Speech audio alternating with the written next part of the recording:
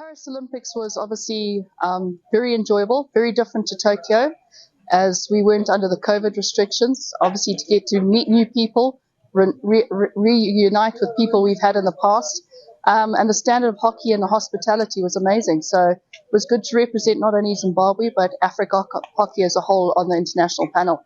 Obviously, as the Hockey Association of Zimbabwe, we're focusing on development and our junior age groups, with the picture of going forward the 4-5-year program going into our senior. So you'll notice with the ladies setup, there are 13 debutantes today out of 18 players. So that's the future, and it will also form part of the Junior World Cup setup as well. Just going forward to those that are involved in hockey, there's more than just players. There's obviously your volunteers who make it all happen as well, which it incorporates your umpires, your tech. There is a future out there, and whatever you find works for you, there's always the backing to make you go forward. Okay, so this brief tournament is the Central South African Qualifiers. It's a qualifier for the Africa Cup of Nations, which will take place next year, which is the equivalent of the FIH World Cup qualifiers. So for this tournament, 3 ladies teams will qualify for the Africa Cup of Nations and 2 men's teams will qualify.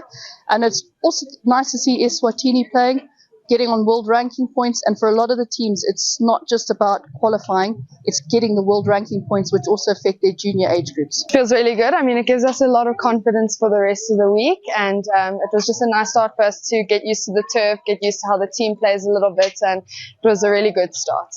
Yeah, definitely. I do think that we made a lot of mistakes, a lot of things that we're going to have to tweak up for the tougher games in the next 2 games. Yeah, maybe not our strongest performance with the finishing, but we can always get better. We are pretty happy with the result. Well, I think Zimbabwe and Zambia are always very tough for us. I think we're pretty even. It's always inconsistent, especially Zim. We often quite level, so it's always going to be a tough one. So I think that'll be good. But then Zambia as well, it's going to be unpredictable. So you never know. We just have to go out full force. Well, I mean, I think it's a growing sport. Definitely outdoor, indoor, we're doing pretty well. But I think outdoor it's still growing. So it's great that our junior team got to come here and be exposed to this sort of level. And I think there's a bright future for Namibia. Tomorrow, I think it's Zimbabwe. We're very excited. We are ready. We just want to come out and play. We love the sport. And yeah, I mean, the best team will win, I guess. We're very excited to be here. We are very proud that we've come this far. And for us, it's just a learning experience. And our aim is to grow and experience and learn more from this tournament. We're comprised of a very young team. All of us, we're quite young. But it shows our dedication and our commitment to the sport. And we're hoping to grow more and to encourage more people in our country and all over to continue with hockey and play more. I honestly wouldn't change anything. I'm very proud of my team. We've come very far. Our work together has been shown on the field. We're very excited to be here, and I'm very proud of us working together. Of course we feel for Eswatini. We were also there at one stage, but the important thing is they showed up, they're here, and they can continue from here from on. And yeah, it was a good result for us. We wanted to chase the goals. We wanted to chase the goal difference, because at the end of the tournament that might count in our favor. And that was our goal, of course, a win first of all, and then start chasing the goals. No, that's the thing. We're not a lot of people in our country. I think we're about 3 million, and I think about a total of only 800 hockey players in total, kids, seniors, everyone. But that's our next challenge. Indoor hockey, we've reached the world stage now, and we certainly want to do that for outdoor. And that's what we're trying to do here as well. No, it's always an absolute privilege. My boys, we have this. We have the principles and the traditions of you play for the badge. It's the only reason why you should be here. And if you have other plans or other agendas trying to play for your country, then unfortunately you won't fit in. We must all fall into one goal, one mindset, and that's what we're trying to go to. Zimbabwe is fantastic. I've been here many times before. It's always lovely to come back to you guys. People are brilliant. Always the accommodation, the traditions you guys have here, and also again playing against my old mates that I have been for years. It's awesome coming back here always. Yeah, very exciting win. I think we put ourselves a little bit under pressure. So our strategy, we're just trying to cut out the strongest players in the middle and also use our legs, because we have a very young, vibrant team that's able to run. So we're trying to make them run as hard as they can. And I think eventually pressing the middle, we were able to convert our goals there. It feels great. Even when you're feeling down on the field, I mean, the moment we considered those 2 goals, we felt very down, and the crowd managed to uplift us. So it is an extra it's almost like an extra coach on the bench for us. So that was really great to hear them screaming for us. I think they're going to be just two equally challenging games, but we're going to bring the game to them and hopefully go back to the drawing board and fix the little mistakes that we made today and come back on top. Definitely a bit more communication, a bit more drive to win those 50-50 balls, and obviously staying strong on the ball and trying to concede our goals early on in the game like we did in our first quarter. In the end it was a good score. Obviously we have a few things that we need to work on, but in the end we came out on top and we gave it our best. So I'm really happy and proud of our squad. I feel good because we are here, and I'm very much happy because we are playing the game. It wasn't easy as to be here, but now I've seen, although we didn't make it, we didn't do well. I know next time we'll do better. There's another game which is coming up, so we'll do better than this. At least we want to be maybe number 2, so we need to beat South Africa. Oh, Namibia, sorry. We need to beat. Paris Olympics was obviously very enjoyable, very different to Tokyo, as we weren't under the COVID restrictions. Obviously, to get to meet new people, reunite with people we've had in the past, and the standard of hockey and the hospitality was amazing. So it was good to represent not only Zimbabwe but Africa hockey as a whole on the international panel. Obviously, as the Hockey Association of Zimbabwe, we're focusing on development and our junior age groups, with the picture of going forward the 4-5-year program going into our senior. So you'll notice with the ladies setup, there are 13 debutantes today out of 18 players. So that's the future, and it will also form part of the Junior World Cup setup as well. Just going forward to those that are involved in hockey, there's more than just players. There's obviously your volunteers who make it all happen as well, which it incorporates your umpires, your tech. There is a future out there, and whatever you find works for you, there's always the backing to make you go forward. Okay, so this brief tournament is the Central South African Qualifiers. It's a qualifier for the Africa Cup of Nations, which will take place next year, which is the equivalent of the FIH World Cup qualifiers. So for this tournament, 3 ladies teams will qualify for the Africa Cup of Nations and 2 men's teams will qualify. And it's also nice to see Eswatini playing, getting on world ranking points, and for a lot of the teams it's not just about qualifying, it's getting the world ranking points, which also affect their junior age groups. Feels really good. I mean, it gives us a lot of confidence for the rest of the week, and it was just a nice start for us to get used to the turf, get used to how the team plays a little bit, and it was a really good start. Yeah, definitely. I do think that we made a lot of mistakes, a lot of things that we're going to have to tweak up for the tougher games in the next 2 games. So yeah, maybe not our strongest performance with the finishing, but we can always get better. We are pretty happy with the result. Well, I think Zimbabwe and Zambia are always very tough for us. I think we're pretty even. It's always inconsistent, especially Zim. We often quite level, so it's always going to be a tough one. So I think that'll be good. But then Zambia as well, it's going to be unpredictable. So you never know. We just have to go out full force. Well, I mean, I think it's a growing sport. Definitely outdoor, indoor, we're doing pretty well. But I think outdoor it's still growing. So it's great that our junior team got to come here and be exposed to this sort of level. And I think there's a bright future for Namibia. Tomorrow, I think it's Zimbabwe. We're very excited. We are ready. We just want to come out and play. We love the sport, and yeah, I mean, the best team will win, I guess. We are very excited to be here. We are very proud that we've come this far. And for us, it's just a learning experience, and our aim is to grow and experience and learn more from this tournament. We're comprised of a very young team. All of us were quite young, but it shows our dedication and our commitment to the sport. And we're hoping to grow more and to encourage more people in our country and all over to continue with hockey and play more. I honestly wouldn't change anything. I'm very proud of my team. We've come very far. Our work together has been shown on the field. We're very excited to be here, and I'm very proud of us working together. Of course, we feel for Eswatini. We were also there at one stage, but the important thing is they showed up, they're here, and they can continue from here from on. And yeah, it was a good result for us. We wanted to chase the goals. We wanted to chase the goal difference, because at the end of the tournament, that might count in our favor. And that was our goal, of course, a win first of all, and then start chasing the goals. No, that's the thing. We're not a lot of people in our country. I think we're about 3 million, and I think about a total of only 800 hockey players in total, kids, seniors, everyone. But that's our next challenge. Indoor hockey, we've reached the world stage now, and we certainly want to do that for outdoor, and that's what we're trying to do here as well. No, it's always an absolute privilege. My boys, we have this we have the principles and the traditions of you play for the badge. It's the only reason why you should be here. And if you have other plans or other agendas trying to play for your country, then unfortunately you won't fit in. We must all fall into one goal, one mindset, and that's what we're trying to go to. Oh, Zimbabwe is fantastic. I've been many times before. It's always lovely to come back to you guys. People are brilliant. Always the accommodation, the traditions you guys have here, and also again playing against my old mates that I have been for years. It's awesome coming back here always. Yeah, very exciting win. I think we put ourselves a little bit under pressure. So our strategy, we're just trying to cut out the strongest players in the middle and also use our legs because we have a very young, vibrant team that's able to run. So we're trying to make them run as hard as they can. And I think eventually pressing the middle, we were able to convert our goals there. It feels great. Even when you're feeling down on the field, I mean, the moment we conceded those 2 goals, we felt very down and the crowd managed to uplift us. So it is it's almost like an extra coach on the bench for us. So that was really great to hear them screaming for us. I think they're going to be just 2 equally challenging games, but we're going to bring the game to them and hopefully go back to the drawing board and fix the little mistakes that we made today and come back on top.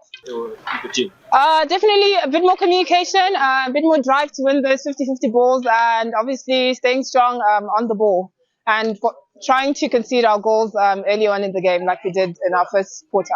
In the end, it was a good score. Obviously, we have a few things that we need to work on, but in the end, we came out on top and we gave it our best. So I'm really happy and proud of our squad. I feel good because we are here, and I'm very much happy because we are playing the game. It wasn't easy as to be here, but now I've seen, although we didn't make it, we didn't do well. I know next time we'll do better. There's another game which is coming up, so we'll do better than this. At least we want to be maybe number 2, so we need to beat South Africa. Oh, Namibia, sorry. We need to beat.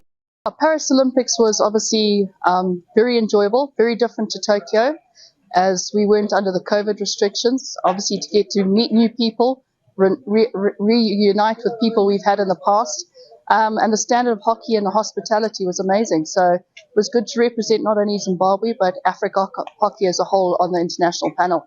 Obviously, as the Hockey Association of Zimbabwe, we're focusing on development and our junior age groups, with the picture of going forward the 4-5-year program going into our seniors. So you'll notice with the ladies setup, there are 13 debutantes today out of 18 players. So that's the future, and it will also form part of the Junior World Cup setup as well. Just going forward to those that are involved in hockey, there's more than just players. There's obviously your volunteers who make it all happen as well, which it incorporates your umpires, your tech. There is a future out there, and whatever you find works for you, there's always the backing to make you go forward. Okay, so this brief tournament is the Central South African Qualifiers. It's a qualifier for the Africa Cup of Nations, which will take place next year, which is the equivalent of the FIH World Cup qualifiers. So for this tournament, 3 ladies teams will qualify for the Africa Cup of Nations and 2 men's teams will qualify. And it's also nice to see Eswatini playing, getting on world ranking points, and for a lot of the teams, it's not just about qualifying, it's getting the world ranking points, which also affect their junior age groups. Feels really good. I mean, it gives us a lot of confidence for the rest of the week, and it was just a nice start for us to get used to the turf, get used to how the team plays a little bit, and it was a really good start. Yeah, definitely. I do think that we made a lot of mistakes, a lot of...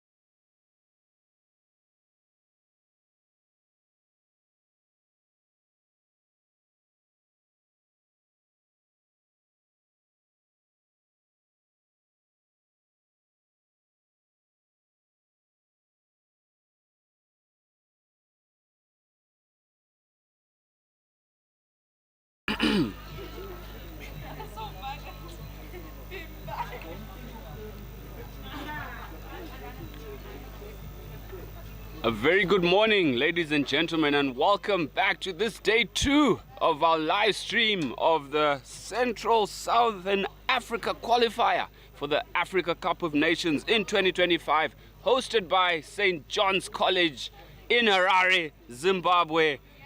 Wow, what a spectacle. Recapping yesterday's actions, some thrilling games to sign off the day. As we just run through the results of our participating teams, being it Namibia, Eswatini, Zimbabwe, and Zambia. First up, we had Namibia women taking on Eswatini, a very young squad full of debutants, average age of 17, going down 0 to 20. The Namibia men taking on the Eswatini men, equally debutants on the international stage, going down 28 to 0. Then the Zimbabwe hosts, the ladies taking on Zambia ladies. Zimbabwe coming up tops there, 4 goals to 2. And in the last and thrilling game that went down to the wire, I'm sure everyone who was tuned in and the crowd as well, on the edges of their seat, that match being pipped by Zambia in the last 30 seconds or so, Zambia winning 4-3. A shout out to all our sponsors who've made this event possible in Zimbabwe. Your live streaming brought to you by Steel Center in partnership with Rising Stars Media and the Africa Hockey Federation. Nippy, Frozen for You, Hilton Transfers. Another shout out to Garfunkel's, Health Point, Rooney's, our hiring specialists with all these beautiful tents that you see in and around the turf. Malcolm Lodge, who are playing host to all our players who have traveled far and wide. Packers Services, who are providing the much needed shuttle between the lodges and the AstroTurf, inclusive of airport transfers. A big shout out once again to Steel Center for supporting and promoting sport in Zimbabwe through Rising Stars. An exciting day 2 awaits as we culminate with the start, as we prepare for Zambia women to take on Eswatini ladies as well.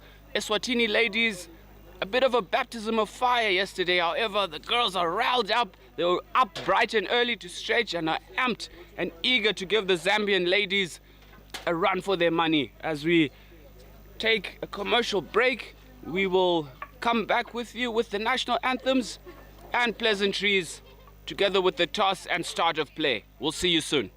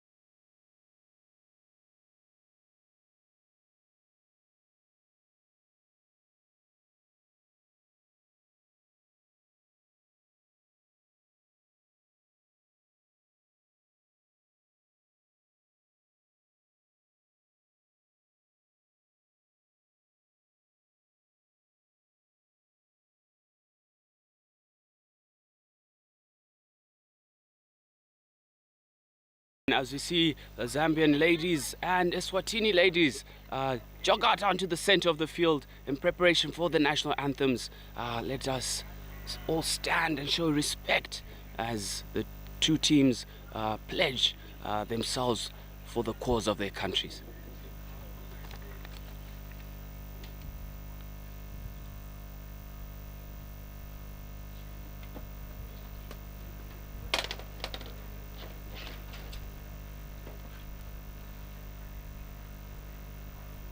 Good morning, everyone. For those of you who can, please stand for the national anthem of Zambia.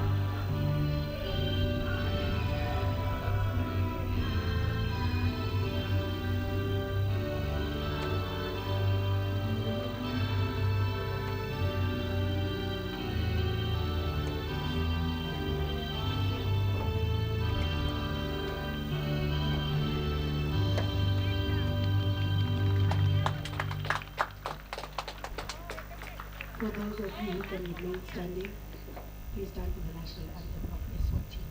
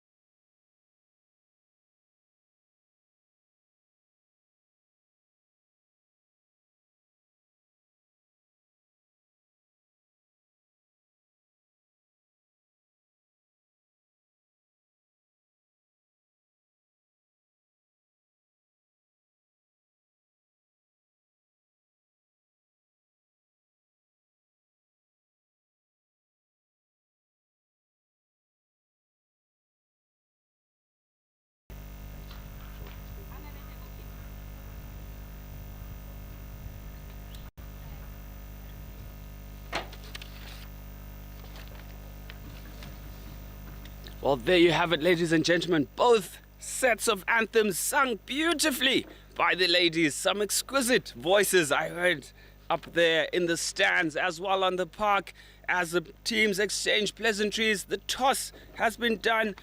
Let's go through the starting lineups for both sides. For Zambia in goals, Priscilla Chipolepole, Brenda Kalunga, Falsi Zulu, Martha Kalomo, Captain Martha Nankala, Harriet Mtangama, Cleopatra Bwanga, Wina Munsanda, Delfista Miyasto, Loveness Mudenda, and the fan favorite Ginger Ninja, number 18, Carol Nakombe. And going through the Eswatini lineup, a brilliant effort, a valiant effort at that. In goals, Nina Hlope, Kayla Henwood, Laken Henwood, captain, fantastic, Vlali Chwala, Leila Carmichael, Temnofto Chwala, Taylor Hully, Silelwe, Sipolo Kule, Neliswa Gakampala, and Wandiswa Mbingo. A bit of tongue twisters there. Apologies to the players as I'm struggling with my Eswatini this morning. I'm not sure if that's the pronunciation. The noisemakers that you hear on the far east corner of the stands are the Zambian men here to cheer on their ladies. The umpires for the day are Irene Handura from Namibia and Sean Myers from Zimbabwe, with Miss Myers signaling the start of play. This is underway today. Can Zambia salvage some pride this morning after a somewhat difficult loss against Zimbabwe yesterday?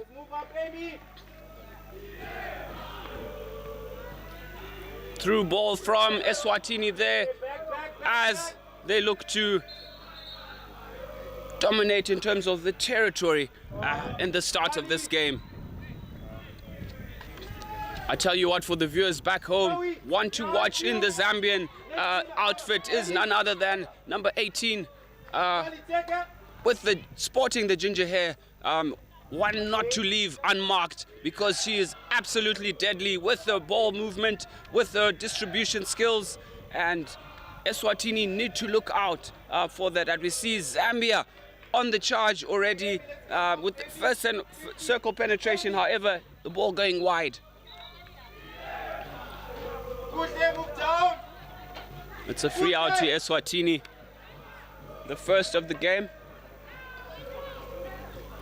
Rather a sideline ball, as signaled by Sean Myers, the Zimbabwean-born umpire.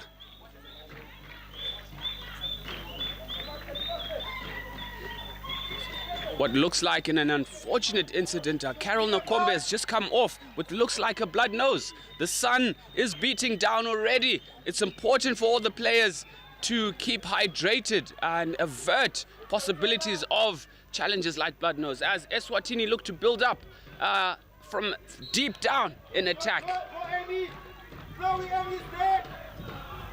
Through ball for Eswatini. Eswatini has approached the D-line here. Amy with the shot. Unfortunately, the ball just running away from her. But Eswatini have come very fast out the blocks there, here to really showcase themselves. And my goodness, Zambia are in for a treat, I tell you, if they're caught napping.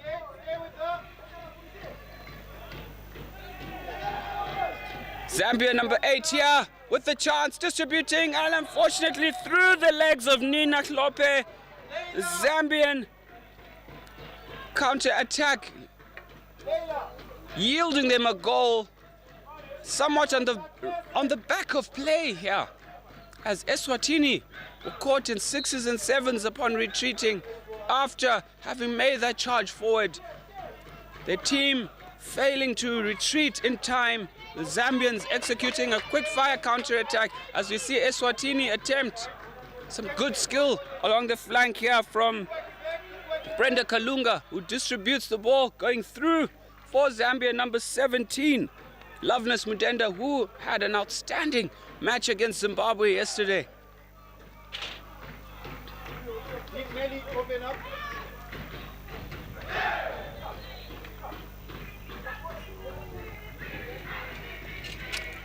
Eswatini really playing super well yesterday. The scores from yesterday's match not quite reflective of the efforts that they've been putting in, and you can actually see how they've managed to start off really well this morning. As the Zambians look for another circle penetration, unfortunately backstick signal by the umpire, turnover to Eswatini with some brilliant cover defense from the Eswatini defenders there. Eswatini look to build up from the back. Passed out onto the left flank. Illegally so stopped by number 8, Martha Kalomo, infringing the left back for Eswatini there. Eswatini with the through ball. Unfortunately, that ball goes over the sideline. Taylor, back. Taylor Hully, number 9 for Eswatini, was the target that time. Unfortunately, the ball going slightly wide. Here we have Loveness Mudenda on the ball for Zambia as she looks to exploit some 3D skills into midfield to number 14. Back to Loveness Mudenda. However, the quick 1-2 going astray. And a turnover to Eswatini to be taken by Laken Hedwood. He's looking for options. Sort of putting her defender under pressure there with that back pass. Loveness Mudenda on the ball for Zambia. Back to Loveness Mudenda. Saved by the keeper. Unfortunately, the ball caught between her legs in the attempt from Nina Hlope trying to clear the ball. The Zambians pounced, giving themselves a 2-0 lead earlier on. An unfortunate piece of play there from the Eswatini goalkeeper. However, initially saving, but the ball just being caught between her feet. But the Zambians quick to pounce on her mistake as they quickly come through again with Loveness Mudenda right on the left flank here. Loveness Mudenda with the switch across to Carol Nakombe. Carol Nakombe drives hard at the D. The Zambians receives back at B spot in an attempt to shoot.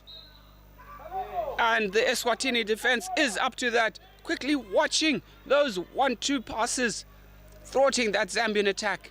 Open up.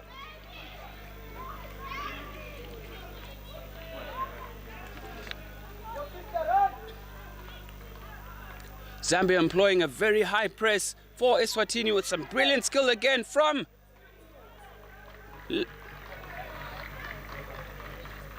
Nicole Nakombe there with a brilliant jink to beat number 14, Chloe Boyd. However, the shot going very wide, I must say. Quite a distance off the target. Maybe she needs to get her radar in check this morning.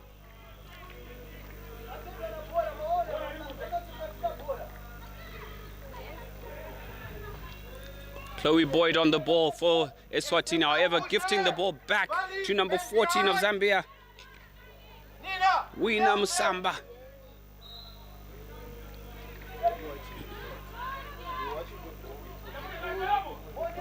Nina, tell your defenders, there's 3 people. Eswatini, handsomely coached by Tinawo Mushavi, being the head coach, assisted by Lakson Sikisa, who we hear barking orders for his charges on the sidelines, encouraging his players to not ball watch and not observe or enjoy some beautiful hockey being exuded by Zambia.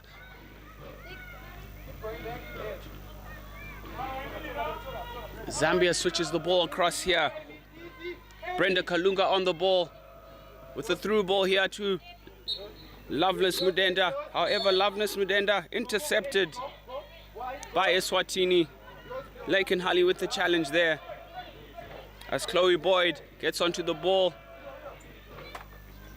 with the through ball here for Eswatini, covered there by Brenda Kalunga. Sideline ball again for Eswatini as they look to penetrate the 25 of... It's a foul there by Wina Munsanda of Zambia. Unfortunately, quick thinking defense there from Brenda Kalunga breaks down the play from Neliswa, number 13 for Eswatini, as Zambia look to build up with a brilliant through ball down the center.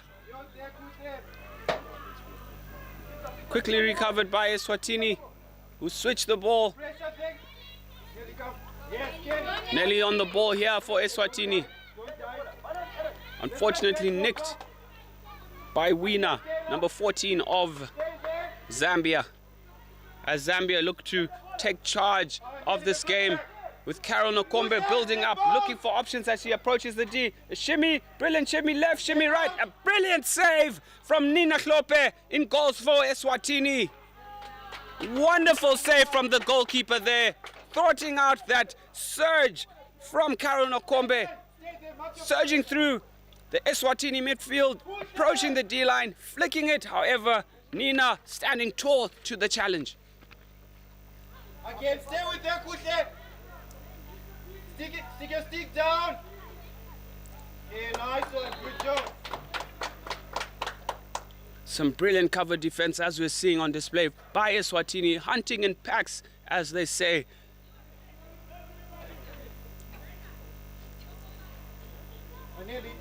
Watch the ball, watch the ball. Eswatini look to build up from the back. Unfortunately intercepted. Ball back to Loveness. A deflection from Loveness Mudenda hits the post. Lifeline there for Eswatini as they look to clear their lines. Another shot from Zambia. And it's a long corner. Some brilliant defending, gutsy defending that we're seeing from Eswatini. Nelly, stay with her.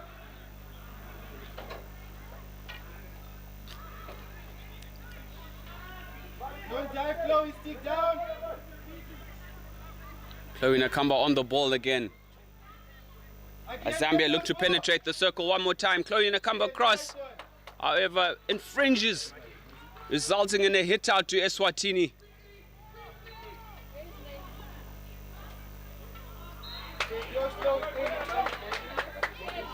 Lucky break there for Eswatini as Chloe Hali takes that free hit. Chloe Boyd, rather. Taylor, move up. Taylor! Taylor! Number 14, Chloe Boyd, looking to be the playmaker of Eswatini at the moment. However, that pass going awry as Zambia look to build up again with the through pass to playmaker Carol Nakombe. Nakombe distributes out wide for Zambia. Zambia attacking down the right-hand flank. Ball sent into the top D for Zambia. Picked up by Loveness Mudenda with a reverse stick shot. Another blinding save from Nina Klope. I tell you what, Nina Klope deserves a cup for that. Consecutive saves, denying Zambian attackers, keeping her side. Just 2 goals down at the moment. Top play from Nina Klope, the Eswatini goalkeeper.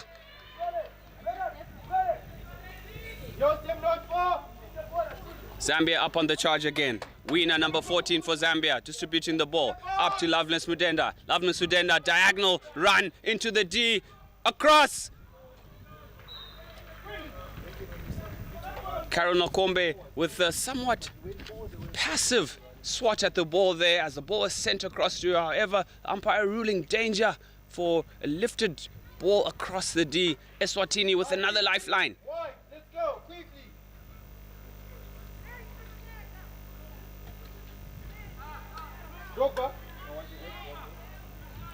Eswatini surveying their options here, sending the ball out wide to Laken Henwood.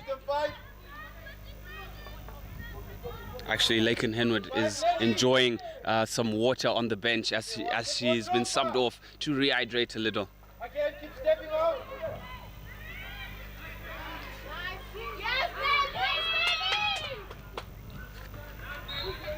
Okay, first step there. Them not go. Nelly, get your position, Nelly. Get your position quickly. Number 18.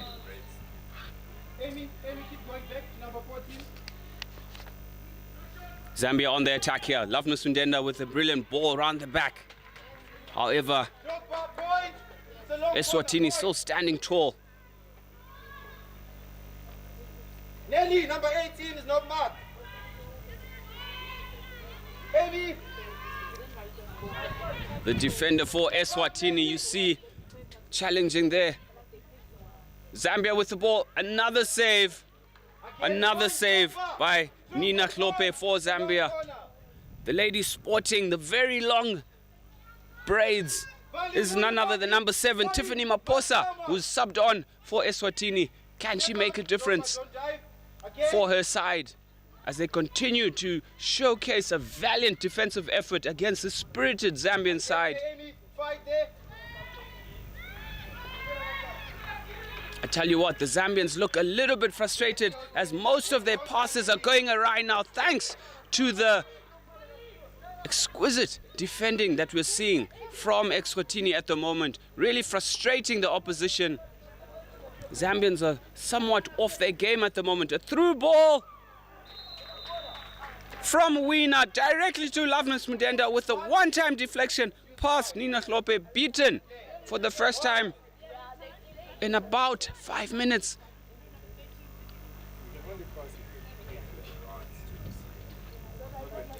Zambia lead 3-0, courtesy to that goal from Loveless Mudenda.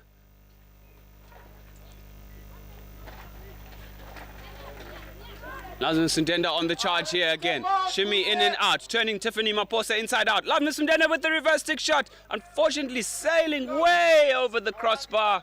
But a brilliant individual effort there from Loveness Mudenda. Unfortunately a shot not quite controlled as it sailed over the crossbar. Zambia still in a 3-0 lead as we're approaching the end of the first quarter.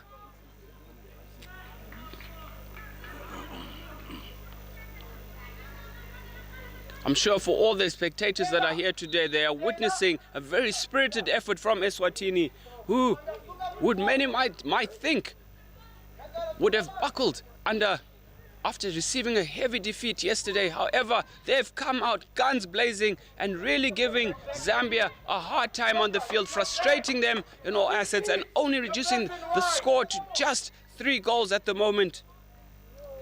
Loveness Mudenda on the charge again.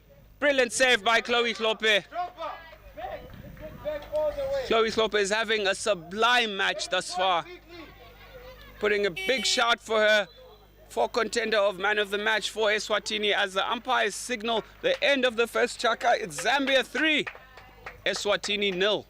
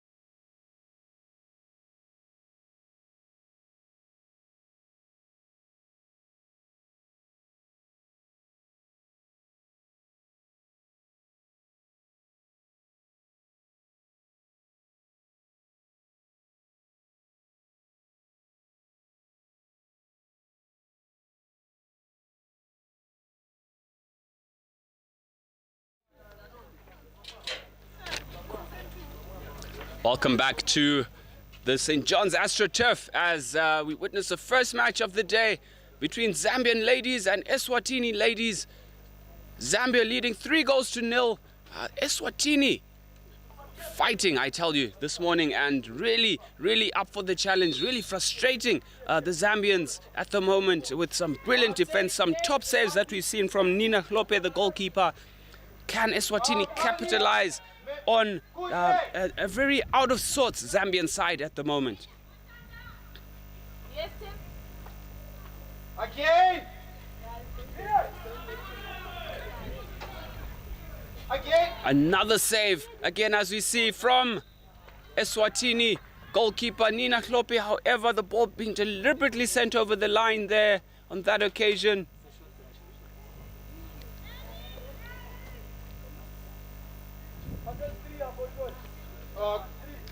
Looked like Sipho Okule, who deliberately forced the ball over the line there after the shot from Loveness Mudenda. Loveness Mudenda to trap at top D for number 8, Martha Kalomo, will probably utilize a drag flick of sorts or a slap into the goals. Let's see what the Zambian variation will be like at the moment. Umpire signaling to wait for the whistle for play to continue there.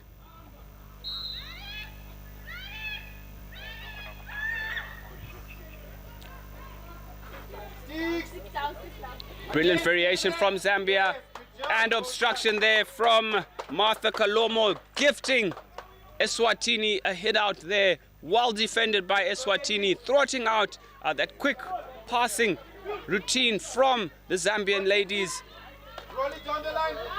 Tiffany Maposa with the line down the ball, however, passing straight to Weena, number 14.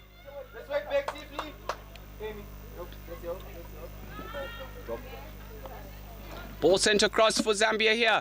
Loveness Mudenda with the jink, left, right, and slips the ball underneath her left shoulder, resulting in a foot from number 10, Sihlelewe Sipiwakule, resulting in a short corner for Zambia. I tell you, Eswatini names are some very difficult tongue twisters, and I'm sure I'll be fluent in it's Kushle for short. Yeah, I've been educated here by the Eswatini bench, Kushle for short. I'll be sure to remember that in future. Apologies, viewers. A jink to the left and the right from Martha Kalomo in somewhat a solo effort, opening up the space within the D from that short corner, resulting in a 4th goal for Zambia. Martha Kalomo it is as the goal scorer. Zambia 4, Eswatini 0 in the second quarter.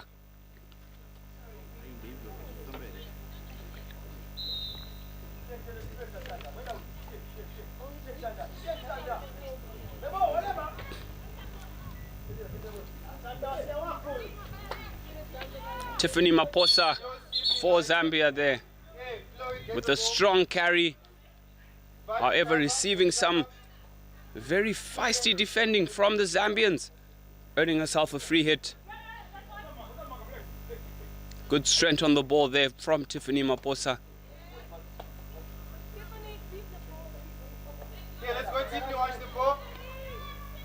Through ball there for Zambia. Unfortunately, Eniles Mambwe with the foot, well spotted by umpire Sean Myers. Interesting fact, Sean Myers is the captain of the Zimbabwe women's cricket team. She's not only a hockey enthusiast, but she's also one of the elite cricket batsmen, all-rounder I should say, for the Zimbabwe ladies cricket team.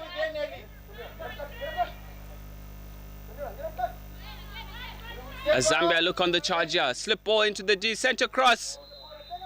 A simple tap in for Zambia, utilizing, making the ball doing the work, passing to each other, quick, fast running round the corner, 1-2s, exercising in the D there, going around the Eswatini players and resulting in a 5th goal for Eswatini. As we see Kayla Henwood line up at halfway for Eswatini. Okay, give them 5, Nelly. Leave the ball. Leave the ball. Nelly, unfortunately, there, not listening to her coach, Luxon, and not retreating 5, resulting in an infringement and a resultant short corner.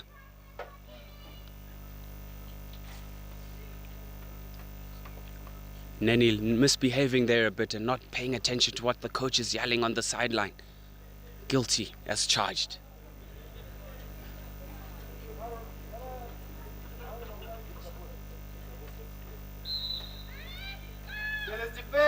Zambia with the injection for the short corner. To Loveness Mudenda at top D, who swats it right past Nina Hlope of Eswatini to give Zambia a 6-goal lead. A brilliantly executed short corner variation from Zambia. Carol Nakombe on the score sheet. Ginger Ninja with their first goal of the match. Nelly, they holding. So, yes, I hold that. Let's go, Kelly, quickly. Nelly, don't step out. Watch the ball. Carol Nokombe on the ball again as she drives up for Zambia, jinking past one, distributing into the D, and the Zambians earth yet another short corner.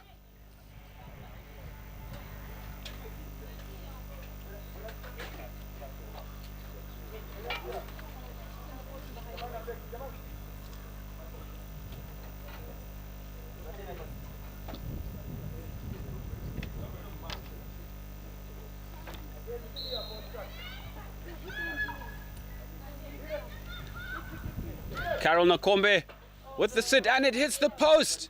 After a brilliant individual effort there, saved again, and then Carol right on the money, batting the ball into the back of the net, past the goalkeeper. The Zambians somewhat relentless here in the second chaka. I think they had a very stern talking to from their coach at the break. They've come out guns blazing at the moment.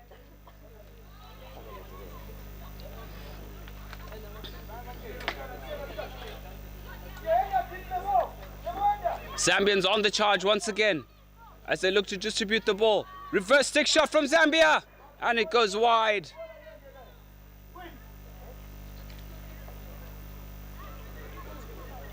Zambians aren't taking the foot off the pedal in the second chaka. A very somewhat lackadaisical first chaka, as the Eswatini defense was living up to its bill and restraining them, and the Zambians somewhat caught off their guard, out of rhythm of sorts, and in this second chaka a totally different side has emerged as they are relentless at the moment with the onslaught they are putting towards Eswatini at the moment.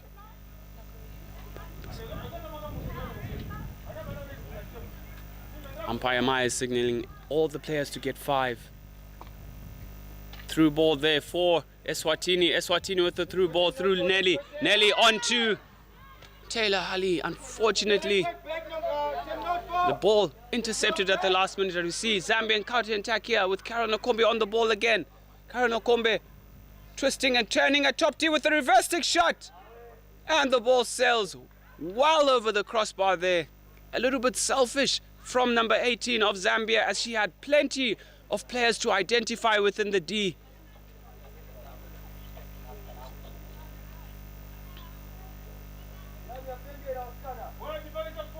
All the players trying to score that spectacular goal with the reverse stick. However, sometimes keeping hockey as easy as possible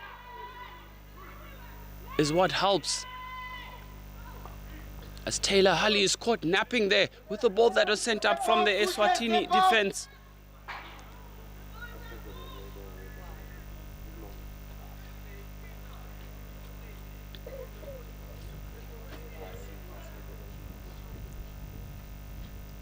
Nelly in the middle.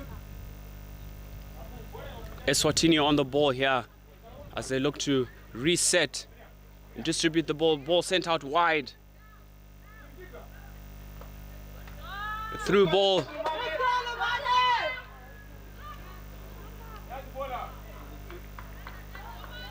Unfortunately, that ball going awry for Eswatini. Amy, go back. Eswatini with the quick shot there. Looked like backstick for good pressure there from Eswatini as they look to create an overload in the D. The ball to be taken by Nelly. Nice one. Option, white. Nelly. Okay, let's go.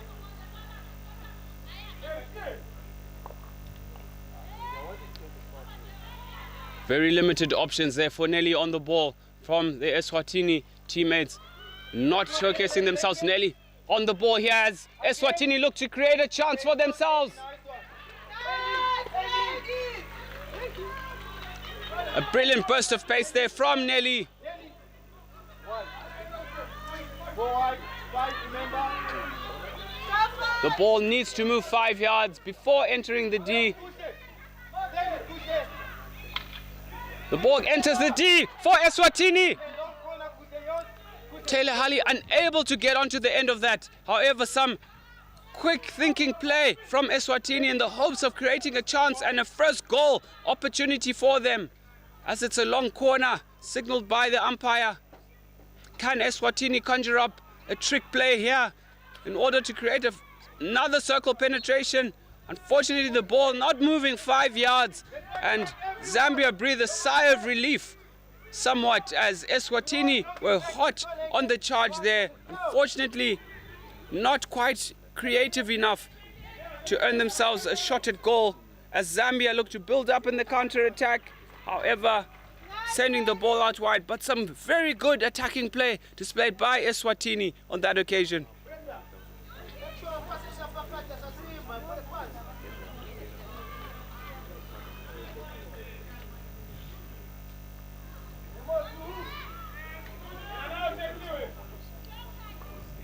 Again. Yeah, nice one, good tackle, Bale. Zambians guilty there of one trick play. Maybe it's best to utilize your teammates in an effort to get the ball around, as they were doing in the earlier parts of the second chaka. A lot of individual play coming in now. That's much better from the Zambians, with Loveness Madondo on the ball here. Tiffany with the challenge. Unfortunately, illegally so, barging through the back of Mudenda, number 17 of Zambia, and earning a hit against Eswatini, a short corner rather. Zambia with another chance here, but some good feisty defending from the Eswatini defenders. Tiffany Maposa on that occasion, unfortunately illegally so, awarding Zambia another short corner.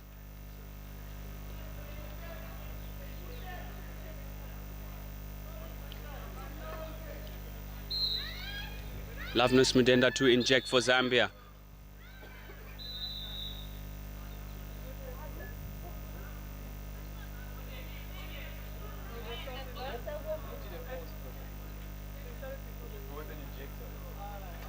Yes, umpire bringing that play back, as a play needs to be signaled by the umpires. And as a result, we have a change in injector for Zambia. Number 5, Beauty Mwachunga, will replace Loudness Mudenda, who did somewhat of a false injection there, illegally so. Zambian still on the charger there. Carol Nakombe at top D here with the shot, and Nelly with a brilliant first runner effort there, blocking out the shot from Carol at top D, sending the ball out wide for a long corner for Zambia. Some brilliant defensive effort there from Nelly, number 13 of Eswatini. As Zambia look, a bit of obstruction there, looks like from number 3. However, umpire signaling play on. Loveness with the shot and deflected wide.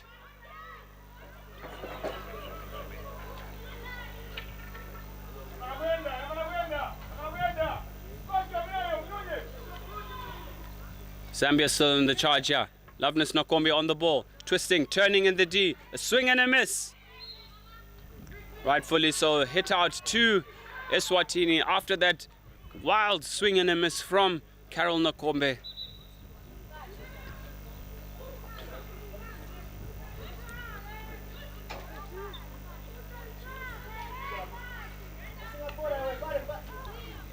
Through ball there by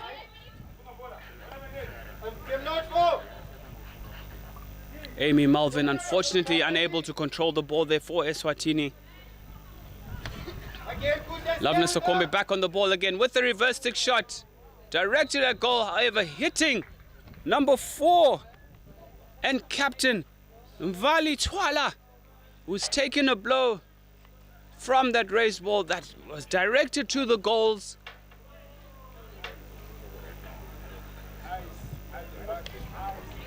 First aid.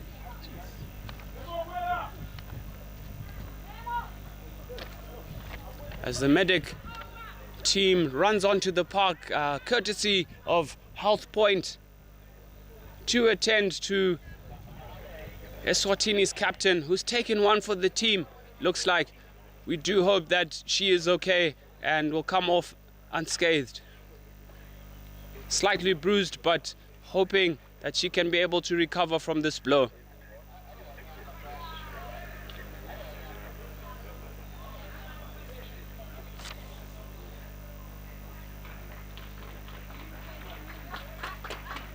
Captain Schwaller has been helped off there by the medics of Hellpoint as play continues, with Chloe Boyd poised to replace her, as Zambia on the charge again with yet another short corner.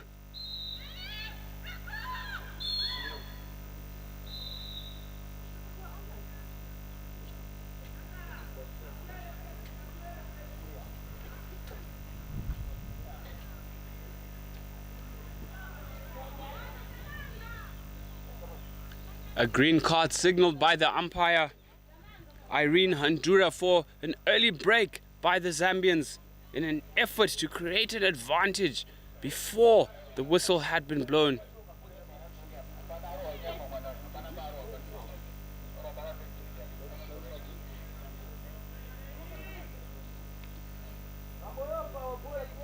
Beauty Machunga there of Zambia, earning herself 2 minutes in the naughty chair. She seems to be back-chatting to her coach in disagreement. Shot from Carol Nakombe, but a brilliant save again from Nina Klope. Eswatini goalkeeper, unfortunately hitting the feet of her defender, resulting in another short corner there for Zambia.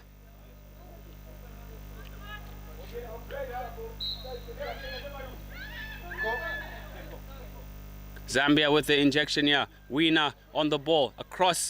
Back across to P-Spot. A shot from Zambia, number 11. And Captain Nankala. A somewhat very feeble shot is straight at the goalkeeper. And cleared, and Eswatini have a hit out here. With Chloe Boyd on the ball there. Some brilliant effort from Tiffany Maposa.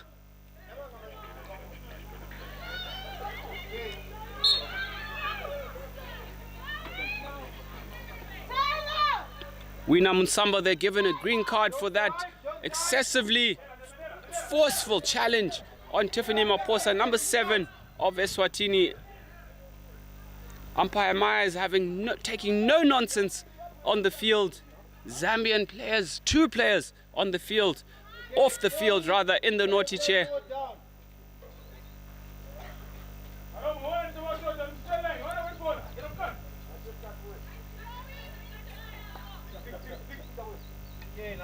Brilliant skill there from Tiffany Maposa. 3D execution at the through ball again.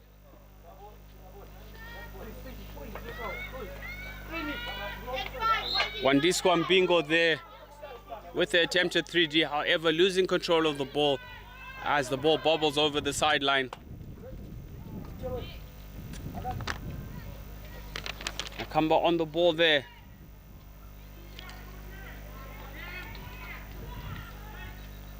Unfortunately, that bit of play broken down by Eswatini.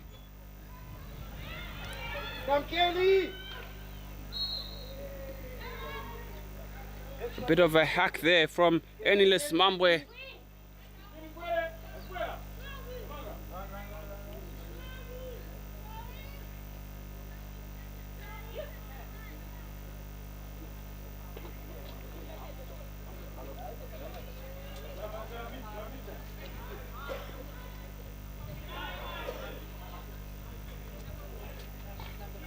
Eswatini look to build up play here on the right-hand flank. Intercepted by Zambia. Zambia hot on the charge again. Ball sent back and across the D. The Zambians with the swat at it. Enilis Mwambwe sending the ball wide. Unfortunately, couldn't get her bearings right on that occasion. But a brilliant effort, a valiant effort at that, sending the ball wide.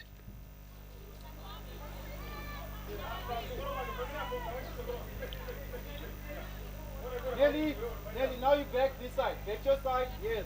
Eswatini looking to clear out from their D. Pressure there, Lomape, let's go. Lomape here on the ball. for Eswatini as they look to cover and defend. A brilliant effort there, unfortunately just coming off the backstick slightly from Lomave Dlamini in an effort to block out distribution there from Zambia centre back. Keep running wide, Amy. Kalunga on the ball for Zambia. Running wide. Out to Beauty Mwachuka. Mwachuka intercepted in midfield. Again, Amy wide. So it goes in. Fight, Amy. Let's work back, Nelly. You shot. Zambia on the attack again here. Chloe Carol Nakombe again with a scuffed shot at top D. Another save from Nina Klope. Zambians still at it. Nina Kombe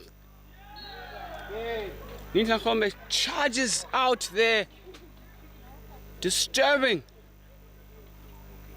the vision and execution of the Zambian player, forcing a turnover for his side. This keeper is on fire today.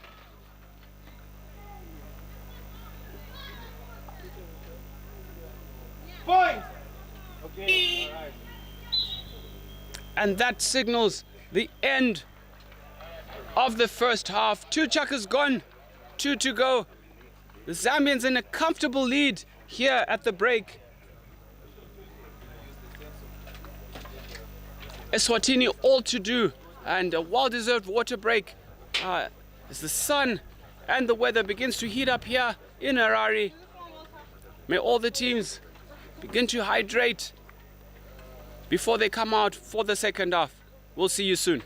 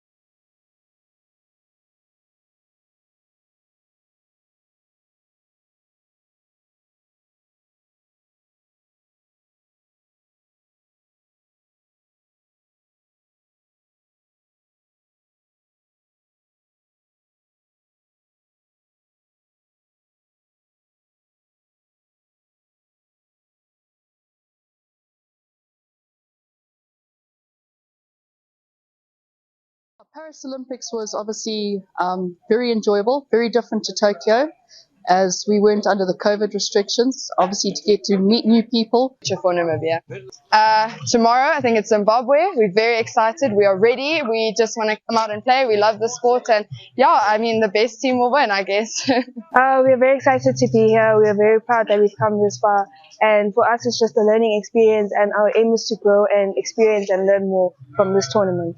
We're compromised of a very young team. All of us were quite young, but it shows our dedication and our commitment to the sport, and we're hoping to grow more and to encourage more people in our country and all over to continue with hockey and play more. I honestly wouldn't change anything. I'm very proud of my team. We've come very far. Our work together has been shown on the field. We're very excited to be here, and I'm very proud of us working together. Of course, we feel for Eswatini. We were also there at one stage, but the important thing is they showed up, they're here, and they can continue from here from on. And yeah, it was a good result for us. We wanted to chase the goals. We wanted to chase the goal difference, because at the end of the tournament, that might count in our favor. And that was our goal, of course, to win first of all, and then start chasing the goals. No, that's the thing. We're not a lot of people in our country. I think we're about 3 million, and I think about a total of only 800 hockey players in total, kids, seniors, everyone. But that's our next challenge. Indoor hockey, we've reached the world stage now, and we certainly want to do that for outdoor, and that's what we're trying to do here as well. No, it's always an absolute privilege. My boys, we have this. We have the principles and the traditions of you play.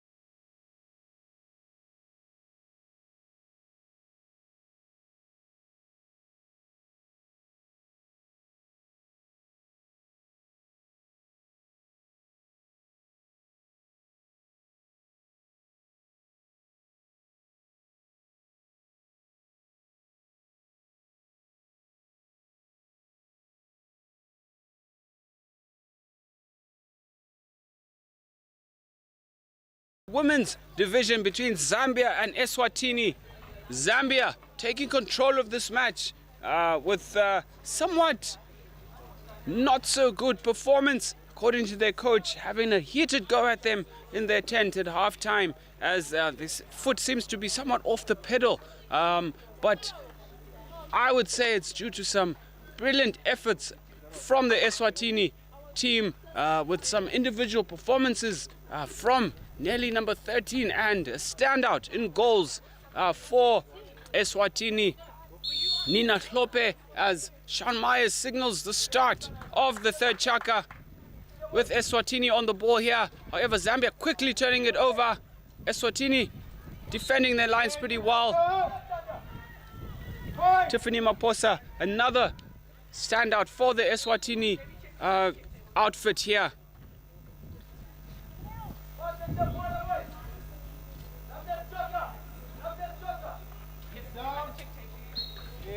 Scoreline currently 7-0 to Zambia, who are looking to add onto their score early on in this match as they take control of this match here.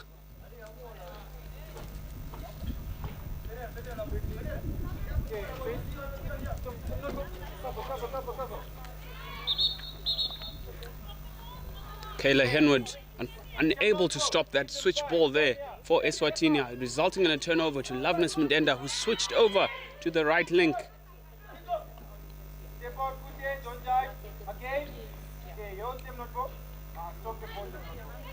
There was some good defensive effort there from Zambia. Well done to the Zambian ladies for a gutsy effort over there, intercepted by Mary Mwewa for Zambia, distributed to Carol Nakombe. Danger created in the circle there by number 10, Anilis Mambwe, resulting in a head out for Eswatini. Zambians looking to start fast here in the second half.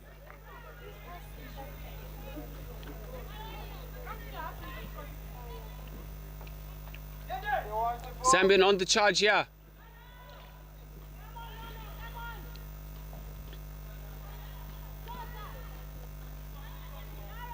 A bit of confusion in the D there, signaling from the umpires. Carol Nokombe with the shot.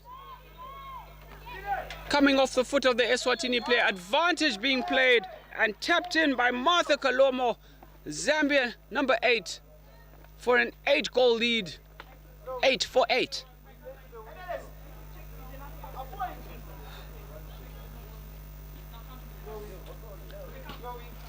Eswatini defense switching off there a little bit in the hope of hearing a whistle from the umpire. However, umpire is playing advantage. It is important to play to the advantage. Karen Okombe on the ball here. Brilliant turn of pace as she looks to pass off the ball to number 8 again with the shot. However, going wide. Some better play there from the Zambian playmaker.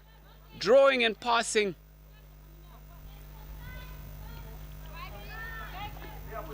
They're not going to remember in front of them. Please, in front of them.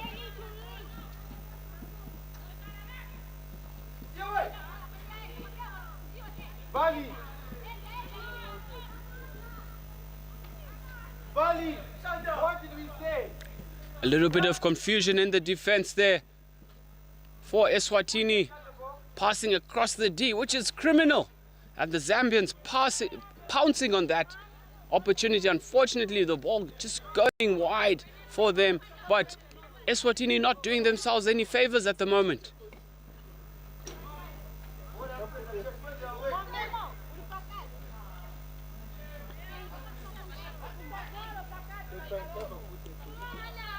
Sideline ball here for Eswatini. Kutle on the ball. Unfortunately, lifting the ball dangerously slow. Loveness Mudenda slightly dodging that, as it was destined for your head. As Mudenda takes a quick restart here, as she drives up the ball with some brilliant 3D skills, turning inside out. Still on the ball. Can she look for a pass? She finds one in Carol Nokombe. Sends the ball through, but to nobody. And that play breaks down. Zambian runners a little selfish at times and guilty of overrunning the ball. It's important to play as a team, as they were doing yesterday against Zimbabwe.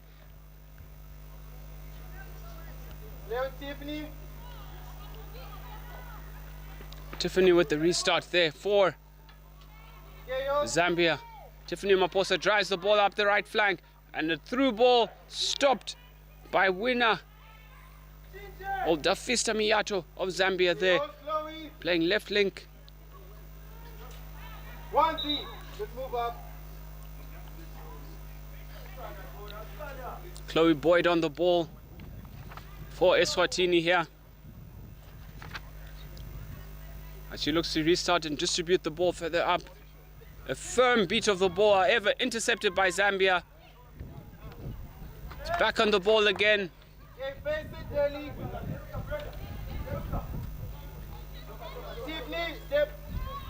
Zambia look to switch the ball here. Out to number 14, Weena. Weena with the through ball as she drives the ball here. Somewhat selfish.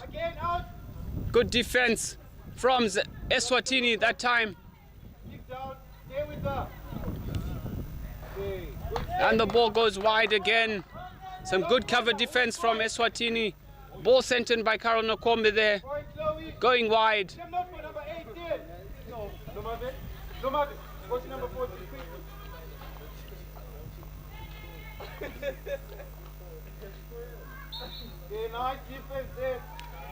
Carol Nokombe a little aggressive there on Nelly, number 13, who yelps in pain.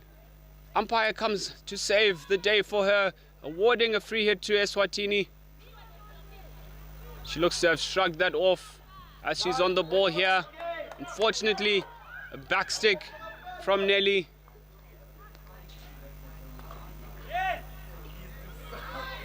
A brilliant block again from Chloe Boyd. Zambia still on the charge here. A brilliant block by the Zambians. By the Eswatini ladies, rather. 5, baby! Eswatini defense watertight at the moment, not having conceded a goal as yet.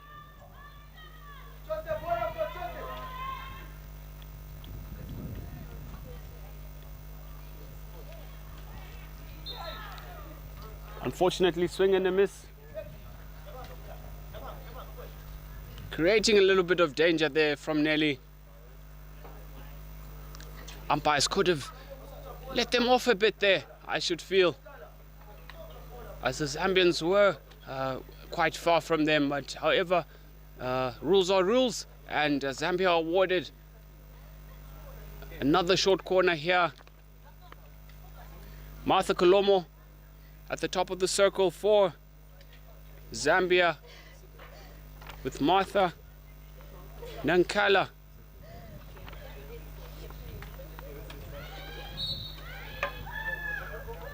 Injection from Zambia. Shimmy left, shimmy right. Is shot away, saved by the goalkeeper. Don't dive. Again. Again. Another shot in. And another player goes down to your haunches, taking that blow on the knee.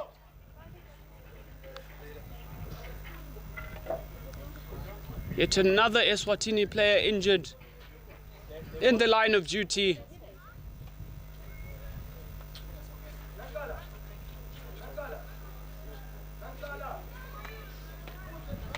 That shot from Carol Nakombe, slightly lifted, however directed on goal, and the defender taking the blow on the knee as she receives some medical attention. A small breakup in play at the moment.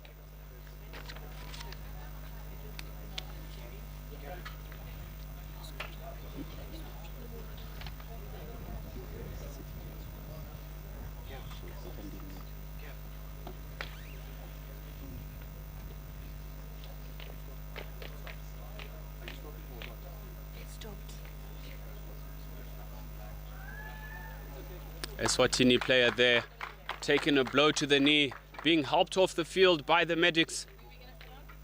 Good show of sportsmanship around the park as she is clapped off the field.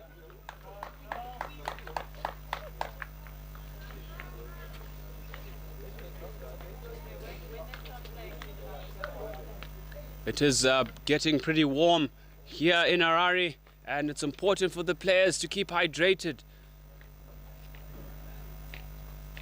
As you see some players succumbing to the strains in the head at the moment, as the Zambians look to execute a short corner there. Loveness Mudenda sending the ball wide.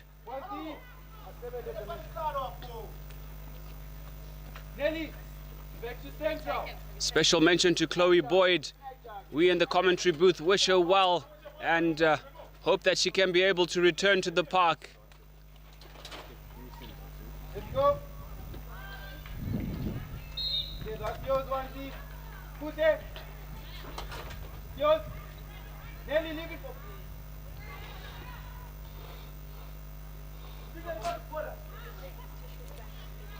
Nelly on the ball here for Eswatini, recovering pretty well, fighting pretty well for Eswatini. Eswatini looking to build up play in the midfield here. Ball intercepted onto Carol Nakombe, who drives it one-handed as she enters the D. Shimmy left, shimmy right, and a shot on target. Rather missing the target completely. A free shot at the top of the circle there. Ginger Ninja should be able to do better next time.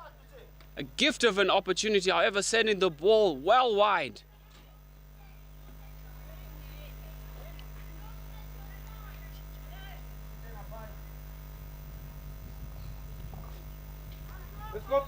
Ball intercepted there by Zambia. It's Wiener on the ball here. Onto Carol Nakombe. Carol Nakombe, injection of pace as she directs herself into the D. Another shot on goal. And another player goes down to your horses. Kuhle taking the blow there for Eswatini. The medics have their work cut out at the moment. What is going on here?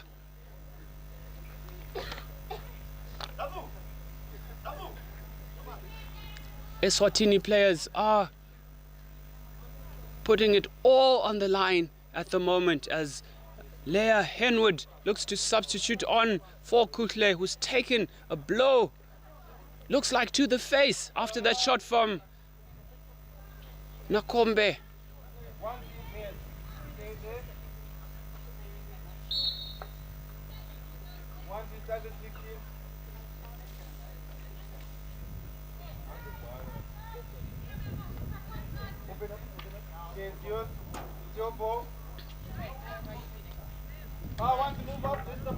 A very tough start to the second half for the Eswatini ladies as a number of their players have gone off injured, 3 in total in the space of a minute or so, which is quite unfortunate. We don't want to see any players injured on the park. However, each player is putting their body on the line, and we hope they will be able to receive some medical attention courtesy of Health Point, one of our sponsors and chief in emergency facilities for our players who will be in need.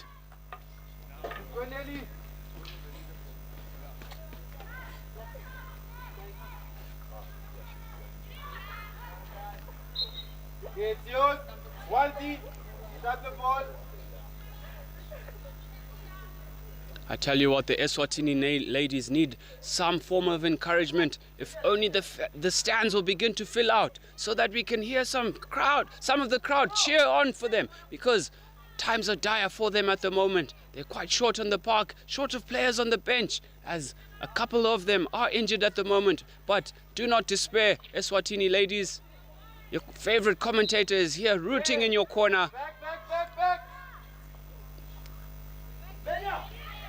Nice. Some brilliant defense there from Leah Henwood. Leah Henwood with a brilliant block there. Kayla Henwood, rather. Again.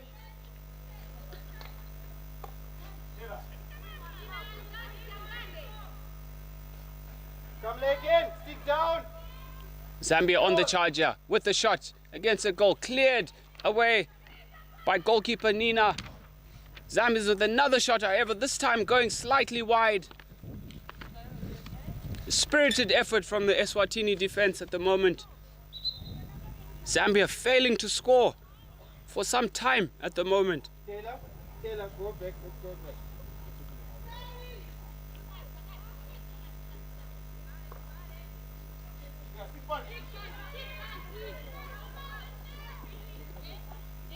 Zambia on the charge again. Loveness Mudenda with the ball. Advantage being played by the umpire. Another swing. Looks like another injured player. Unfortunately, she just shrugs it off. She's all right. Brave defending there from Lomavet Lamini for Eswatini, who continue to put their bodies on the line at the moment.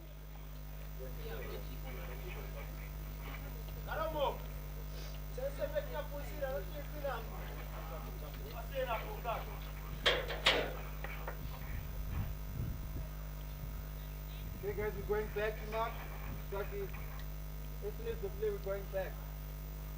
Tiffany, we're running back. Short corner here for Zambia. Number 8 lined up for Zambia here. Slips it to Carol Nakombe. Carol Nakombe with the shimmy. Infield. A bit of obstruction there, preventing the Eswatini stick to get to the ball. Utilizing her feet to kick away at the defender's stick, resulting in a free head out to Eswatini, rightfully so.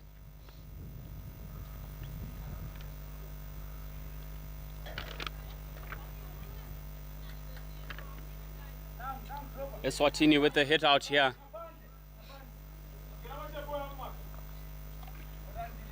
Intercepted by Karen Okombe, who charges into the D. Shimmy left, shimmy right with the shot and goal. Brilliant save from Nina Hlope. However, the ball rising up off her pads, creating danger for Zambia, resulting in a short corner. But another outstanding save from Nina Hlope as she looks to keep her side with a much reduced score. Although they haven't not conceded, they've conceded quite a bit, but the goalkeeper standing tall with multiple saves throughout this match.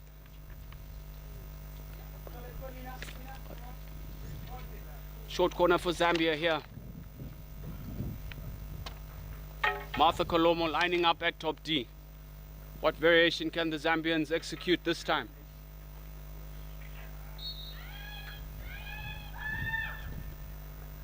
Martha Kolomo at top D. The shot hits the top. A goal from Zambia. Another goal from Zambia.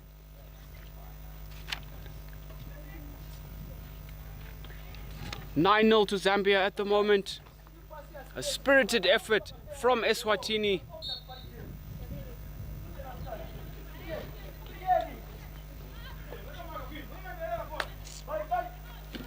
Zambia on the charge. Loveness Mudenda on the ball here. Interchange. Again, Drogba. Again, Drogba. Let's get Johnny. Carol Nakombe onto the ball. Come to him, not four.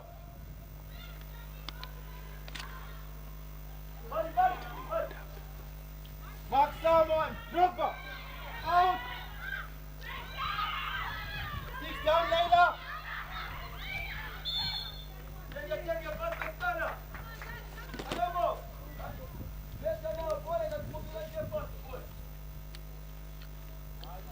Another short corner here for the Zambian ladies with some sustained pressure. However, not scoring as many goals in this chaka as they did in the second, courtesy of some spirited defense from Eswatini.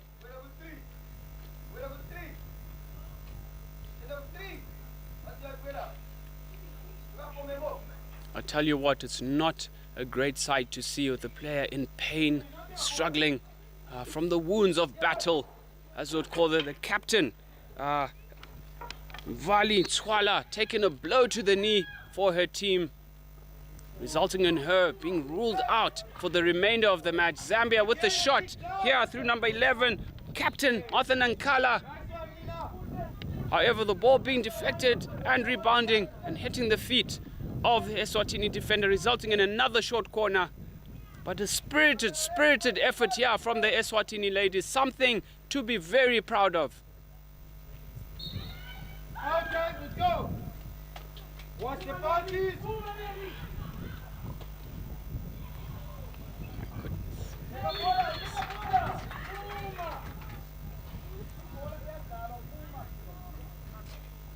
Another goal here for Zambia, as it looks like another injured Eswatini player. I tell you what, they are taking them blows, and number 10, Kushle, trying to walk it off at the moment, but she seems in a world of pain. My heart bleeds for Eswatini at the moment.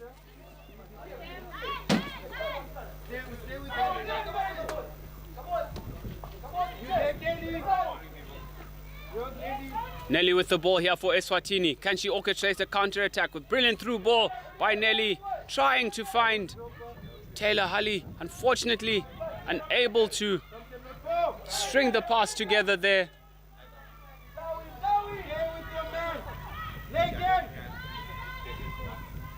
Eswatini on the charge. Zambia on the charge again. Carol Nakombe with a brilliant jink 3D over the defensive stick of Eswatini and a slap shot into the back of the goals.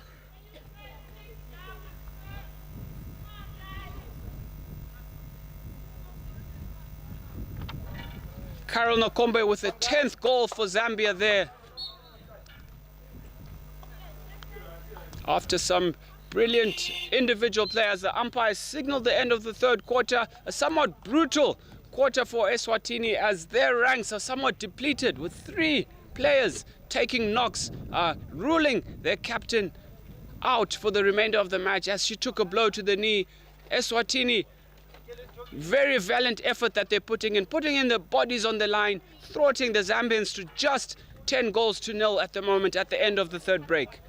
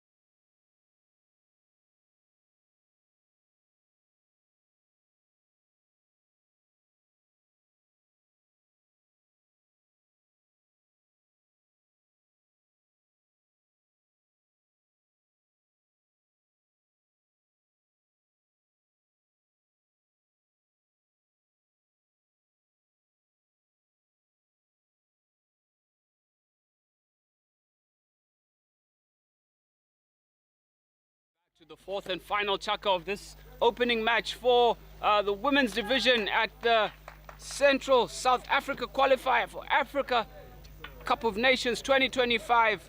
Zambia taking on Eswatini ladies. Zambia leading 10-0 at the moment. Eswatini down by 3 players as a couple of them took knocks that are ruling them out of action at the moment. Hopefully the medics and resident Dr. Tongai Mkwewa can be able to pull out the magic syringe and be able to heal the affected Eswatini ladies. As play resumes here with Zambia on the ball. Martha Kalomo on the ball here. Swivel and pass out to number 14, Wina Munsanda. Wina Munsanda with the banana run into the D. Bit of 3D over the stick. As Zambia entered the D there. Carol Nakombe forcing the ball onto the foot of the Eswatini defender, earning a side and yet another short corner.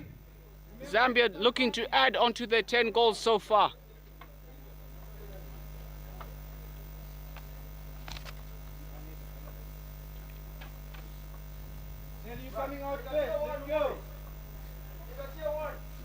Loveness Mundenda to inject for Zambia. The target is Carol Nakombe, Ginger Ninja, as the stick stop at top D with Captain Martha Nankala looking to execute what looks like a slap shot towards the goal and wide.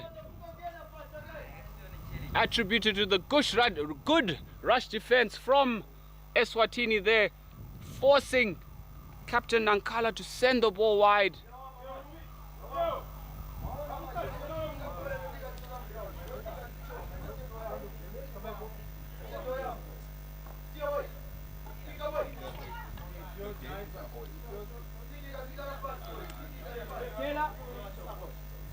It's great to see Chloe Boyd back on the field for Eswatini after she is suffering from a little bit of a migraine.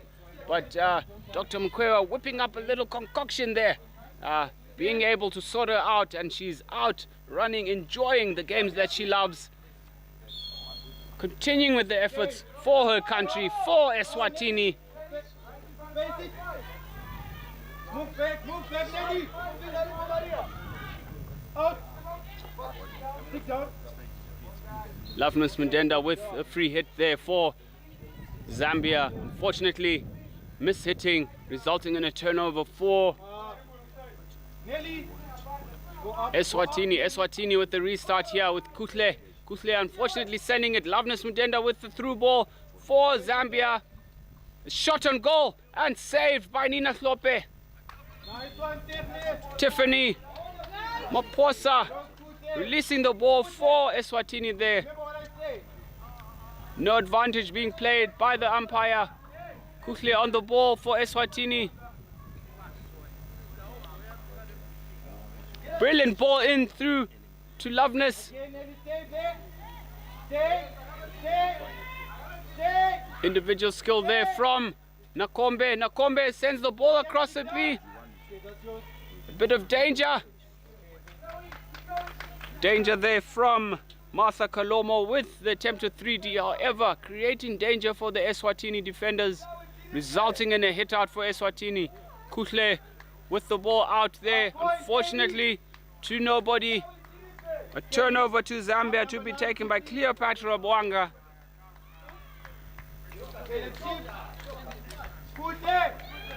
Falesi Zulu distributing the ball out here to Mary Mwewa. Mary Mwewa to Wina Munsanda. Munsanda back to Mary. Mary through to Loveness Mundenda. Loveness Mundenda with a beautiful pirouette. Okay, nice one. Good job, Kutle. Kutle with some staunch defending there. Not being bamboozled by Loveness Mundenda. Standing tall in defense, earning a side of free hit.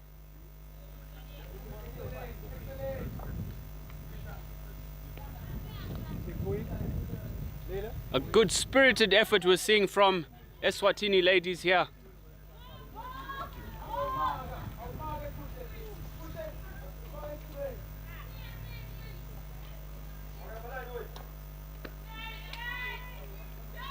Free hit to Zambia here. Mary Mwewa through to Carol Nakombe with the 3D pop over the stick. Back to Mary Mwewa. Mwewa unable to regather that lifted ball from Carol Nakombe, resulting in a free hit out to Eswatini. Zambians guilty of poor execution in their passing there. Come Leila. Stick down. Nice one. Leila with a good block for her country there. Nice one. As Eswatini and Nelly look. Good Taylor. Taylor's going. A brilliant through ball here to Taylor Halley. Unfortunately unable to gather that ball that is just a little bit too far from her for some good build-up play there, orchestrated by Nelly, number 13 of Eswatini. A spirited effort. Let's work back. Leila. Go down. Keep working, Tim, not go. Keep running. Nelly. Some good skill there by Martha Kalomo. Martha Kalomo still on the ball here. Attempted through ball. However, Chloe Boyd standing her ground there on that occasion against Martha. Unfortunately conceding the free hit, with Zambia sending in the ball through the D. Brilliant defense by Chloe Boyd. A forward advantage would have been nice there. However, the umpires blowing on that occasion, the ball being sent up the field.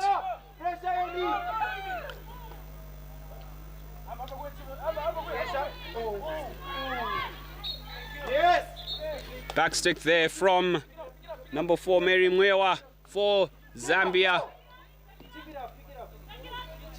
Free hit to be taken by Nelly.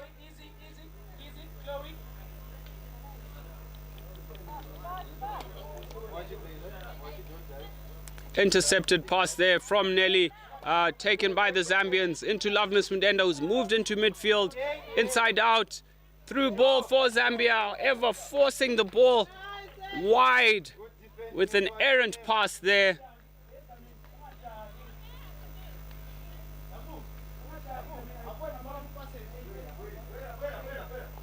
Slightly over 8 minutes to go in this match here, with Zambia leading 11 goals to 0, with Martha Kalomo on the ball. Intercept from Nelly, however, Carol with the shot at top D, saved once again by Nina Hlope. Zambia with the shot again, and another save from Nina Hlope.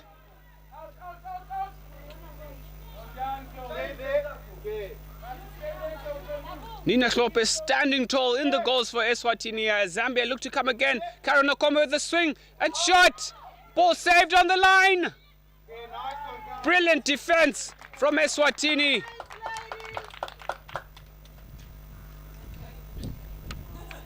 Brilliant defensive effort on the line there by Eswatini. Looks like Kayla Henwood. Yes, it is Kayla Henwood, number 2. Some brilliant defensive effort on the line, saving the day for Eswatini. A head out to be taken by Kuhle. Kuhle, errant pass, intercepted by Memory Chaya.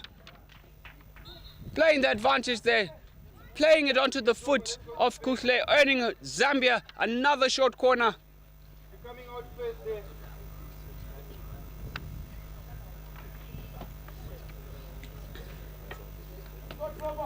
Some spirited effort we are seeing, ladies and gentlemen, from the Eswatini defenders, leaving it all out there in a spirited effort, trying to block out as many chances as they can. Special mention to Nina Hlope, the goalkeeper, with some consecutive saves in that last bit of play, as Zambia line up for another short corner here. Martha Nankala lined up at top D for the shot.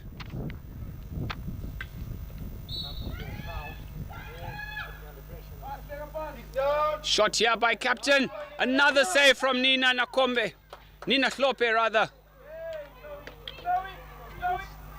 Taylor, go. Go, Taylor. Wide, Taylor. Look behind you. Wide.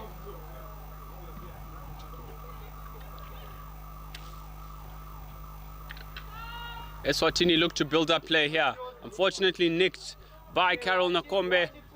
Carol Nakombe into the D. Shot! Another save from Nina Klope. Nina Klope standing tall for the Unfortunately, Zambians managing to tap in the rebound off the brilliant save once again from Nina Klope. However, Zambia earning themselves a 12th goal, 12 goals to nil here, but taking nothing away from Nina Klope. I tell you what, she deserves to be mayor.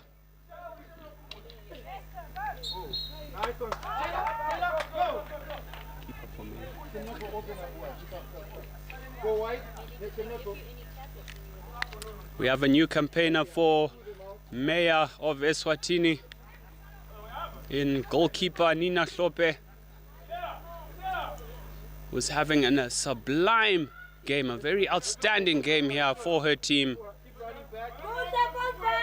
Karen Okombe into the D, another slip shot, however going wide as she attempted to pass to number 10, Eniles Mambwe.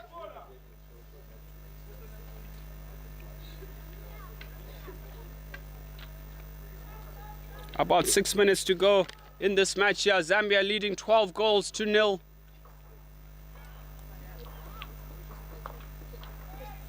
As Eswatini clear their lines with a hit out, but Zambia already on the charge again. Martha Kalomo missing the ball on that occasion. Tiffany Maposa on the ball here for Eswatini.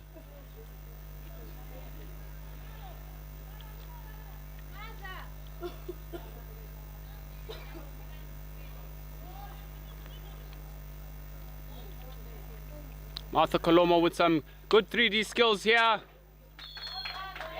Creating the space for Carol Nakombe. And Carol Nakombe entering the D with the slap shot past the keeper. Zambia 13, Eswatini 0. As a substitute there for Zambia, Delfista Miato looking to add some energy into the Zambian attack, with some stern instructions from her coach there.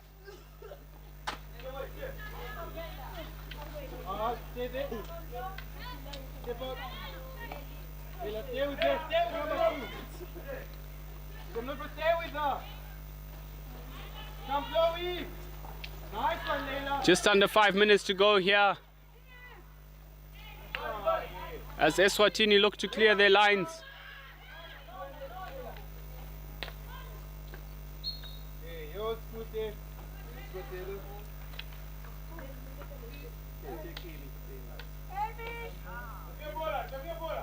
Head out here for Eswatini.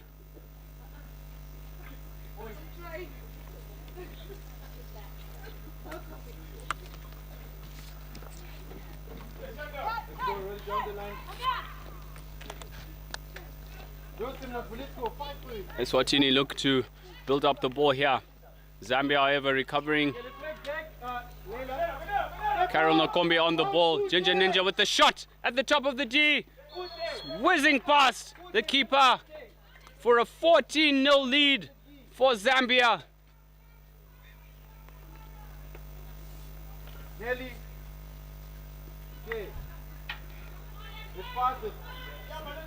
Zambia 14 goals to nil to the good.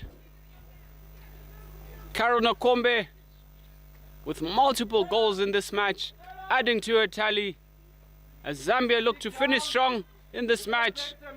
Just over 3 minutes to go. Brilliant individual skill there from Zambia number 9. Intercepted by Eswatini. Eswatini look to drive the ball up.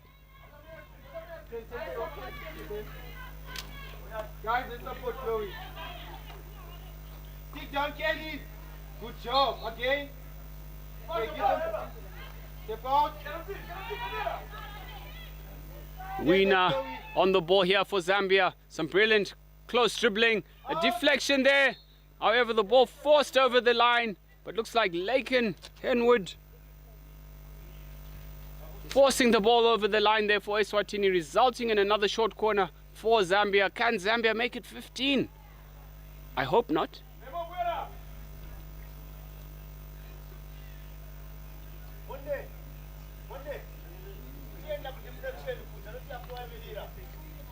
Captain Martha Nankala in combination with Carol Nakombe at top D for Zambia, looking to add to their score of 14 goals in the last couple of minutes of this match, this opening match of the Central South Africa qualifier for the Africa Cup of Nations in 2025.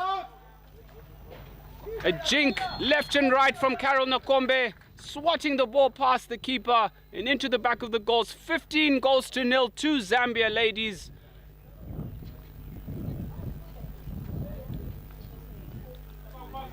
A brilliantly executed short corner there from the Zambian ladies.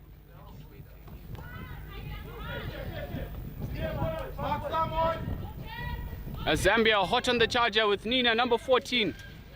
Weena on the ball here, slowing it down. Back to number 5, Beauty Mwachunga. Beauty Mwachunga onto Captain Nankala. Nankala with through to Enilis Mambwe with the swing and the miss. Yes, good job. Okay, point, quickly. Captain fantastic for Zambia here, distributing the ball out wide to Weena. Weena, however, a bit of obstruction there against Zambia number 14.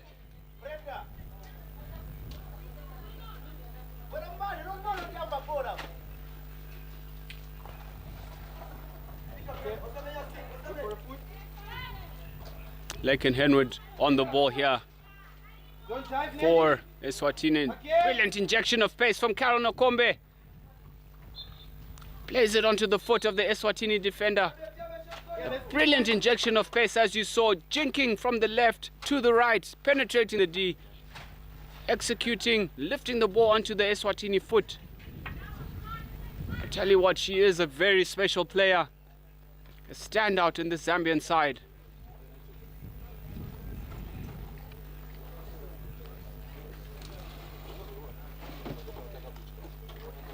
Zambia with this short corner attempt here. Captain Nankala at the top of the circle.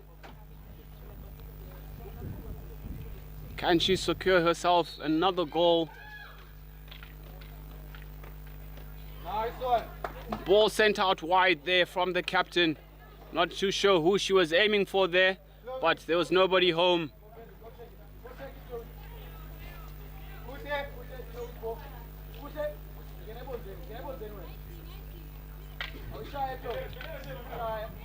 Eswatini on the ball here. Chloe Boyd with the hit out. However, straight to Zambian stalwart number 18, Carol Nakombe, with the charge towards the D, creating space for her teammates. Unfortunately, this is Loveness Mudenda on the ball here. A swivel from Eswat, and a brilliant goal from Brenda Kalunga with the reverse stick tomahawk, whizzing past Nina Lopez, right ear into the top left-hand corner. Goal of the tournament so far. Corner.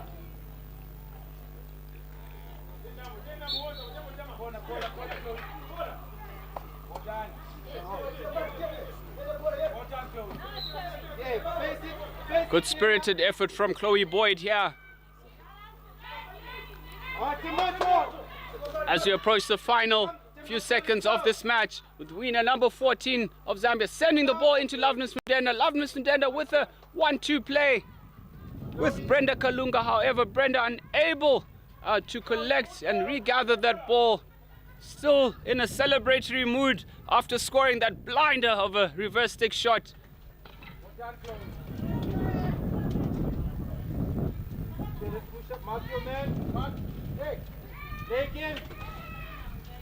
Zambia look to restart here.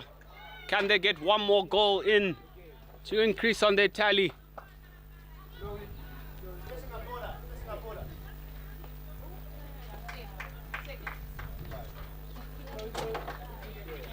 Last final seconds in this match here.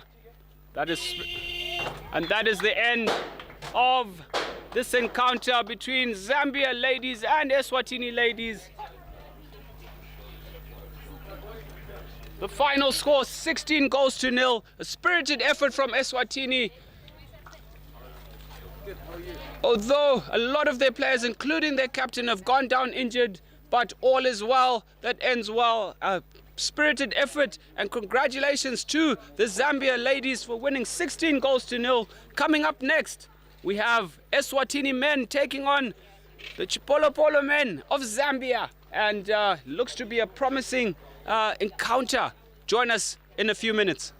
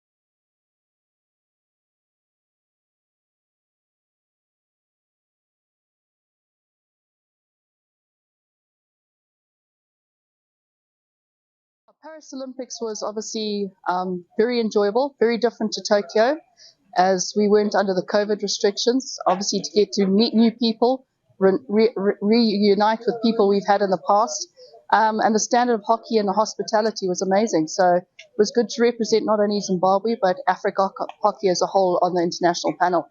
Obviously, as the Hockey Association of Zimbabwe, we're focusing on development and our junior age groups, with the picture of going forward the 4-5-year program going into our senior. So you'll notice with the ladies setup, there are 13 debutantes today out of 18 players. So that's the future, and it will also form part of the Junior World Cup setup as well.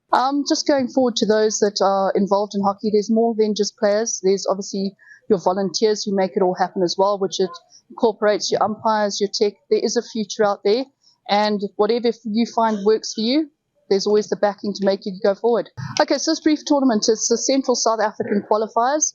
It's a qualifier for the Africa Cup of Nations, which will take place next year, which is the equivalent of the FIH World Cup qualifiers.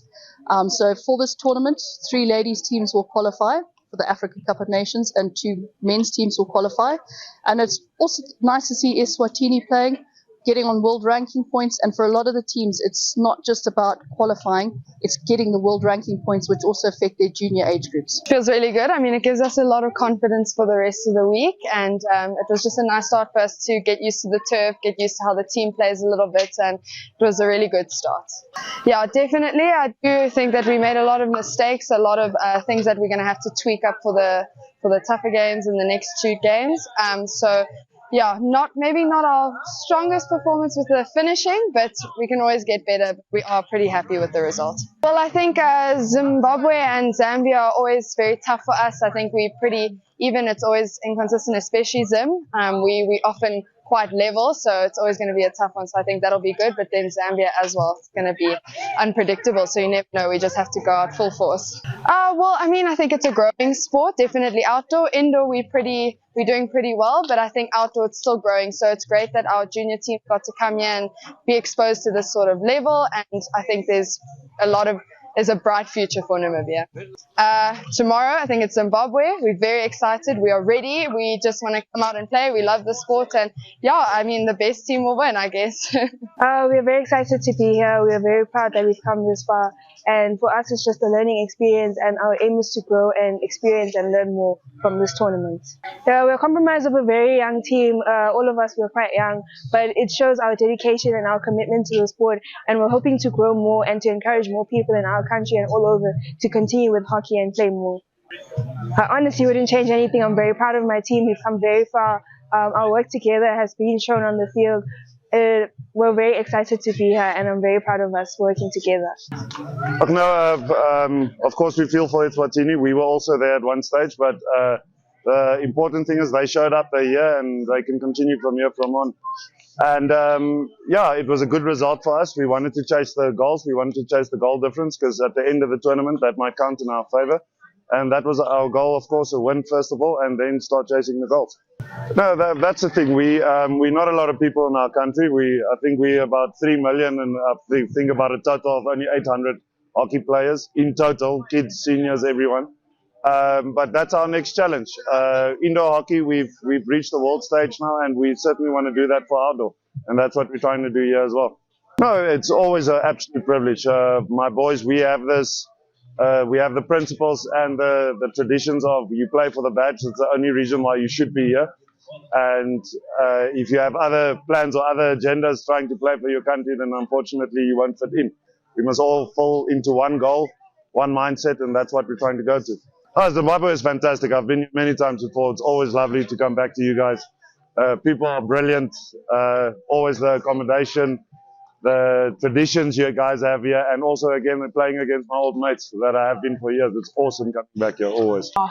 Yeah, very exciting win. I think we put ourselves a little bit under pressure. So our strategy, we're just trying to cut out the strongest players in the middle and also use our legs, because we have a very young, vibrant team that's able to run. So we're trying to make them run as hard as they can. And I think eventually pressing the middle, we were able to convert our goals there. It feels great. Even when you're feeling down on the field, I mean, the moment we considered those 2 goals, we felt very down, and the crowd managed to uplift us. So it is it's almost like an extra coach on the bench for us. So that was really great to hear them screaming for us.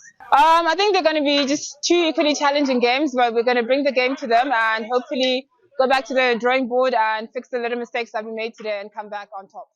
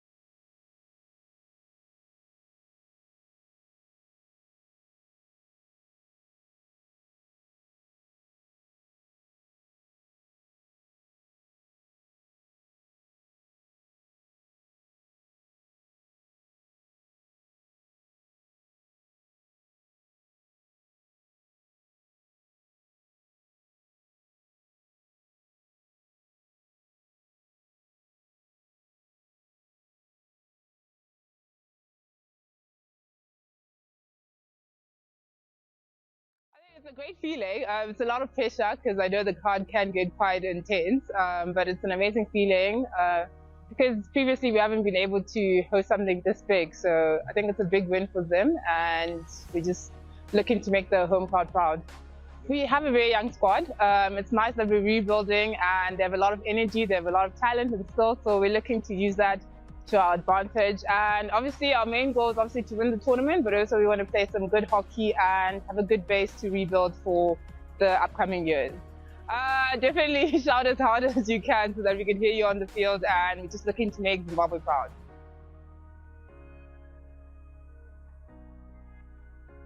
I think it's a great feeling. It's a lot of pressure because I know the crowd can get quite intense, but it's an amazing feeling because previously we haven't been able to host something this big. So I think it's a big win for them, and we're just looking to make the home.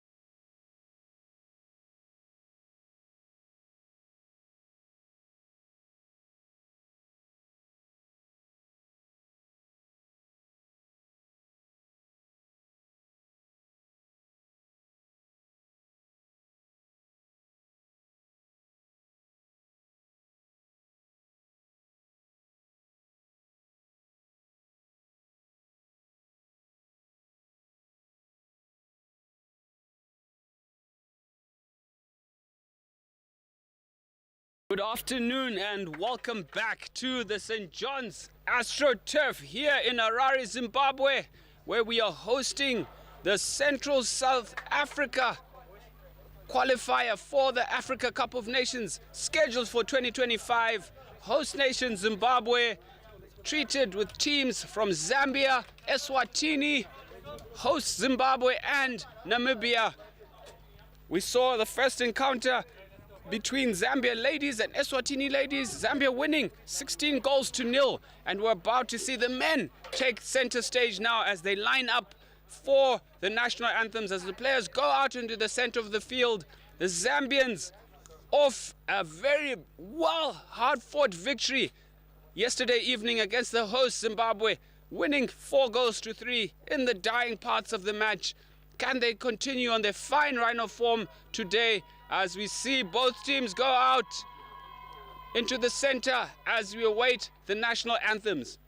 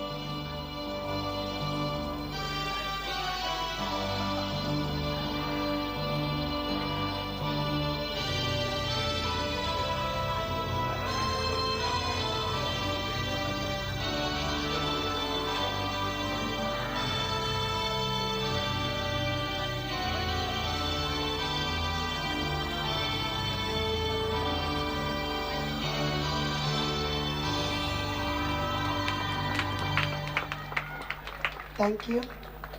Please may you remain standing for the national anthem of Eswatini.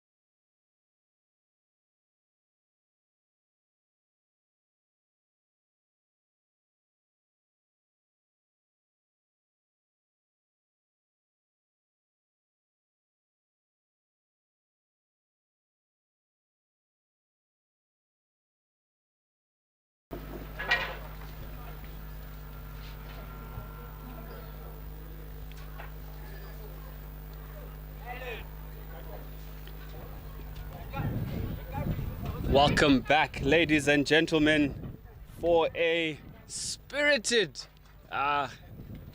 bit of national anthem sung, a nice choral rendition as we see the Eswatini players sing through with pride in their national anthem. Equally so, the men of Zambia, as the teams exchange pleasantries, high fives all round. Let's hope this sets the stage for some fair play, some good, vibrant play on the field. Some players to watch out for in the Zambia side. Number 7, Philemon Bwali, another ginger ninja. I tell you what, ladies and gentlemen, there is something in that hair, that ginger hair that we see as both the ladies and the men with exceptional players, both sporting ginger colored hair, and we look forward to a brilliant performance from Eswatini as they look to salvage some pride this morning as they're in their first hit out of the day after that very heavy defeat that at the hands of Namibia in the opening match yesterday. Teams go through their final huddles, words of advice and encouragement and instructions.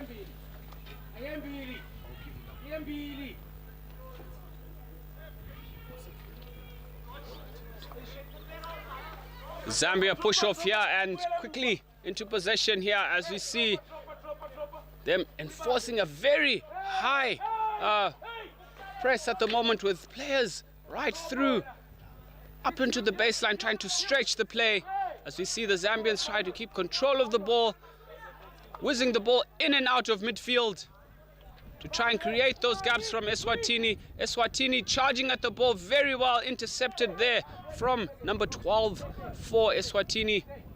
Eswatini holding their own at the moment. Through ball from, saved by the goalkeeper and played onto the feet by number 17, cleverly so, earning Zambia a first short corner off their very first circle penetration. Some clever, deceptive ball from number 4 for Zambia, sending the ball in into the D with a beautifully disguised slap shot, opening up the angle, resulting in a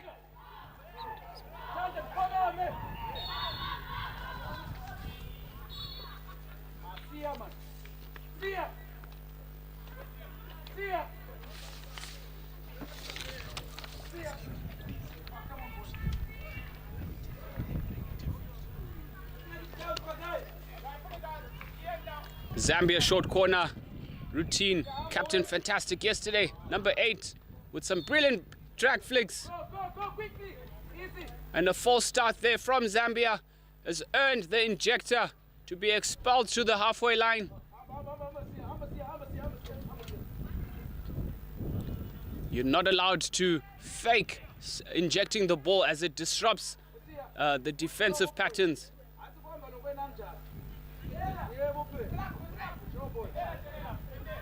Zambia with another chance here. Injection comes through. It's perfect. Drag flick and flick straight past the goalkeeper into the side. On the right hand side of the goalkeeper, Zambia number 8 earning a goal for his team. Captain fantastic has come out to play here, earning his side a very early lead, converting on the short corner. Some they were guilty of not converting in the match against Zimbabwe yesterday, but they've started off pretty well thus far. Long corner here for Eswatini. Number 9 on the ball, driving the ball with the jink. 3D shot and a shot across the goal. Sent out by number 4 for Zambia. That's a good charge there from the Eswatini number 9.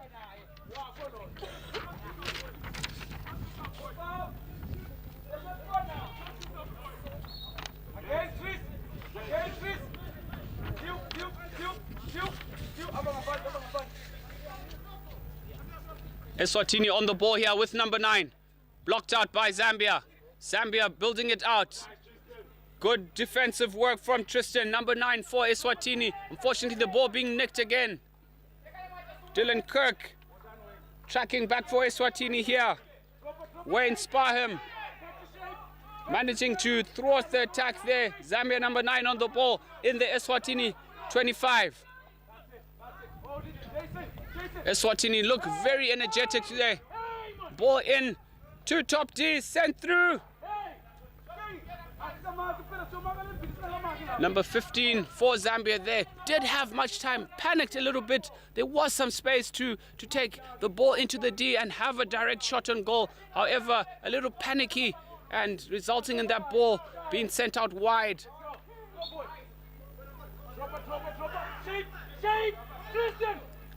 Lifted ball there from the restart from Zambia, Eswatini captain Mafu Fakudze.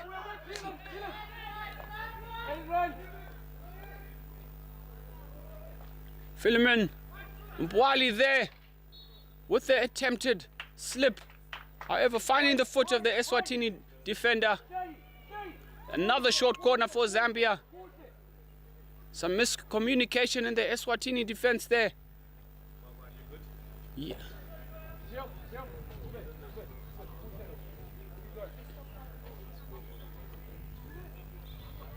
Another short corner opportunity here for Captain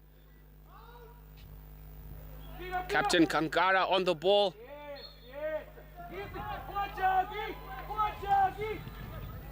Unfortunately, that ball being lifted up, not trapped by the Zambia number 11, resulting in a hit out. Fakudze on the ball for Eswatini here. Captain sporting the ink on his body. Ball being chased valiantly by Zwila. Unfortunately going wide as Zambia look to rebuild and spread the ball out to the right hand flank here with number 9 as he scans for space into the midfield. Number 12 on the ball here.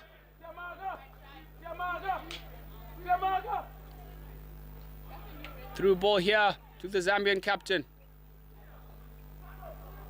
Ball seems to have been lifted there into the D. Eswatini clear their lines. Zwila on the ball there, turned inside out by the Zambian. The Zambians with some tricky 3D skills there, earning themselves a penalty corner. Some good stick work there by the Zambians as they penetrate for the third time into the Eswatini circle, resulting in another short corner, another opportunity for Zambia. Can they double their tally early on in this match?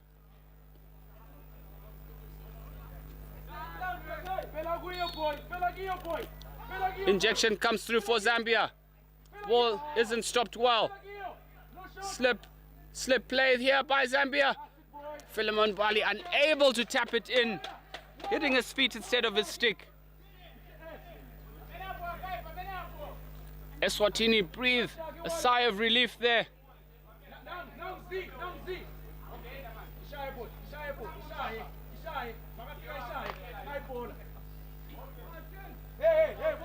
Nobody home for Eswatini there as the ball is sent through by Ozayo Mamba with a little bit of a hit and hope there as the Eswatini forward line is well below their own halfway line due to the very high press from Zambia, as Zambia bring the ball straight into the Eswatini half unchallenged. Ball sent into the D, another chance and cleared off the line by number 4, Sparham. Valiant effort by Sparham and the goalkeeper. Unfortunately, efforts from Zambia too good at that time. Wayne Sparham in some heroic defending for Eswatini. However, Zambians relentless and pouncing on the rebounds. Zambia 2, Eswatini 0.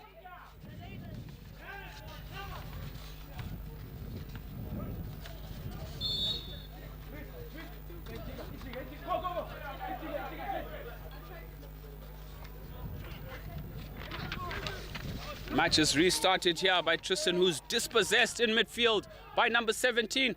Slip ball to Philemon Bali with the shot.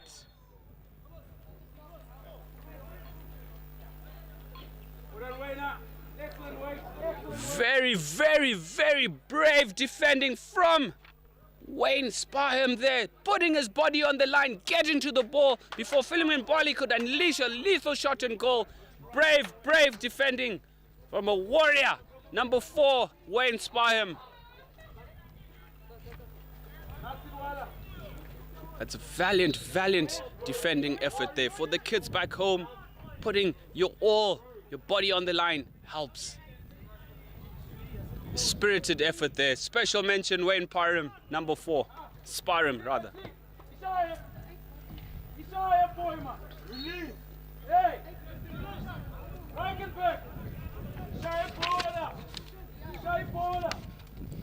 Tristan on the ball here for Eswatini, sent through, however intercepted by Zambia number 4, on to Philemon Bali. Bali on the ball here, slows it down for Zambia, sends it through.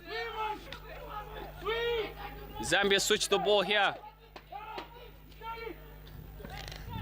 Zambia with some fluid transfers of the ball.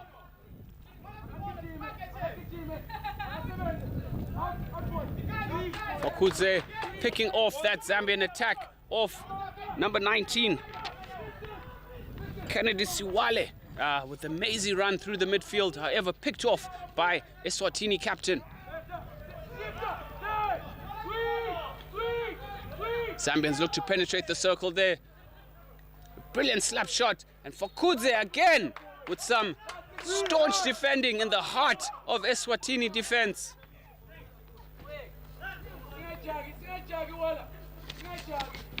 Msibi barking orders in the Eswatini goal.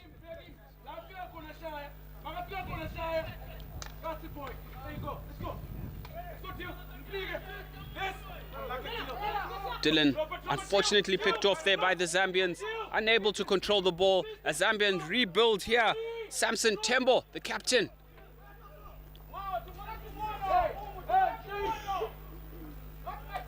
Number 12 here for Zambia on the ball, Dominic Mulenga. Mulenga scans, distributes the ball into the D, however hits the foot of number 8, Alfred Mpande. Goal scorer for Zambia.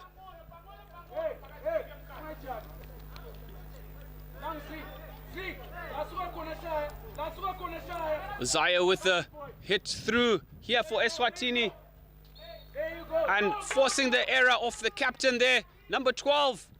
Forcing the ball too much. A little bit of rush play there by Kaya Letu Mlotsa. A bit of rush of blood to the head there in that opportunity. Maybe they should have allowed their players to move further up the field in order to take advantage of that free hit, congesting the Zambian half. Zambia look to recontrol things in this match with Samson Tembo distributing out to the right. Mbande here on the ball, Jink to the left, dragging the ball, however, too far for him, unable to keep control. Alfred Mbande there. Eswatini with another hit out.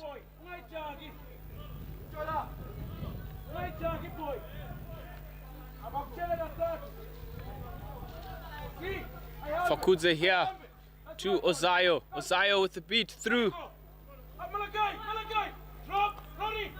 Malachi a little too passive there for that through ball from Ozayo. Guilty of ball watching a bit there.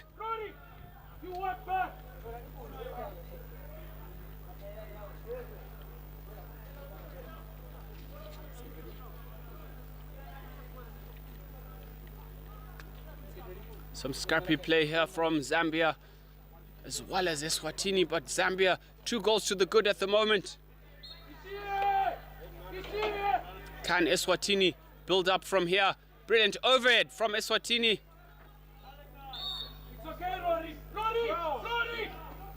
However, Rory not giving Zambia the 5 yards rule in the overhead.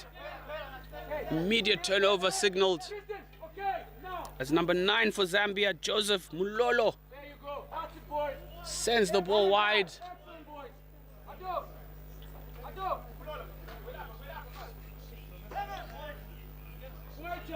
Eswatini defensive structure causing a little problem there for Zambia, as Zambian passes are a bit errant at the moment, not quite as accurate. The forward runners are being well marshaled by Fakudze, captain, and Ozayo, number 10, for Eswatini at the moment. Under the guidance of Msibi, who we hear barking orders for his troops, yelling them to come back and retreat behind the ball as the ball is sent through once again. Excellent defense, as you can hear from Eswatini coach Naomi Shavi, acknowledging the efforts of his troops here.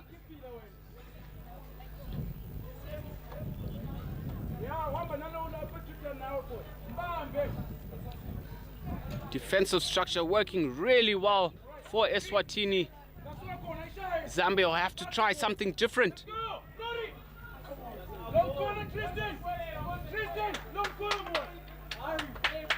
Much deserved long corner here. Maybe we can see the Eswatini team push up a bit and cover the space within midfield. I'd like to see more of the Eswatini team in the Zambian half.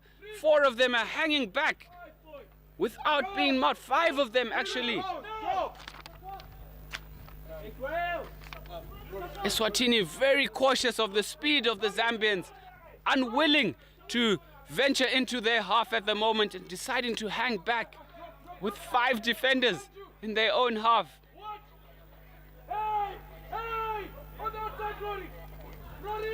Captain fantastic here for Zambia on the ball, sends the ball into the D. Zambia with the attempted shot, deliberately blocked there by, looked like Tristan. Deliberate breakdown of play, preventing the shot for Zambia. Zambia have another short corner here.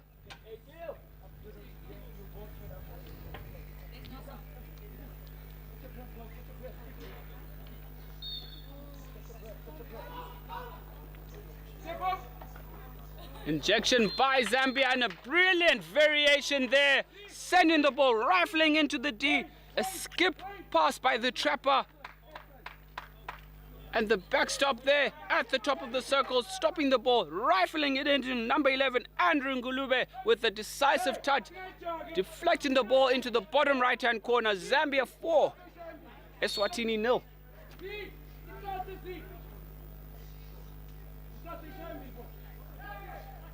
Apologies, ladies and gentlemen, it's actually Zambia 3, Eswatini 0. Feels like Zambia have scored plenty more goals. However, not the case here today. Or just as yet.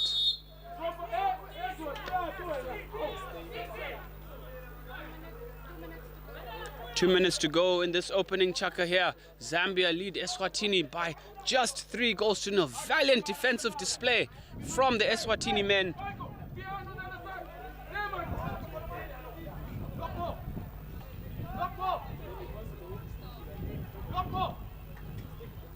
Ball sent in here by Zambia. Swing and a turn and a shot. A save from CB. Top save there from CB, standing tall.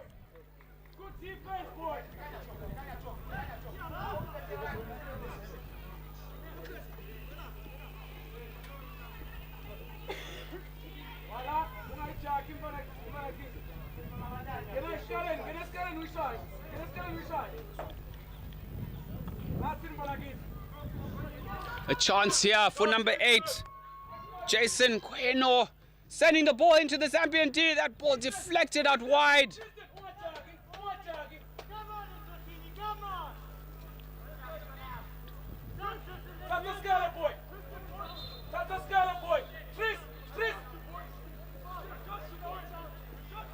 Brilliant skill from Tristan there, turning the Zambian defender inside out, however losing possession. Zambia quick on the counter attack here. Unfortunately unable. Zambia number 11 on the charge with the brilliant banana run there. A slight shove in the back as it looked like. Stealing the ball away from Zambia number 11, Andrew Ngulube, who had a nice banana run execution there.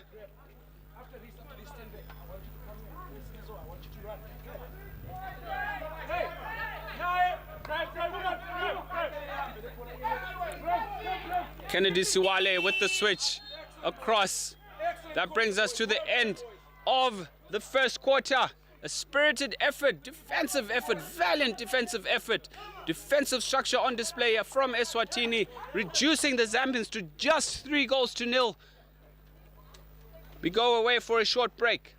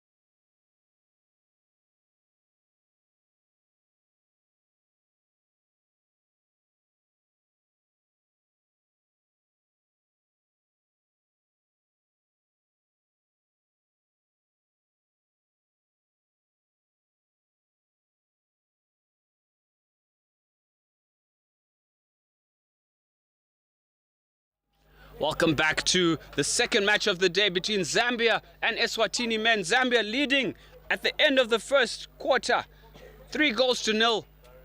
A very structured display of defense for Eswatini has reduced the Zambians to just 3 goals. Eswatini can be a little bit more adventurous, I should say, a little bit more confident. Unfortunately, that ball lifted slightly, but Eswatini seemed to have a game plan, being well marshaled by Coach Tinawo Mushawi here today.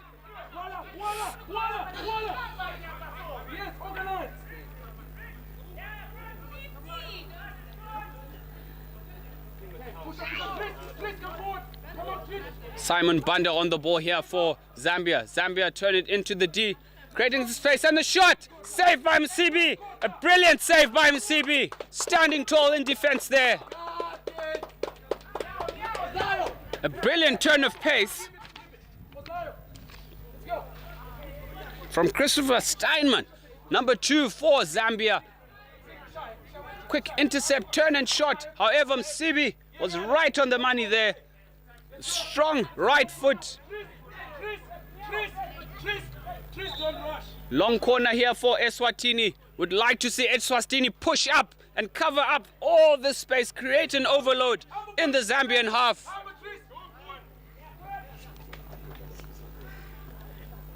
Five players of Eswatini just standing in their own half. I'd like to see them create an overload in the Zambian half, because right now it's 10 against 5. Surely they can't get past them.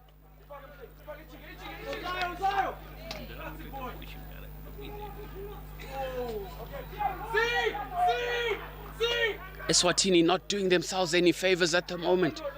Really giving 5 players against a very strong and skillful Zambian side.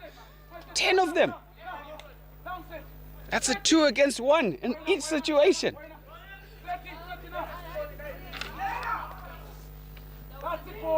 Spirited effort in defense by Eswatini there. Zambia look to send the ball back in, lift a ball.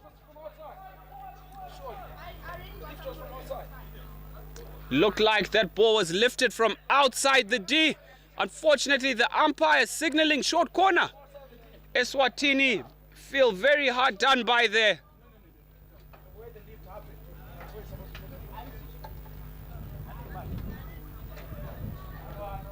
Let's go, boys. Let's go, boys. Rightfully so, Eswatini hard done by there. Another variation with the slip to the post and cleared off the line. Ozayo clearing the lines for Eswatini then. A brilliant defensive effort. Well done to Eswatini number 10, Ozayo.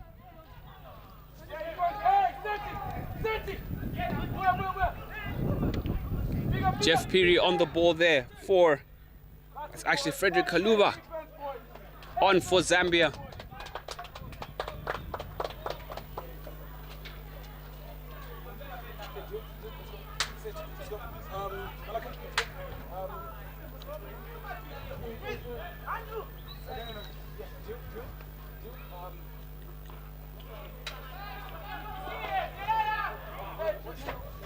A bit of confusion there on the far side from both teams. However, Eswatini turning over the ball easily there as the Zambians enter into the D with a quick fire. Chop and change of direction by number 15, George Jere. However, the ball running away from him a bit, losing control and over the baseline as Zambia employs more substitutions in the rotations here, as we see Dylan Kirk as well return onto the field for Eswatini. Can he come up with the trick play here in order to secure a goal for Eswatini? A failed overhead by Fakudze, the captain. Solomon Bwali here with the ball and a shot. Unfortunately, it goes wide.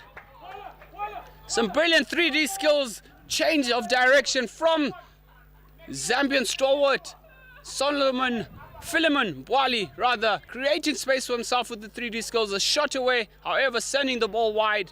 Free out to cleared by Ozayo for Eswatini. Recovered by captain Samson Tembo, sending it out onto the left-hand side. Scans, send it back into midfield. Moses Mwale on the ball here, hassled by Dylan Kirk.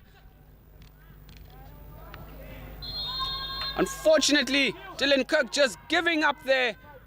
And the Zambians managing to sprint away, create a chance for them, tucking it away.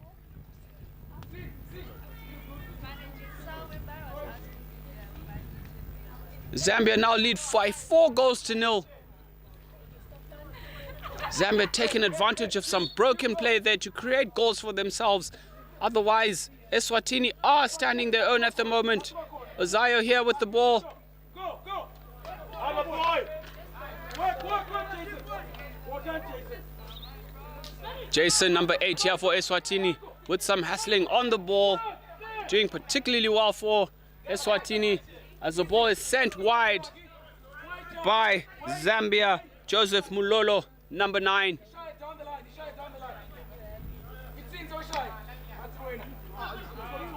Go, boy. Keep chasing. No. Right there for Eswatini, unable to control the ball, which had fortuitously gone through to him. However, Zambia reshape here with their captain Samson Tembo, who drives the ball deep into the Eswatini half, scanning for a short pass here for number 14, who slips it through. Moses Mwale into the D. Philemon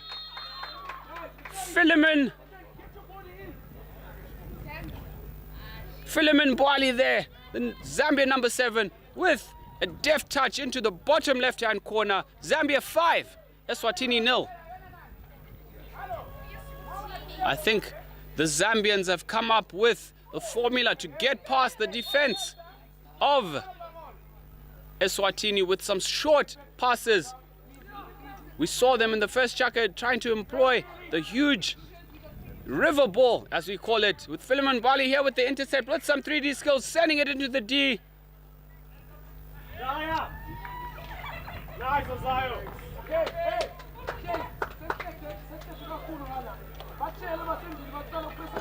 Turnover here for Zambia. Zambia number 3 looking to line up here is Christopher Steinman. Malachi! Push it, Dylan! Deal! Dylan Kirk looking to do some work right here, being firmly encouraged by the coach. Push again, Deal! Push up! Go, Jason! Brilliant shadow hockey being played here by Eswatini, covering those gaps. Number 3 with the swing and a miss. And a goal. Eswatini were expecting the whistle from the umpire. Unfortunately, umpire playing advantage there. Zambians tucking the ball away into the bottom right-hand corner. Zambia 6, Eswatini 0.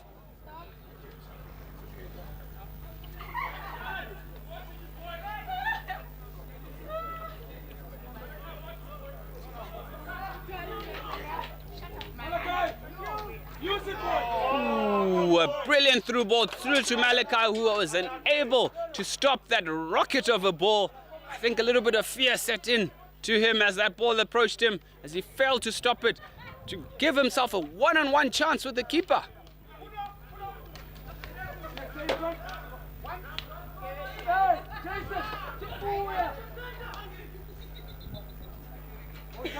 Brilliantly picked off by Ozayo there, in conjunction with Malachi. Ball sent across, Mwali with the spin and turn. A save by Msibi, right on the left-hand post there. Confidence covering up of this post. Well done to the Eswatini goalkeeper.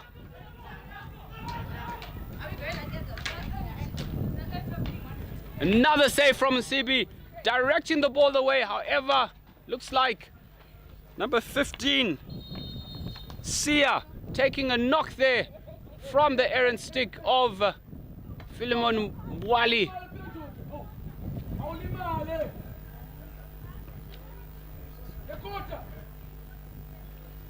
Looks like Sia will shake that one off after encouragement from his coach to get up. However, insult to injury, another short corner for the Zambians. 6-0 thus far. Can number 8, Alfred Mpande, execute another drag flick? And it rockets into Msibi's helmet. Msibi had no idea what that ball was. A rocket of a drag flick from Alfred Mpande. turning the goalkeeper's helmet inside out.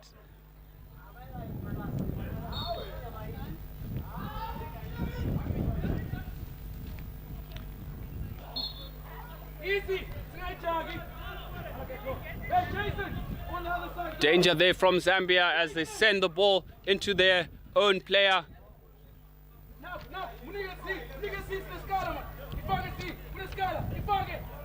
That's it. Let's go. Yeah, to see. Yeah, to see. Wait. Easy. Go. You go. Free hit here for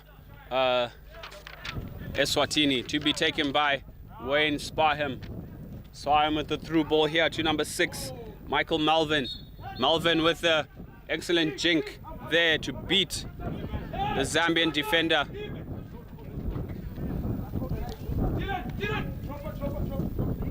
Let's see the Eswatini players push up into the Zambian half here to create that overload. However, anticipating the quick counter-attack of Zambia with the through ball there. Musibi allowing it to go through his legs there.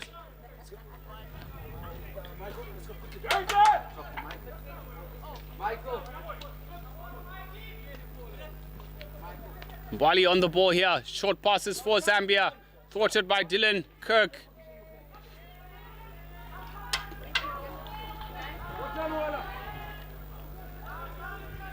Eswatini on the charge here on defense. Closely watching the Zambian players with the pass. A quick change of direction here onto captain for Zambia, who sends the ball into the D. Turn and shot. Well defended by Eswatini there. Shot from Alfred Mpande. Thwarted by the Eswatini defense.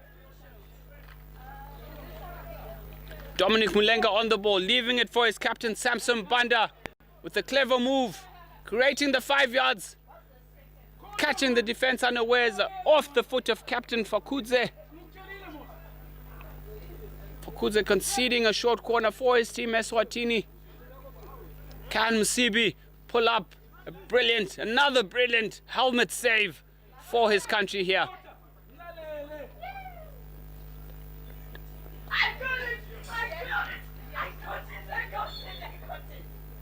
Zambia with the injection here. Alfred Mpande with the flick directly over the head of Wayne Sparham with a valiant effort, ducking and diving away from the ball, avoiding the head contact. Another goal for Zambia.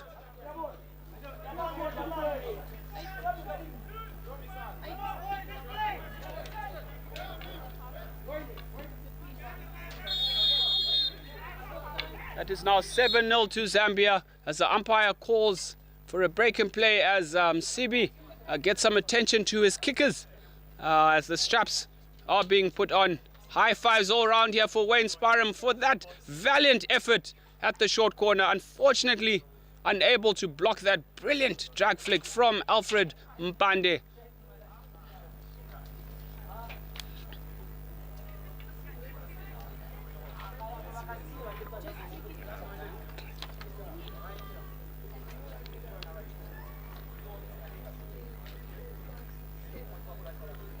The break up in play at the moment as Sibi tries to get his pads strapped on. Looks like one of them is broken as the umpire, well noted from the umpire there.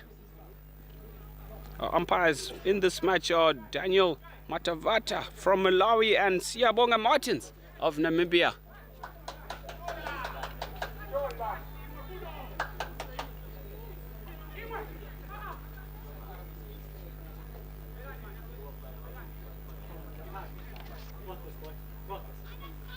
Joel, got this boy. Michael. Good. Got this boy.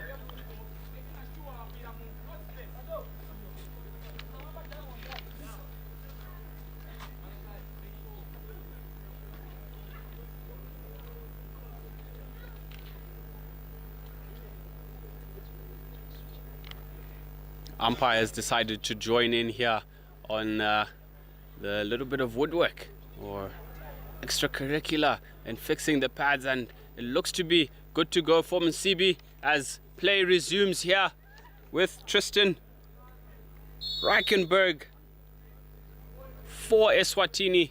7-goal advantage for Eswatini at the moment. Lifted ball from Ozaya there. We thought that he had hit it into space, but you're not allowed to deliberately lift the ball.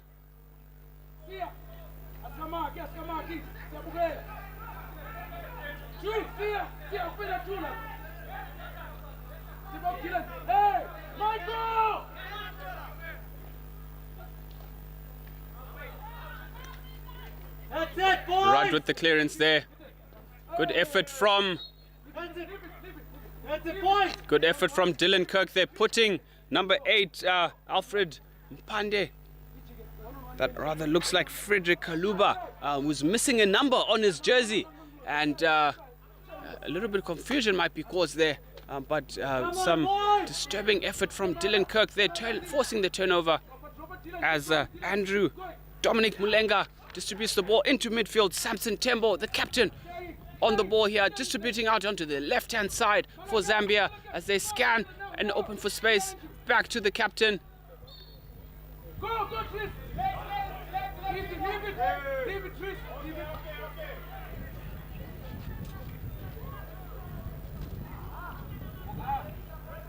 The counter-attack of Eswatini could be a little bit more improved with a little bit of urgency, trying to catch the Zambian defense off guard.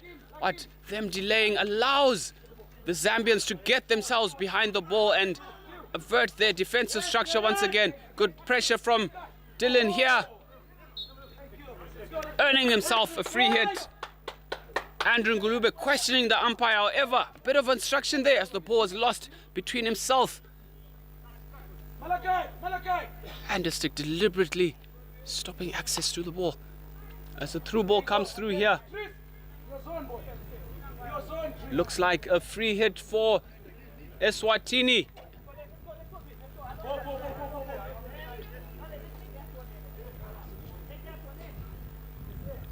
Eswatini with the free hit here.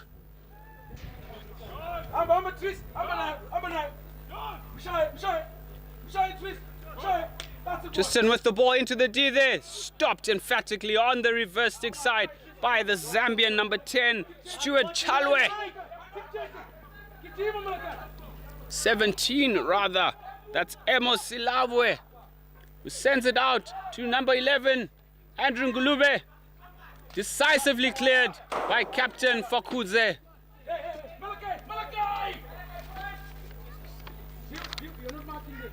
Captain Fokudze standing tall for his charges here. Tembo with the defective ball to Alfred Mpande, who turns the defender inside out with the 3D ball into the D. Cleared by Eswatini. A miss hit there, going awry from number 12, Dominic Mulenga, who created space beautifully for himself.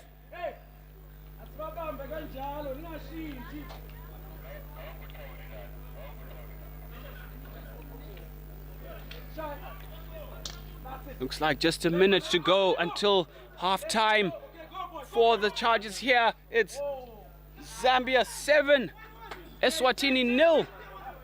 Zambia somewhat passive in their play at the moment. A no-look pass there from Amos Ilabwe. Some beautiful hockey from Zambia.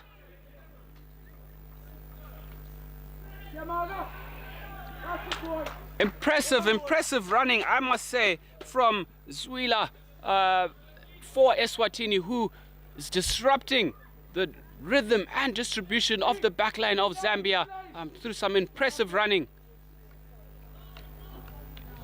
Samson Tembo, the captain, on the ball here, distributing out to Frederick Kaluba. Kaluba on the ball here, back into midfield. Philemon Bwande, hounded here, forcing the ball. Eswatini look to charge into the D. Eswatini still on the ball here. Eswatini, Dylan Kirk on the ball.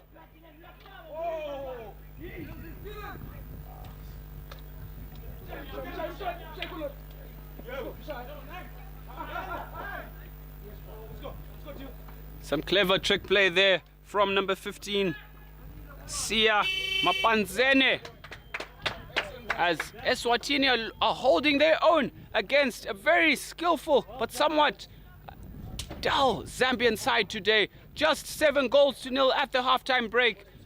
I'd like to see a little bit more forward commitment from Eswatini in the second half. Hopefully the players can oblige to what the commentator is seeing out here. Ladies and gentlemen, 7 to Zambia, Eswatini 0. It is halftime.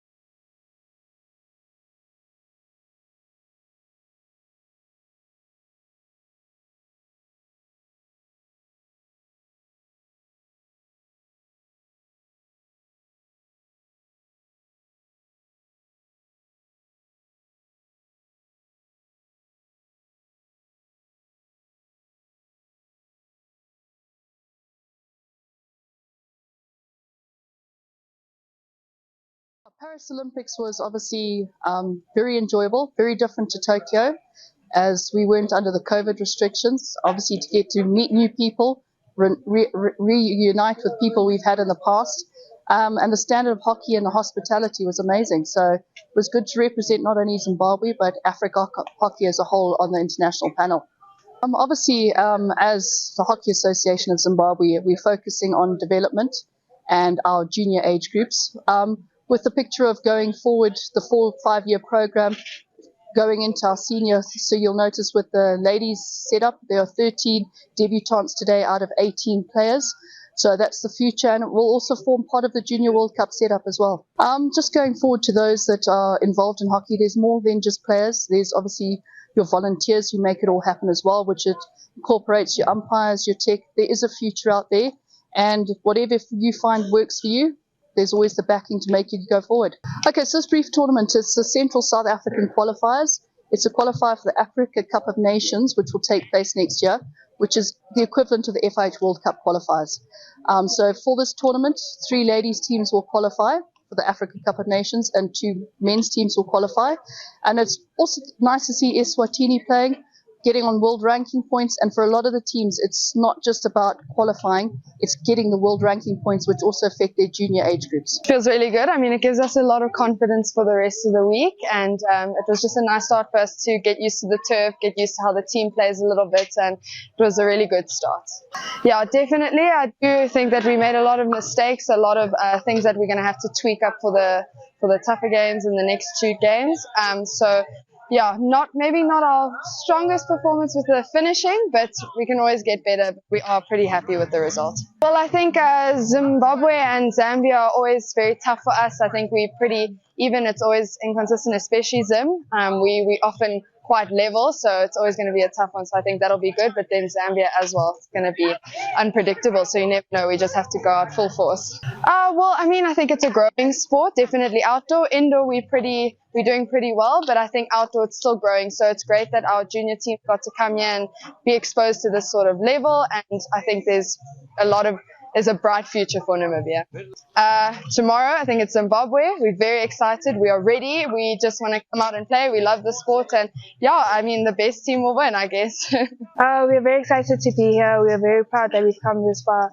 And for us, it's just a learning experience, and our aim is to grow and experience and learn more from this tournament.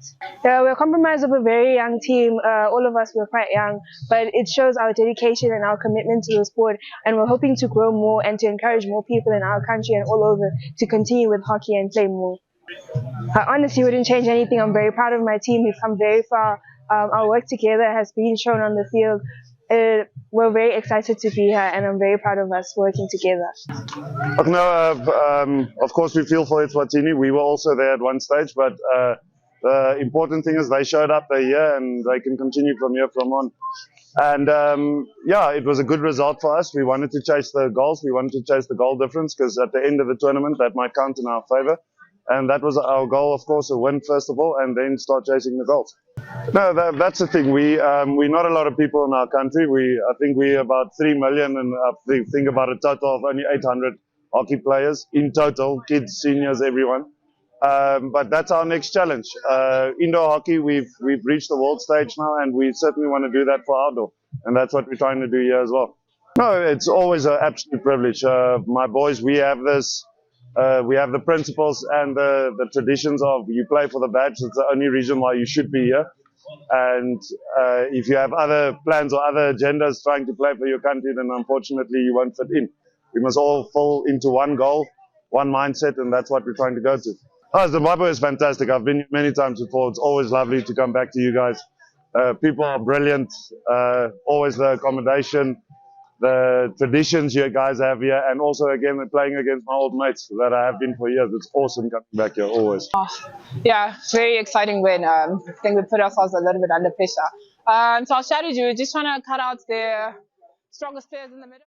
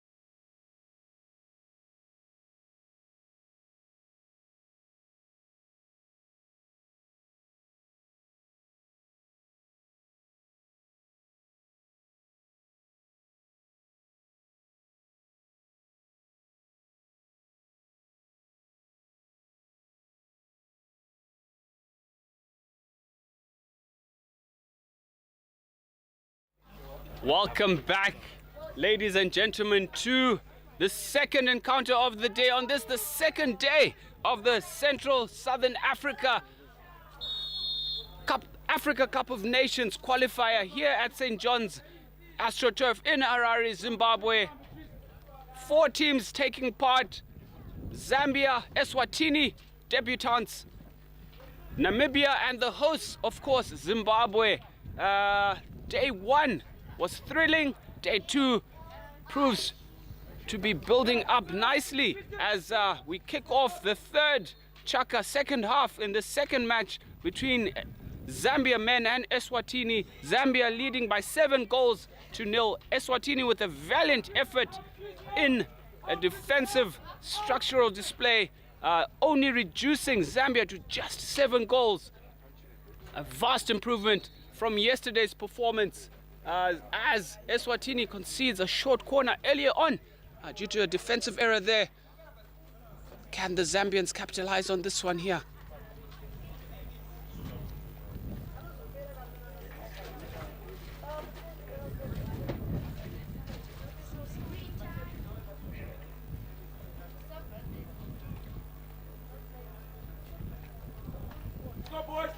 Alfred Mpande lining up at top D to execute a drag flick here.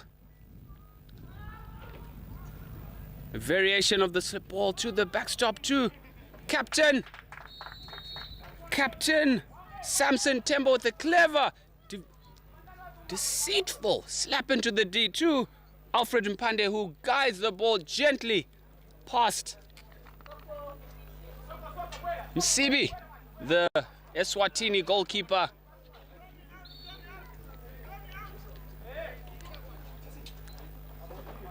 Looks like an injury here to Zambian player. Not sure if I can get the number here. Zambian number 12, Dominic Mulenga, running off the field. Looks like a dislocated elbow as he's quickly on the ice back there as play resumes with number 17, Amos Lavue for Zambia. Looks like another short corner conceded by Eswatini, not retreating 5 on that occasion. Another chance here for Zambia to add onto their lead of 8 goals.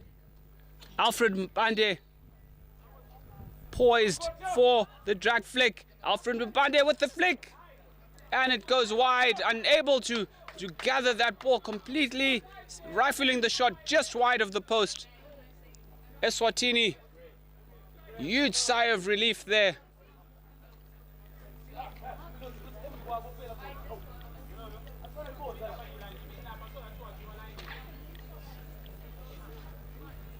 Philemon Mbwale intercepting there for the Zambians. Mbwale on the ball here as he enters into the D. 3D skills there from Philemon, trying as he lifts the ball onto the Eswatini defender. Zayo there guilty of a planted foot in the way of the skills of Mbwale putting the ball onto his foot, earning Zambia another short corner. Some brilliant individual skills there from the Ginger Ninja.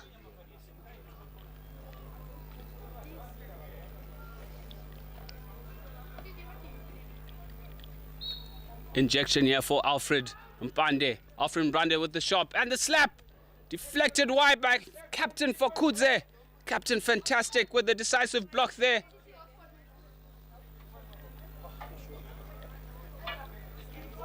An unfortunate call there, as it looked like it came off the foot, rather the stick rather, but the umpire's ruling it came off the foot of Captain Fokudze.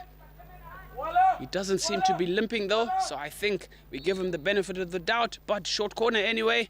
Here are the Zambians with another variation. Samson Tembo to the slip, back to Tembo with the flick. Decisively kicked away. Looked like a foot there from Philemon Mbwale. Msibi standing tall there, stopping the attempted effort from Zambian captain Fokudze. Through ball there for number 2.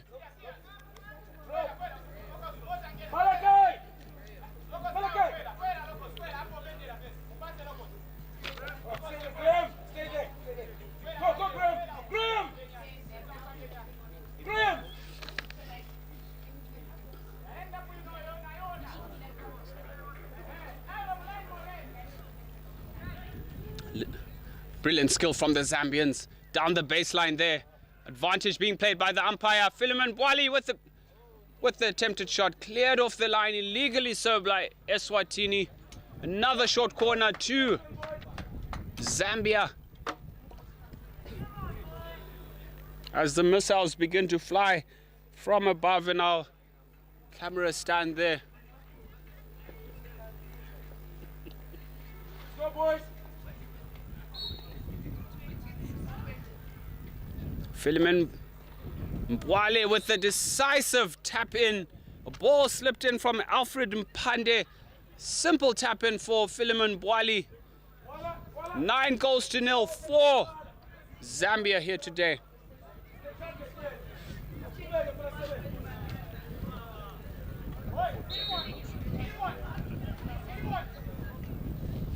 Restart here from Eswatini.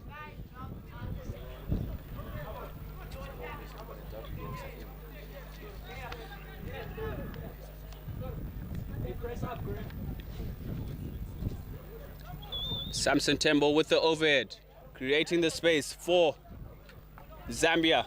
Zambian player unable to control the ball adequately there. Twisting, turning, sending it back. Ball back to Philemon Bwali. As Zambia look to work out a variation here.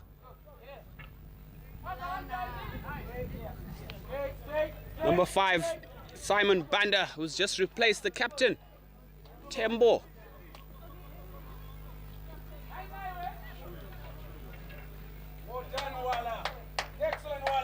Good defensive play there from Eswatini through Wala.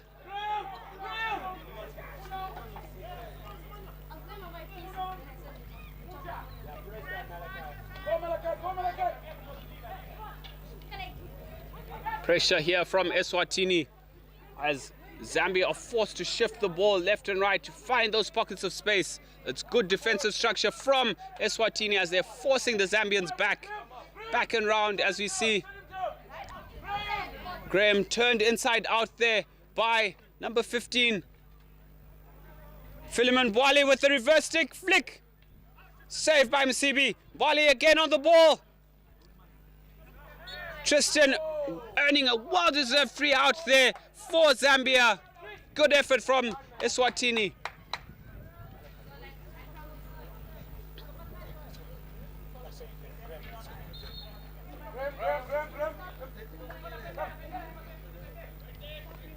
Coach signaling Graham needs a breather after he has turned inside out there. Substituting on is Zwila, who's coming on. Graham, a well-deserved breather for you. Some time on the bench. Rehydrate, my boy, and you can get back on the park just now.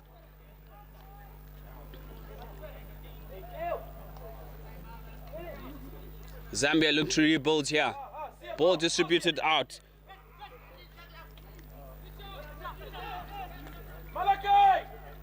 Zambia don't seem to have number 2 registered on their list here. And maybe it's just a change of jerseys, but doesn't seem to be noted down on the team sheet. Philemon Bwali on the left-hand flank, flicking it through the legs of Msibi. Msibi unable to close his legs just in time, but raw power in the flick from Philemon Bwali, earning Zambia an extension of their lead. Zambia 10 goals to the good now, into double figures in the third quarter. Continued spirited defense from Eswatini, reduced number of goals to Zambia. A testament of how far they've come along from yesterday's heavy defeat of 28 goals.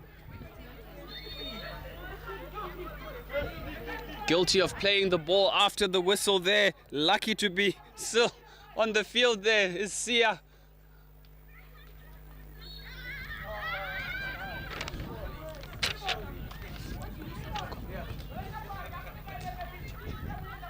Eswatini players brave in the line of fire there, stopping that ball illegally so. It being a shot, although it was lifted, but it was on target. Umpire ruling a short corner there. Umpire Siyabonga Martins out of Namibia.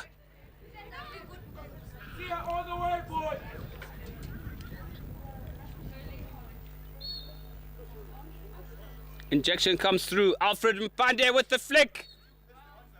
A brave line being run by Wayne Sparham. Takes one on the arm. Earning aside a free out. A brave line that was run by the defender there. Well done, Eswatini.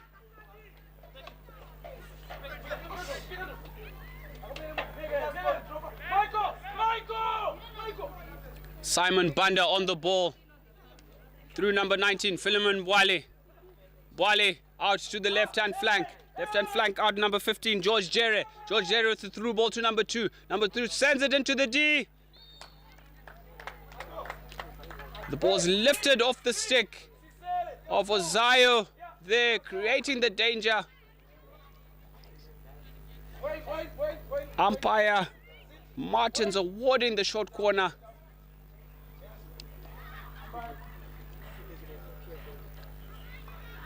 Injured player for Eswatini at the moment as, Wayne Sparham feeling the effects of that drag flick from Alfred Mpande. Needing some medical attention and some ice. Looks like Health Point are enjoying the drinks on the sideline there. Not observing what's going on in the field.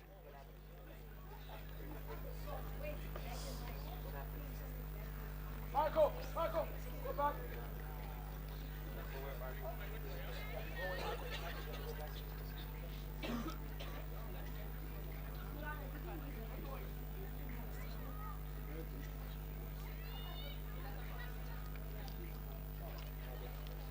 The medics are finally giving some attention to Wayne Sparham with that valiant effort. Looks like a blow to the arm.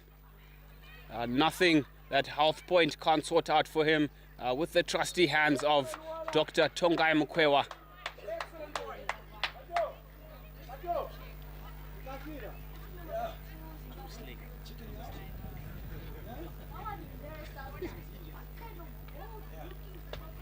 Short corner here to Zambia. Alfred Mpande lines up for the drag flick. Variation here from Zambia. Backstick. And I'd like to see Zambia a little bit more clinical in their short corners. These variations are somewhat leave a lot to be desired, for lack of a better word. George Jerry on the ball here. Give and go from George Jerry. George Jerry enters the D. Brilliant 3D skills through the legs. Unfortunately, cleared away by Tristan Reichenberg for Eswatini. Brilliant cover defense there, but some silky skills from George Jerry, number 15 of Zambia.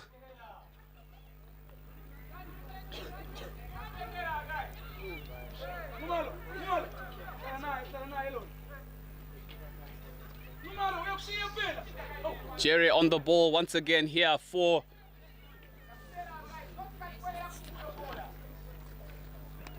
Zambia. Look to build up on the right flank here.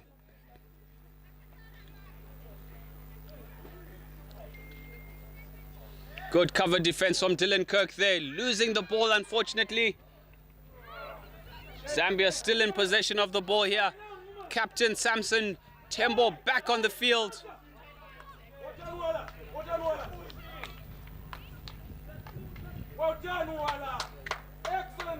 Great cover defense here from Eswatini.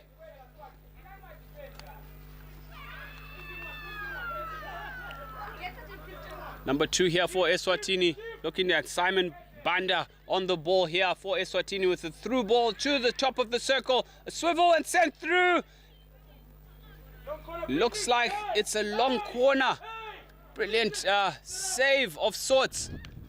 Not too sure what happened there, but umpire signals long corner. Attack still going on at the moment. Number 14, Moses Mwali on the ball here to Simon Banda, who swings it across to the left-hand flank. Ball is intercepted, but illegally so by Ozayo. Rather, Zwila in the number 20 jersey. Number 2 sends it in. It's a foot off. Tristan here with the shot from, looks like number 15, George Jerry with the reverse stick. However, post well covered there by Msibi.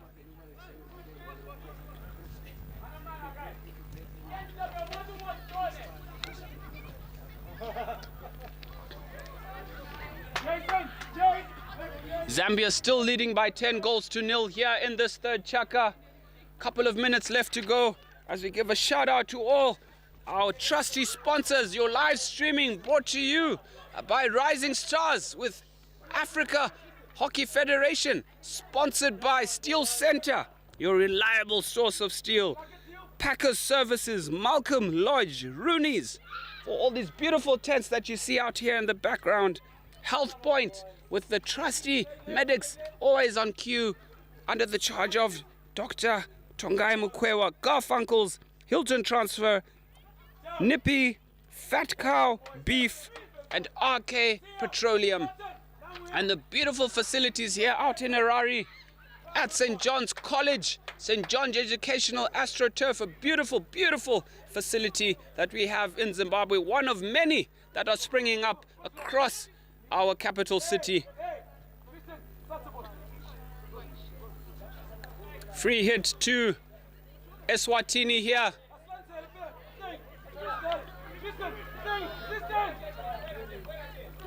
A brilliant jink by Tristan there as he looks for an individual effort to go through. The Zambians unfortunately wanting to do too much for himself. Philemon Bwali with the ball here for Zambia. Well done, boys. A brilliant solo effort there from Bwali. However, a swivel and pirouette sending the ball wide as we are almost to the end of the third quarter.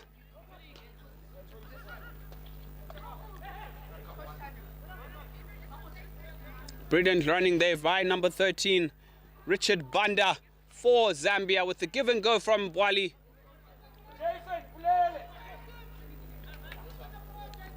Bwali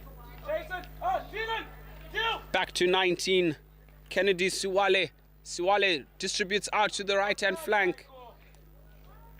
Michael Malvin, number 6'4", Eswatini recovering the ball there and a shove in the back.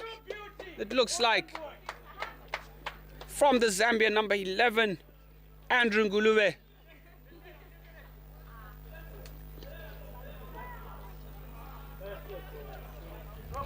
Drop again.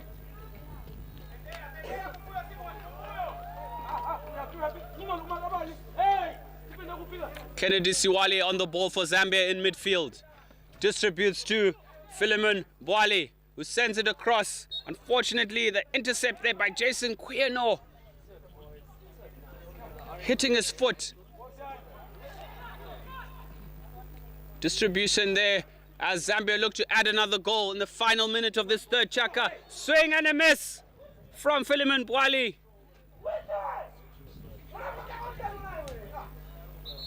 With the shrill of disappointment from the Zambian coach, ridiculing his players for poor decision making there.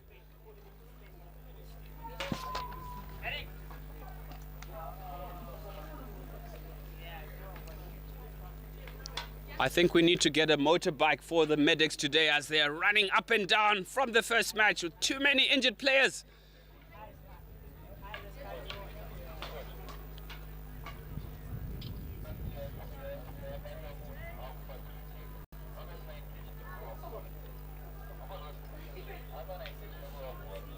Eswatini player there taking a knock. Would like to see some more good sportsmanship from the players as they clap off one of their own. I will help them.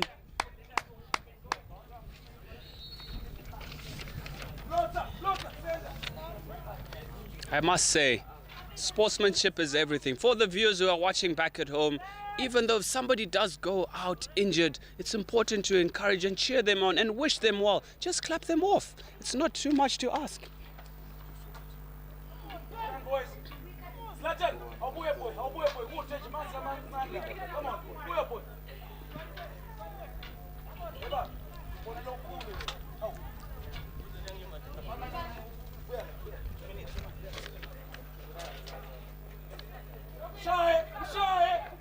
That was number 15 there, Sia. Mapanzene taking a blow, however receiving some treatment on the sidelines by our trusty Health Point medics with the magic spray. I could use some right now.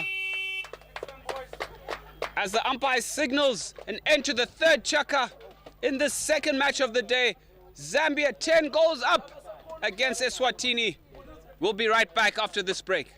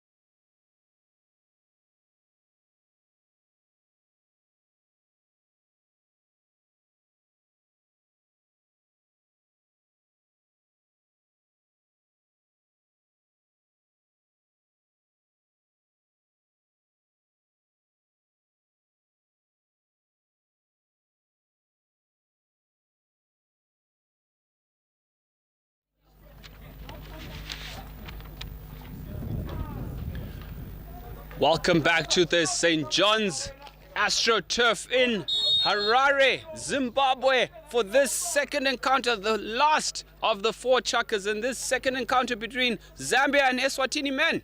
Zambia leading currently 10 goals to nil. A valiant, much improved effort from Eswatini today, who have just reduced the Zambians to just 10 goals.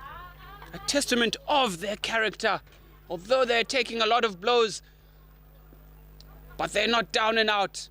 As Zambia look to score, and the diving effort there from Msibi, the Eswatini goalie, allowing the Zambians to make a mistake and send the ball out wide for a free hit for Eswatini.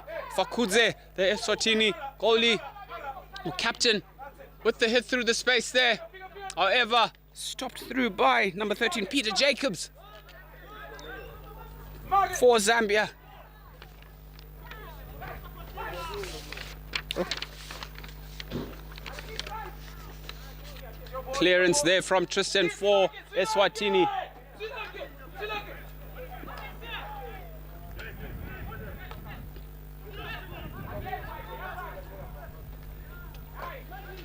Zambia in the D here with the shot. And a clever 3D flick over the keeper. However, a wild swing deflects the ball away from a gaping goal that was empty.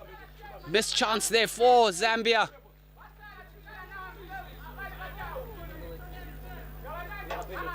Overhead attempt there. Tristan on the ball here for Eswatini. Some brilliant skills, earning a free hit. Tristan on the charge here. Can Eswatini push up? A through ball misdirected though. I'd like to see Eswatini push up, be a little bit more daring. They're already down by 10 goals. They must just throw the kitchen sink at Zambia at the moment.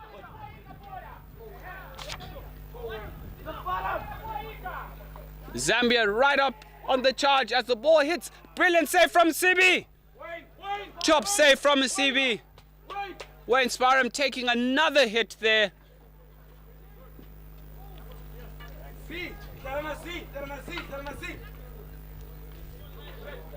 Spirited effort again from Wayne Sparham, the number 4 for Eswatini.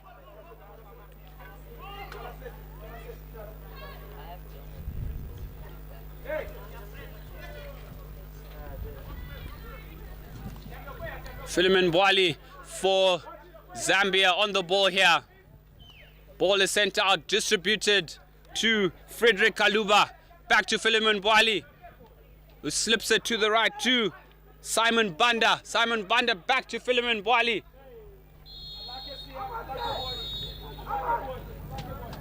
Sia with too much effort there.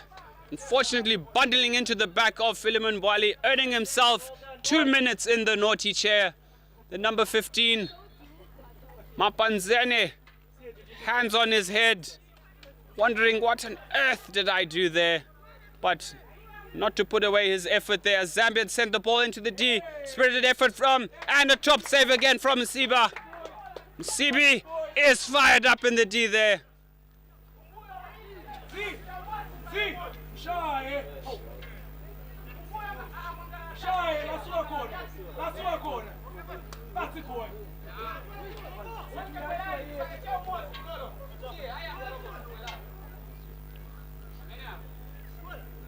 I'd like to see an overload by Eswatini. Maybe leave one player in the D and push up most of their players to create some chances for themselves here as they buckle under pressure from the Zambians. Zambians not too accurate at the moment through Andrew Ngulube. A one-timed effort there as we see Frederick Kaluba come off for the Zambians for a well-deserved rest.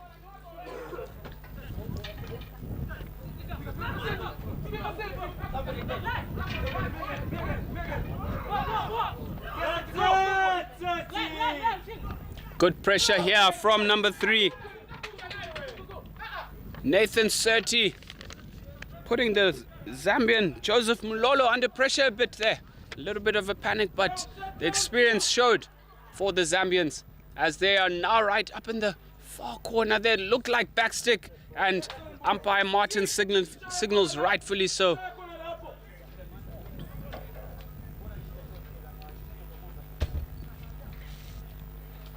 Free hit out here.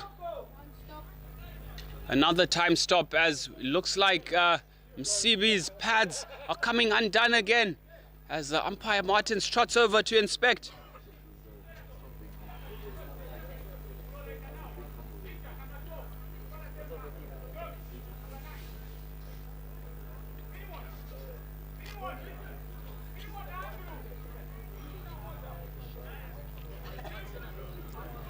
Coming up next in what should be a very intriguing match is Zimbabwe ladies taking on Namibia, as we see Namibia on the left-hand side of the field going through their paces and warm up.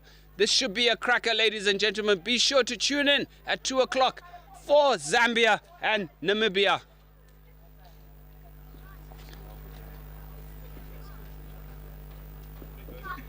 Zimbabwe and Namibia. Apologies.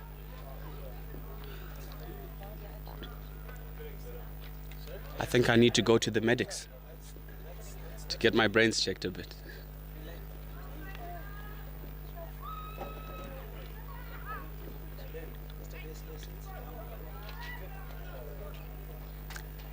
Umpire Mashoko exercising his duties really well, keeping the technical table well hydrated.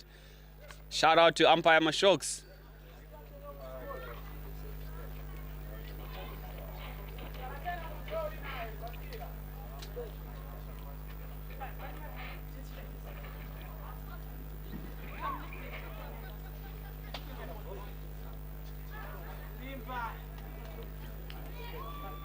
Another lengthy break here, a well-earned breather for the Eswatini players as their keeper Msibi gets his straps tightened by his captain. Abusing his captain a bit there, but it is what it is.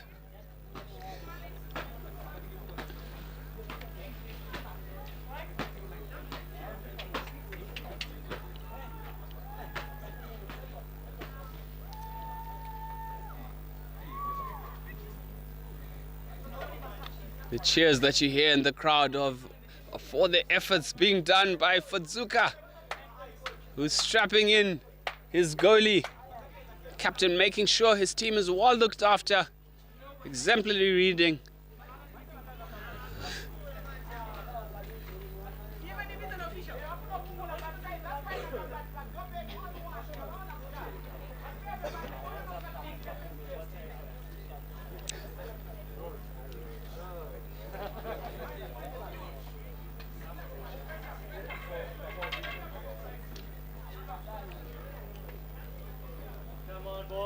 Finally, play can resume here in Harare. This last chaka. Zambia 10 goals to the good with 10 minutes to go in this fourth and final chaka. As Sia escapes the naughty chair.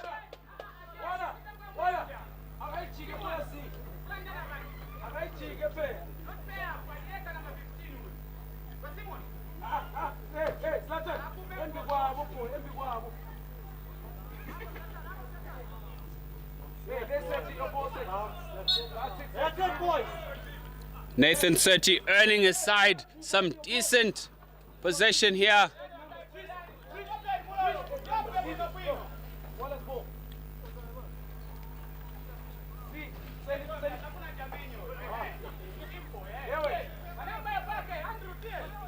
An attempted overload there, 2-on-1 with the keeper. Alfred Mpande pouncing on that through ball from Philemon Mwande from a quick turnover. Poor execution from Fadzuke, the captain, who tried to run through the sticks. However, Zambians picking him off. A quick fire counter attack. Seti Nathan giving some pressure. Philemon Mwande on the ball here. Some good play from Philemon Mwande here as he looks for space, distributing out onto the left.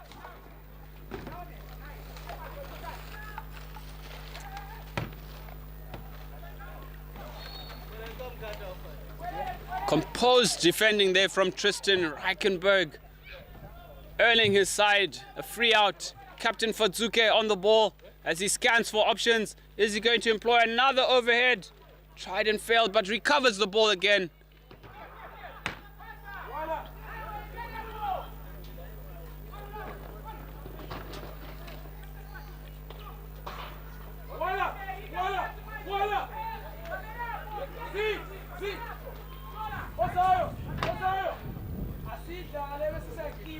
A wild swing there from Philemon Mwande, sending the ball miles wide.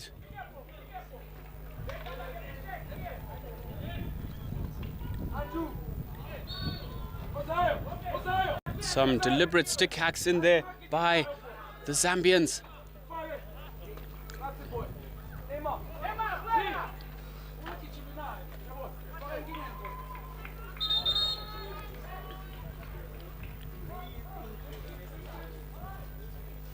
Free hit to Zambia. Simon Banda on the ball here to his captain.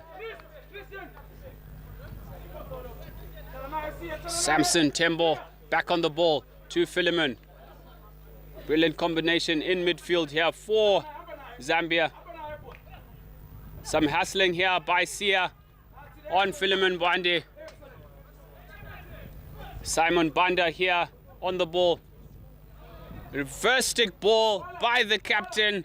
Samson Tembo, no look reverse ball going awry, but a good idea, but wrong execution.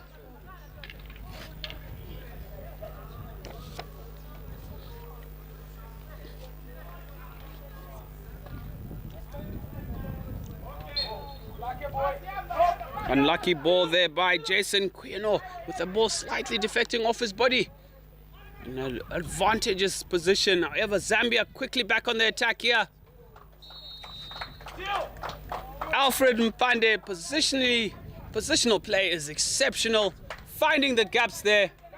Goalkeeper Msiba is down at the moment, looks injured. Goalkeeper does look to be down in a world of pain. Our medical supplies are somewhat being depleted in this match. Medics being required and singled on. 150-meter dash for the medics as they run to the rescue of Msibi, who might have slipped in that collision leading up to the goal from Alfred Mpande. We do hope that he is okay, exhibiting a very valiant effort today.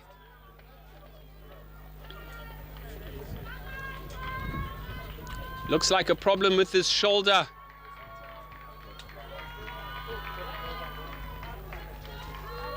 As the crowd holds its breath and the Eswatini ladies cheering on their goalkeeper in the hope that all will be well with him.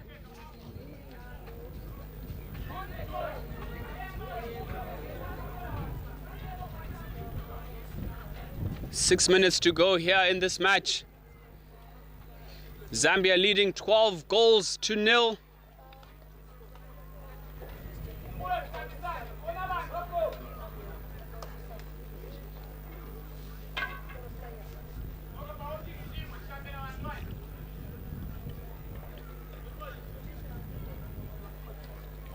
Looks like the Zambian keeper has called it a day as they're employing a kicking back to work out an overload, as he's had pretty much nothing to do all day. Looks dejected, burnt out by the sun, but not to give anything away from his team for putting in a very valiant effort up front, thwarting any attacks from the Eswatini men. A well-deserved break.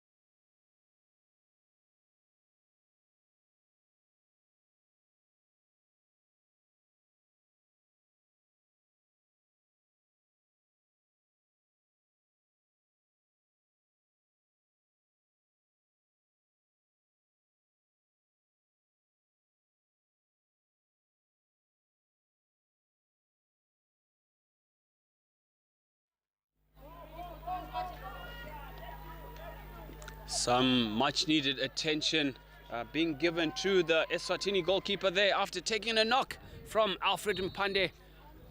A multiple goal scorer for Zambia.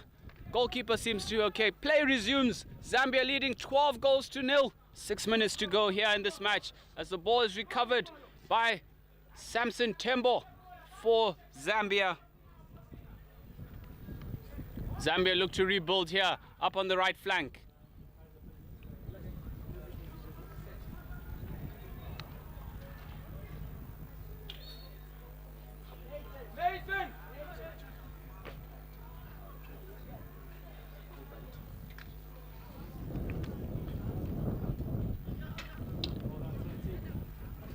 A brilliant through ball there from the Eswatinis. Samson Tembo, the captain for Zambia, on the ball with a brilliant through ball there to the lead runners. Zambia looking to penetrate the circle. Strong defense from Eswatini there.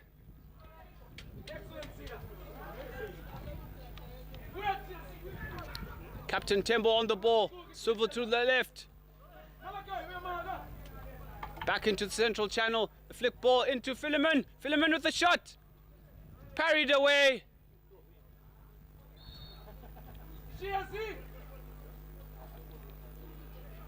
Brilliant save by Msiba, who's quickly recovered from that blow earlier on.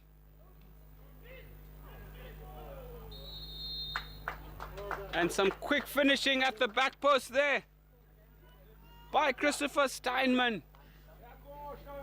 Gives Zambia a 13-goal lead against Eswatini here.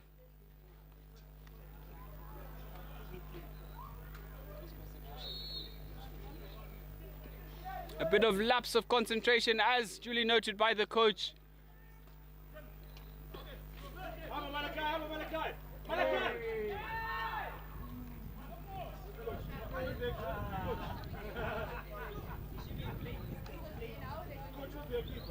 Philemon Wali here on the ball for Zambia with the counter-attack. Tristan dispossessed for Eswatini. Sia hounding the midfielders of Zambia at the moment in an effort as Zambia look to swing and score through George Jere on the far post there. Lapse of concentration as the defenders are caught napping once again.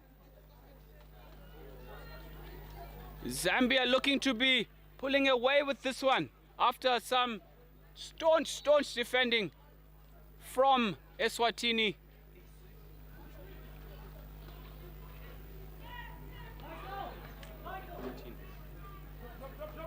The score now 13-0 to 14-0 to Zambia.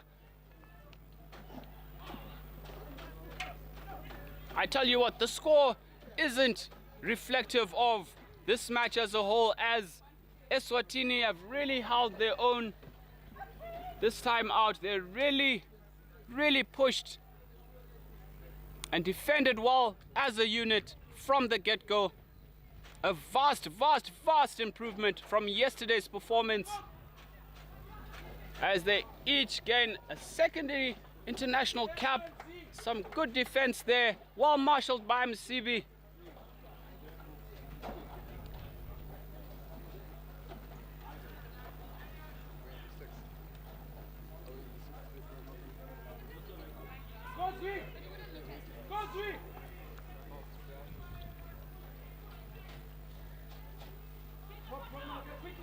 Samson Tembo on the ball for Zambia here as he looked to distribute the ball long to Philemon Wali. Brilliant stick work from Wali as he approaches the D. Brilliant. Picks out Alfred Mpande with the shot, resulting in a foot from Eswatini. Brilliant transition of play there. Samson Tembo, the captain, picking out the playmaker, Ginger Ninja, Philemon Wali, who canters into the midfield, approaching the D-line, slips the ball 3D fashion to Alfred Mpande with the shot, resulting in a short corner. Can Mpande add to his impressive goal tally in this tournament? Slip back to Mpande. Mpande with the flick, and another goal for Alfred Mpande. I tell you what, the stats will be interesting as Alfred Mpande has scored a number of goals between yesterday and today. He increases his tally.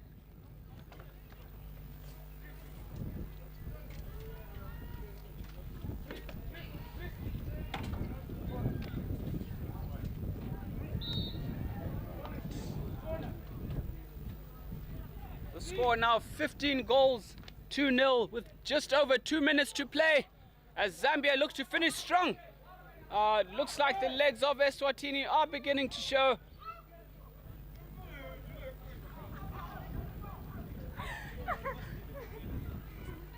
A shot from Zambian Christopher Steinemann, rifling the ball into the top left corner, whizzing past the keeper.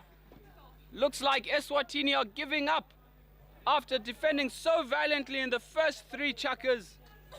Goals are now raining in at the moment.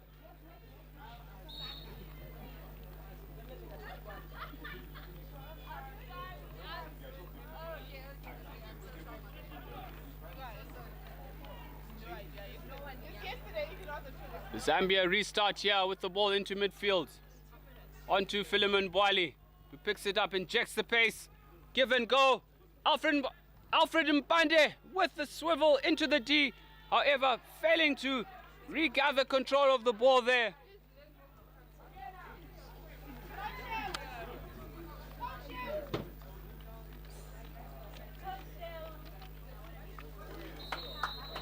Another goal for Zambia. 16 goals it is now. Philemon Wali with the goal. Eswatini Chargers looking to be giving up after defending so well. Maybe a comment from the bench. can help me understand what's going on. Mr. Soti.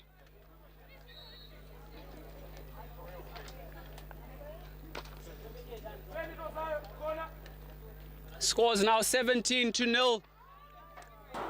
Can Eswatini give me something to cheer about with a final minute goal as we count down to the end of this second match of the day between Zambia and Eswatini? As the ball is sent through, the player didn't look to be 5. Deliberate breakdown of play there by Andrew Ngulube. Z sends in the ball, deflected.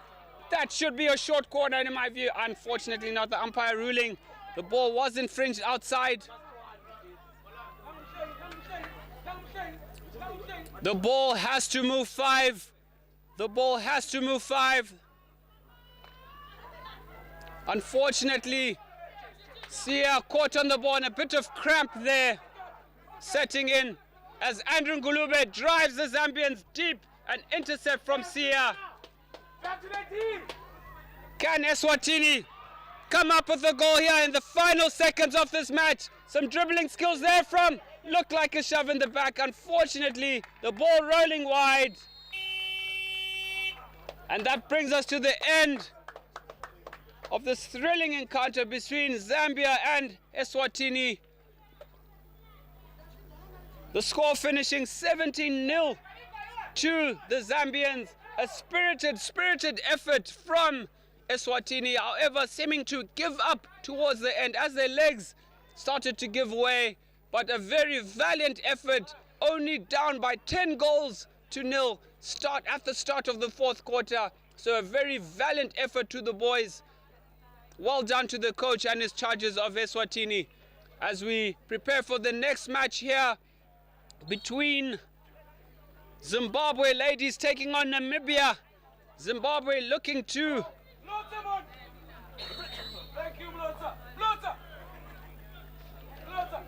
I should have thought that time had been blown already.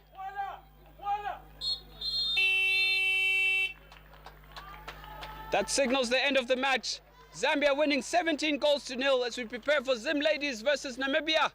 Join us after this break.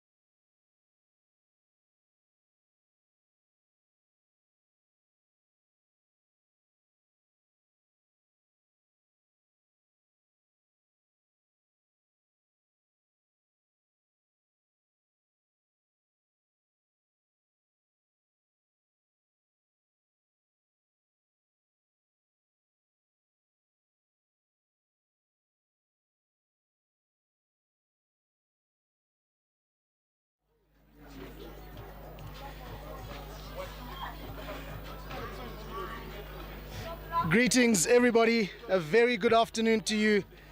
What a beautiful day it is again here out in Harare, Zimbabwe.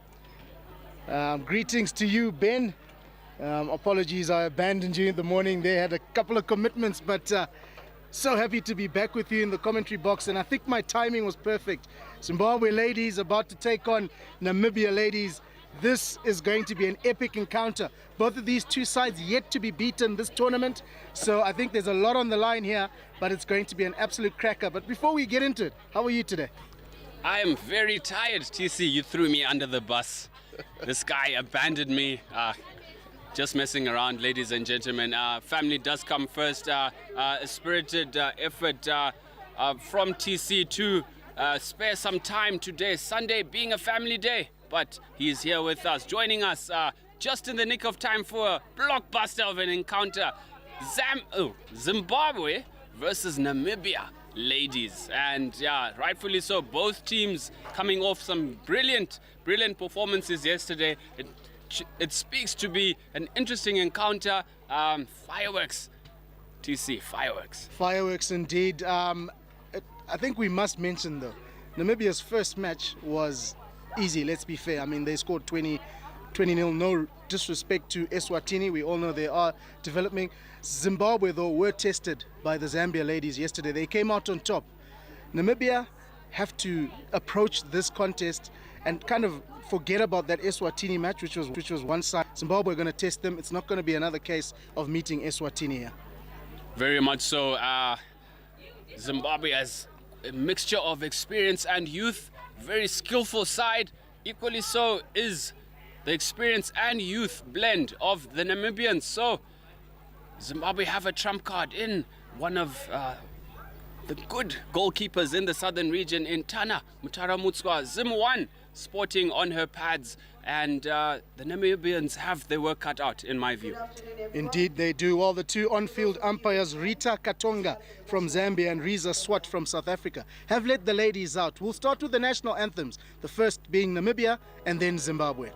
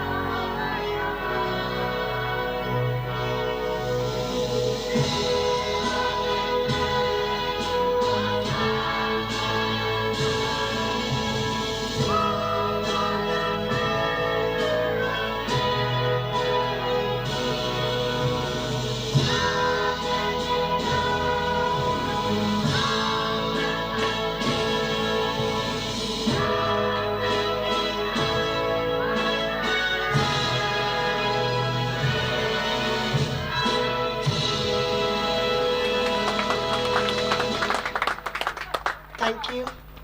For those of you who can please remain standing for the national anthem of Zimbabwe.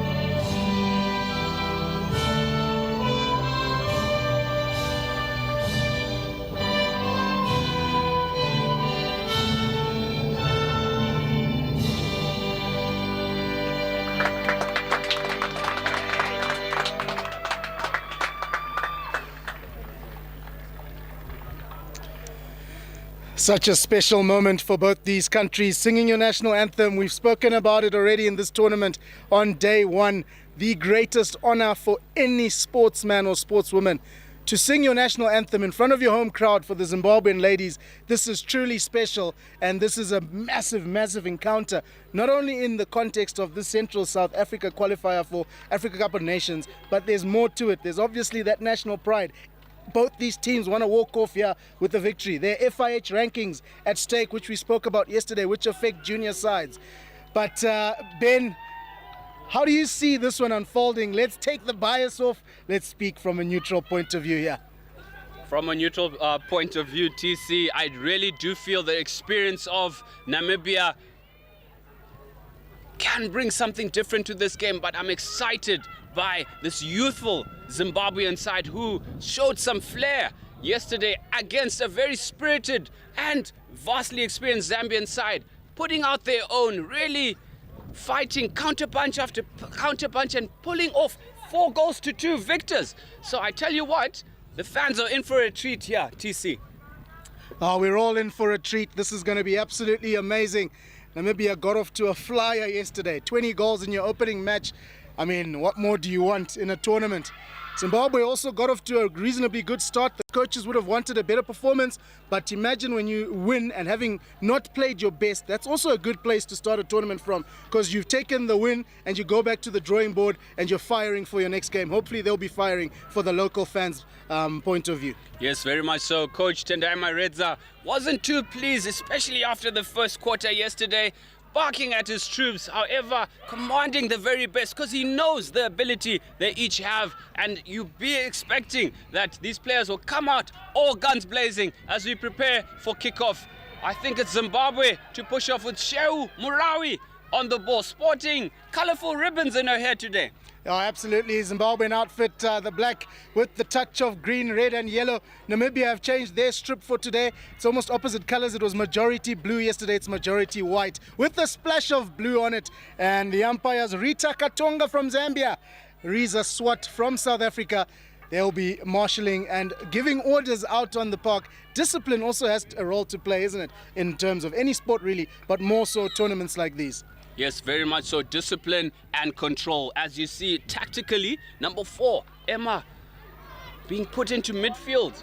A surprise for me, but not quite so, as she really holds that midfield, calls it her own, and the stalwart somewhat, number 13, Tino Tiwaz Elijah, being shifted out onto the left flank, where the coaches have identified the Namibia attack to be down the right-hand side, therefore putting your strongest players on that left link for Zimbabwe. Absolutely well said there, Ben, and good observations from you. Zimbabwe turned over possession in very dangerous territory, and you spoke about her. She's on the ball now, unfortunately can't trap it. But let's chat a bit about yesterday's performances from both these ladies' side. Namibia scoring 20, they'll be brimming with confidence, no doubt. I mean, but their defenses were not tested at all. Zimbabwe will test, and we've seen that already with that early break. Zimbabwe, on the other hand, were tested. It was a tough encounter. Do you not think Zimbabwe are in a better position in terms of match readiness today? I really agree with that point, TC, because of the fact that the Namibian defenders didn't have much to do yesterday. They will be tested by the speed and skill of the Zimbabwean attack. Look out for number 14, Trish. She's one to watch and not to leave unmarked. Sheu Murawi in the D with some very effective touches. Namibia will be tested. Namibia will be tested, and I guess where Namibia will rest their strengths are on those experienced players, those caps that they have in the squad, whereas Zimbabwe, fairly young side. We see now Namibia trying to penetrate the circle. Good defense from Zimbabwe's experienced player, Iman Johnson. She manages to keep them out for a bit. Namibia inside the last third, so they'll be pressing for more circle penetrations. But again, Ben, we see fantastic defensive effort from Emma Riley, but the outlet just letting them down. Yes, the outlet there need to be a little bit more cognizant to try and work together as a unit. Attack as a team, defend as a team. You make life easier as a unit. Well, absolutely. In the sporting world, they do say there is no substitute for experience. Well, we will see that today. This Namibian side, a lot more experienced than the Zimbabwean side, but there is so much value in youthful exuberance. In, you know, you come in with a carefree attitude. There's another circle entry. Good stick there from Tinodiwanashe Elijah. The shot was on there, but that's great awareness to stop that. Yes, the Namibians employing a very high court press here, trying to jam Zimbabwe within their own half. However, Zimbabwe standing their own, utilizing the ball as it's distributed out to Iman Johnson out on the left back, number 12. Brilliant 3D skills. Unfortunately, Nyasha Nyakuze missing the ball slightly. Turnover to Namibia as they look to build up again, spreading the ball out onto the left-hand side. Well, already you can see the difference from yesterday. Namibia had already got off the mark in terms of scoring at this stage in their first game yesterday. Already you can see the difference. They haven't been on the attack as they were yesterday. They're doing a lot more defending. I tell you what, Zimbabwe are no pushover, and they're here to play on their home patch, in front of their home crowd. Parents, friends, family looking on. They're here for a fight. They are. I'm sure it's going to be blow for blow. We spoke about that contest yesterday, Drickus and Adesanya. We won't delve into that too much, but I did tell you, I mean, he tapped out. Anyway, Zimbabwe back on the attack now. I can't believe I woke up to that result as I overslept. But disappointing result for the last style bender there. But the South African warrior ruled, I guess. And as we see, Tinodiwa Elijah turning over the ball to Nyasha Nyakuze. Circle penetration for Zimbabwe. Amber Tozana there, unfortunately unable to control the ball. You might say this game will come down to rude chances or converting those created chances, TC. Yeah, and I'll reiterate my point from earlier. Being match ready, that match fitness, that match readiness, you won't achieve it in a one-sided game. And we can see why Zimbabwe have started this game so well. They were tested a lot more than Namibia were yesterday. But you would expect Namibia, with the experience that they possess, they will settle into this game, they will regroup, and soon I'm sure we'll see them attacking more. Yes, as we see the experience of number 10, Mila Milani, coming on for Namibia, as Namibia looks to penetrate again with an errant pass there through from Kyla Landsberg. As Zimbabwe look to shift the ball across through captain onto Rumbizai Zumuto. Charges up the line. Quite interesting here. I don't know if our viewers can hear. The Zimbabwe women's coach Tendai Maredza, his instructions are very simple and clear. Relax, ladies. Use the width. That is exactly what I feel Zimbabwe need to do, just to push these Namibian ladies the extra mile, which they never did yesterday. Very much so. Excellent use of the width, shifting the much more bigger Namibian squad. Zimbabwe taking advantage of the full width, shifting the Namibian defense, opening up those pockets, as we've just seen a good interchange there from Emma Riley. Unfortunately, the pass just in front of Iman Johnson in that point, but excellent display of youth, of width in that last passage of play. Well, the two umpires, Rita and Riza, I think it's the first time we've had the same initial on field, so can we call them the double R's? Riza squared, TC, Riza squared. All right, double R's or Riza squared. So far, so good for the two on-field umpires. Captain Farirai Nengare plays it out to the right. And this is a good drive from Diwaz. And so far, I think it's fairly even, but I think Zimbabwe at this stage in the first quarter, they've got the slight upper hand. Yes, Zimbabwe trying to do with Diwaz with it. Brilliant individual effort, driving the ball into the D, swivel, unfortunately failing to find the foot there, but a brilliant effort in the circle penetration.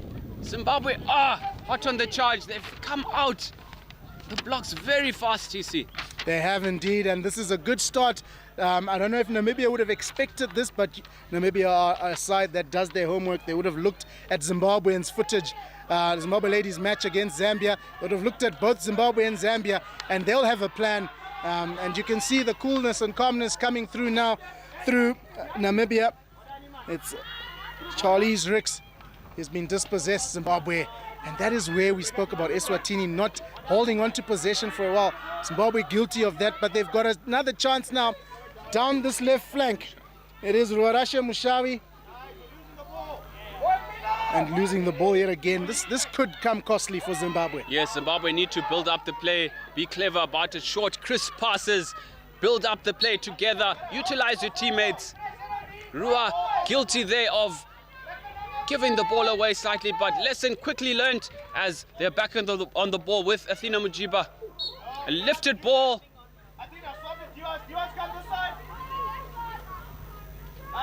Coach Tendai Maredza asking Athena and Diwas to switch sides.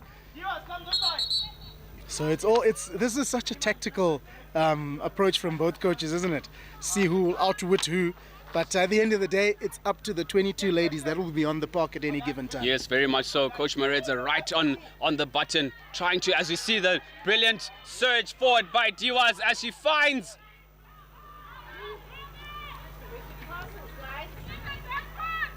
Zimbabwe forward a little bit isolated there after that pass from Diwas. We'll try and get that number. Unfortunately, ball through the legs there.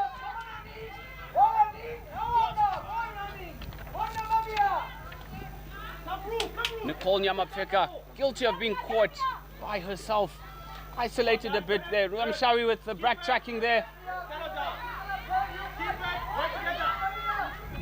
Faro Matambo on the ball for Zimbabwe there. Unfortunately,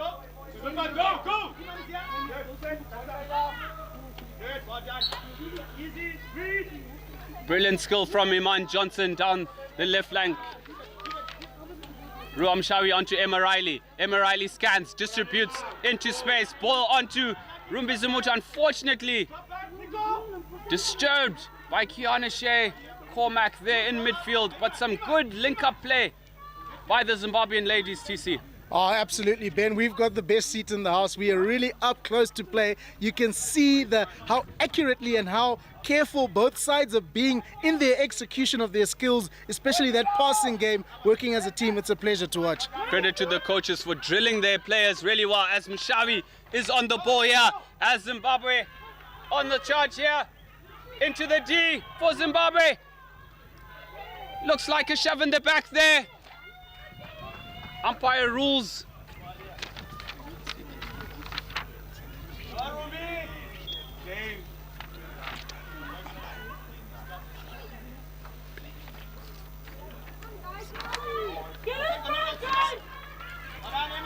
Emma Riley with the intercept for Zimbabwe. Sends it into the D there for Zimbabwe. Well, the Zimbabwean fans and the Zimbabwe technical area calling for a penalty corner there. Fortunately, R-squared communication, Riza and Rita, they call it Namibian hit out. So Namibia still yet to fully settle in this match, you feel, Ben. Zimbabwe have had their fair share of possession here as they continue to press forward. They need to continue in this vein, Zimbabwe, if they're going to get the opener in this match. Yes, very much so. The youthfulness of Zim showing at the moment with that added little bit extra energy at the moment.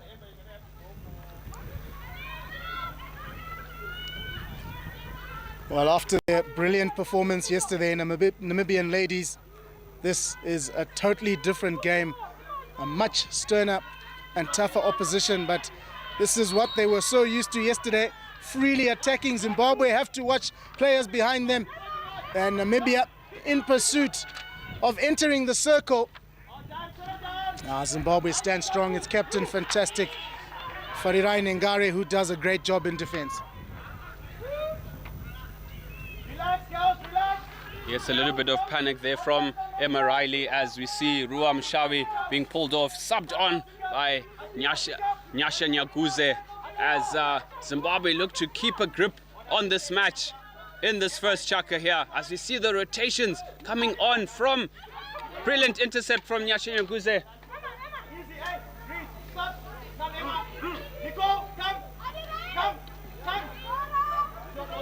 Namibians subbing on numerous players at the moment as they seem to be getting tired out by the strong running of the Zimbabweans at the moment.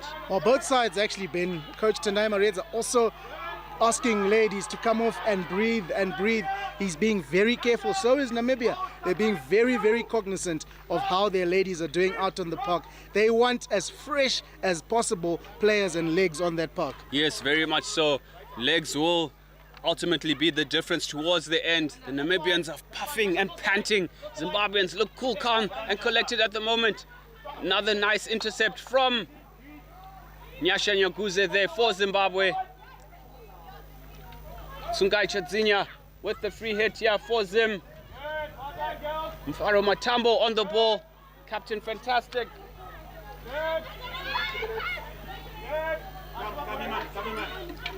Iman Johnson strong on the ball here. Pushes it through to Shehu Murawi. Nyasha Nyaguze on the ball. Looks to maintain possession. Some clever play by Zimbabwe, playing it back. A poor pass from Mfaro Ashe Matambo there. Ball speed and accuracy is critical. Absolutely, Zimbabwe very, very lucky to get away with that interception, but the danger's not done. Namibia have settled into this game well, but it's just turnover again. Diwa sends it forward. That's a lovely pass to find Trish Mukumba. Mukumba with a brilliant shimmy in and out, finding Iman Johnson, sending the ball into the D. Unfortunately, a no-look pass goes awry, but some brilliant build-up play by Trish, number 14 of Zimbabwe. One to look out for in this match, TC. Certainly, she's been very impressive throughout this tournament. Yesterday against the Zambian ladies, she really stood out for me. Her hard work, her grit, her determination came out evidently in her play. Very much so. She's quite poised in her play, but deceptively fast, I tell you, as Namibians look to counter-attack here, but some calls going awry. Zimbabwe guilty of ball watching a bit there, TC, and the Namibians almost in behind for a crack at goal. Well, fortunately for the Zimbabwean defense, that ball rolling a little too far away of reach for the Zambian Anri else, who was didn't fancy her chances to cut that stop it from going out. So Zimbabwe can outlet now, and the pass goes sideline ball. That should be taken by Sanel Ludwig. And can you believe it? We've come to the end of the first quarter. It's been end-to-end, fairly even. Zimbabwe settled into the game a lot quicker than Namibia. Namibia working their way back into it. But after the first quarter, your quick observations before we take a break, Ben. Even Stevens, TC, even Stevens. Although Zimbabwe with the slight upper hand, with the extra legs, with the faster players on the pitch, failing to take advantage of it in the last third. Those passes going a little bit awry, but should they pick up that final pass, I tell you, Zimbabwe should create some chances on goal for themselves. Well, first quarter done. Stay tuned. Second quarter coming up shortly.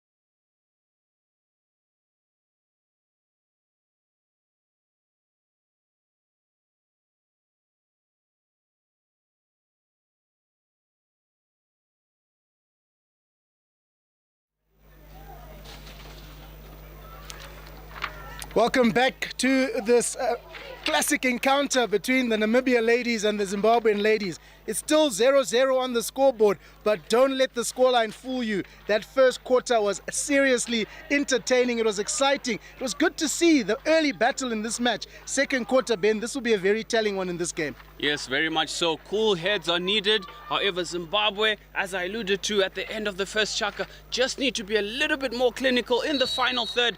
Find that final accurate pass. Tell you what, they will have shots on target coming through. So Zimbabwe ought to do in front of their home strip as the Zimbabwe men cheer the ladies on at the moment.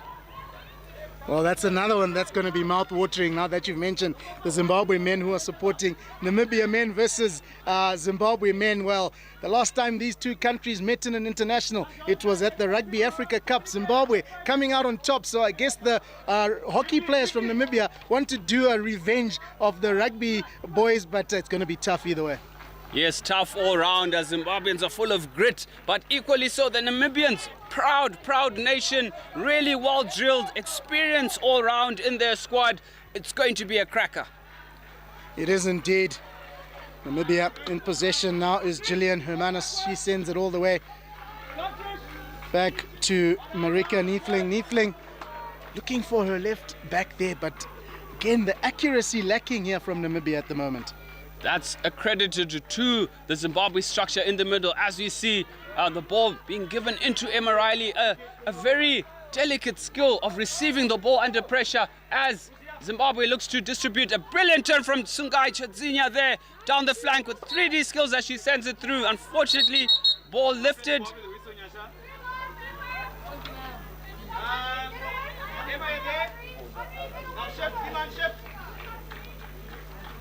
Neethling on here on the board. Brilliant tackle in midfield by Diwaz.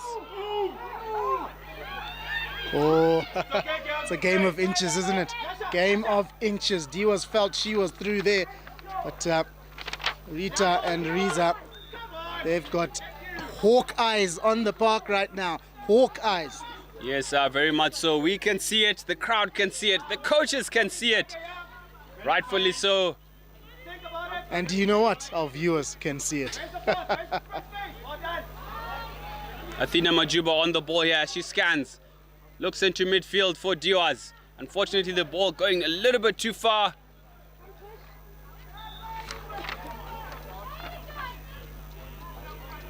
Trish Mukumba on the ball there as captain. Sends it through to Trish.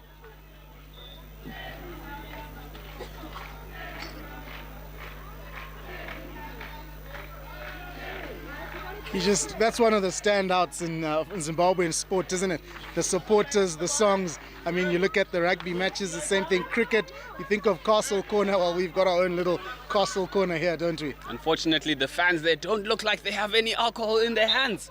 Be sure to get some refreshments in the St. John's Bar and Scotch Cart, etc. Get yourself a refreshments if you're listening in from the crowd there. Well, let's just chat about this scoreline, 0-0 at the moment. Honestly speaking, there haven't been any clear-cut opportunities at goal yet. Looking like it's shaping up to be a very low-scoring contest, this. Yes, so far, even Stevens, as you've noticed, but I do tell you what, it's going to boil down to one chance. One chance, and whoever that chance falls to has to be poised enough as to concentrate all the time as Amber Tozana attempts. As we get Trish Mukumba with Tozana on the ball here. Tozana, a deliberate kind of foot there from Neethling. Umpires not picking up some calls per se to the oohs and ahs of the crowd and the bench here, TC. Yeah, oohs and ahs, but you know what, we said it yesterday, nothing you can do about the umpires' decisions. The whistle is final. It's now come to the left now for Zimbabwe. Rumbidzai Zimuto sends it to her captain, Farirai Nengare, and in search of Trish Mukumba. Trish Mukumba gets into the D. Banana run, sends the ball across. Zimbabwe have a chance here.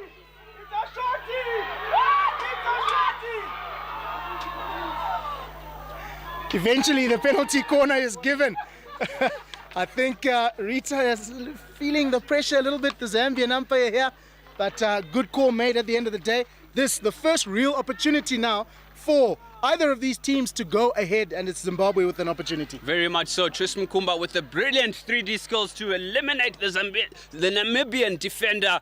Banana run, slips the ball across to the P spot, intercepted by the keeper. However, she fell on top of the ball. Therefore,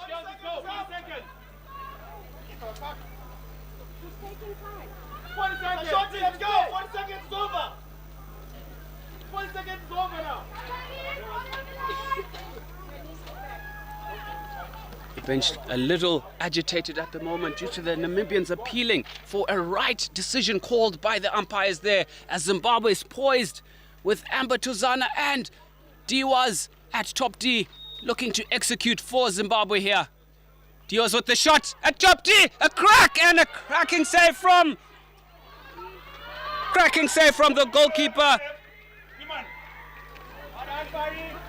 Petros Schofberg. In goals for Namibia.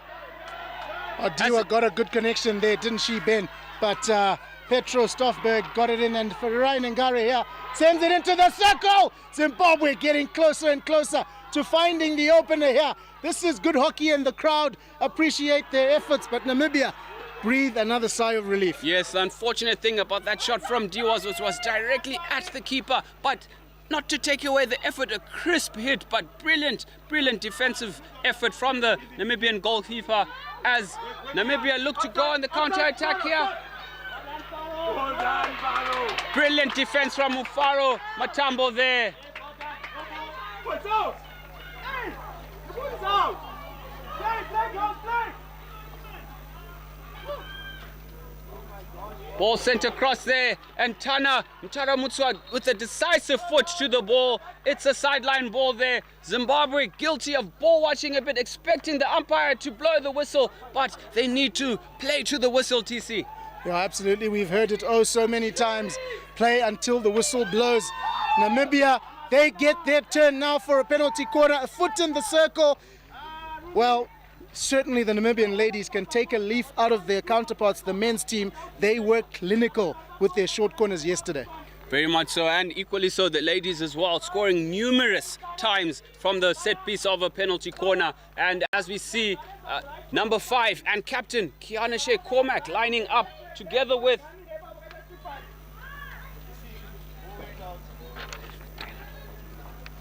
Mila Malan on the right-hand castle, but I should think it's going to the captain, number 5, Kiana Cormack on the left-hand side. Namibia to inject. Well, here we go. First attempt by Namibia.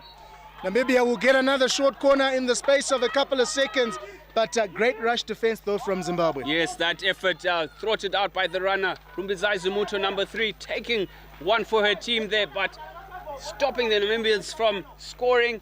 Another injection, another opportunity for Namibia. Cormack on the ball again with this flick. Decisive flick again. And it's a P flick. Because the umpire signals that the ball has come off the arm of the Zimbabwean defender.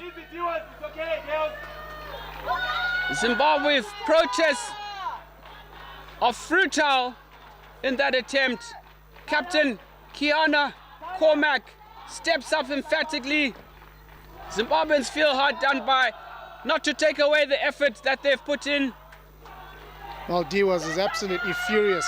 Not sure if she's furious with herself or with the umpire, but I feel fair call there, Ben. The keeper was well beaten. It was a tap in and Diwaz got in the way. Yes, and that diving effort as Cormack goes in. A clever flick of the ball, rolling the ball off the ground. Mtara Mutswa had no chance there. Cormack and captain of Namibia not buckling under pressure, giving a side a much needed 1-0 lead. Can Zimbabwe give us a response? Well, Zimbabwe will feel a little bit robbed there, but they have to pick themselves up here. They have to continue playing. They've been playing good hockey, and that should not stop them from continuing in that vein. Very much so, TC. This is where the maturity of the squad is on display, and you'd expect Zimbabwe having numerous experienced players in the likes of Zumuto and captain Fari Nengare and Diwaz herself. And Iman. They should be able to pick themselves up, no wonder, and be able to conjure up something for themselves in an effort to bring themselves levels again.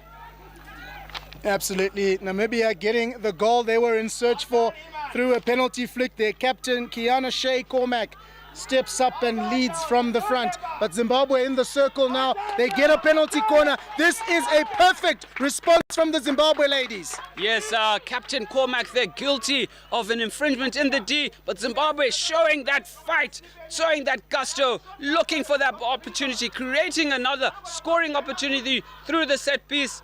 Can Zimbabwe conjure up something special here in front of their home fans?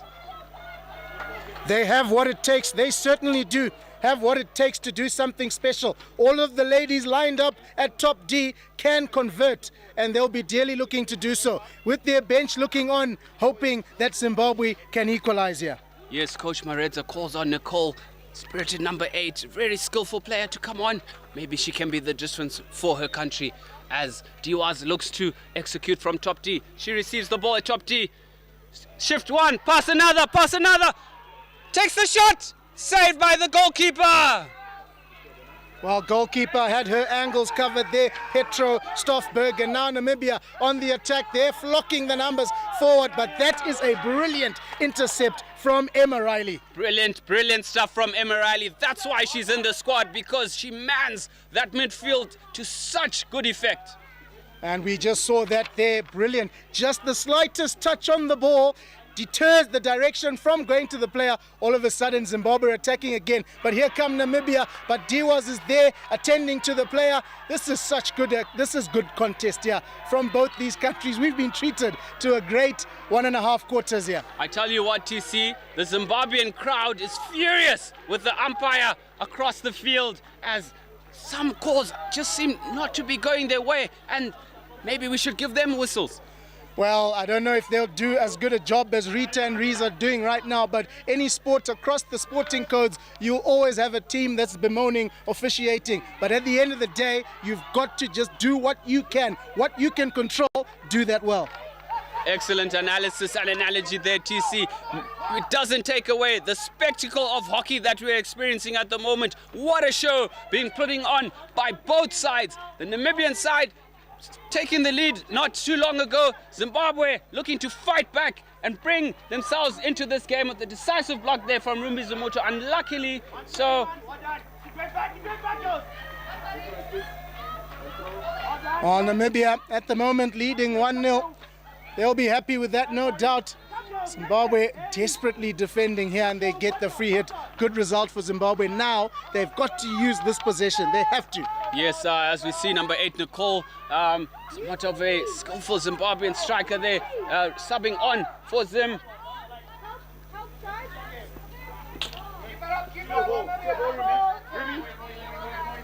Zimbabwe looking to take some territory in this match as they build up towards this play here in an effort to equalize, as they have it all to do in this second chukka. We did speak a little bit about this in the first quarter, low scoring contest. We are now deep into the second quarter. Namibia lead 1-0. It's a game of seriously close, fine margins here. One word, TC, character. Character. Absolutely, it needs to come out. It needs to come out more so from the Zimbabweans who are trailing at the moment. Yes, very much so. As we see Ufaro Matambo on the ball here with the brilliant switch ball. On to Diwaz. Coaches and players holding their breath a bit there. Emma Riley on the ball here. Brilliantly picked off there. Bartlett, the Namibia number 9. Charging up the line there. Yep, Namibia still in possession. Tempting that circle entry. That's such good defense here from Zimbabwe. Yes. Rumbi Zumuto really standing strong in defense for the Zimbabwean ladies team. Yes, very much so. Defenders giving it their all, tracking back, covering those angles, marshalling their attackers. As we see Zimbabwe shift the ball with an errant ball there from Rumbi Zumuto. However, Captain Farin Ngara trying to shift the ball there. Zimbabwe looking a little bit tired at the moment.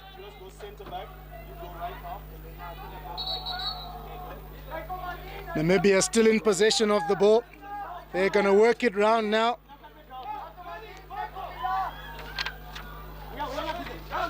Yes, Mila Milan on the ball here for Namibia. As Rumbi Zumuta and Tsungacha Zinya in a double-edged defensive effort there.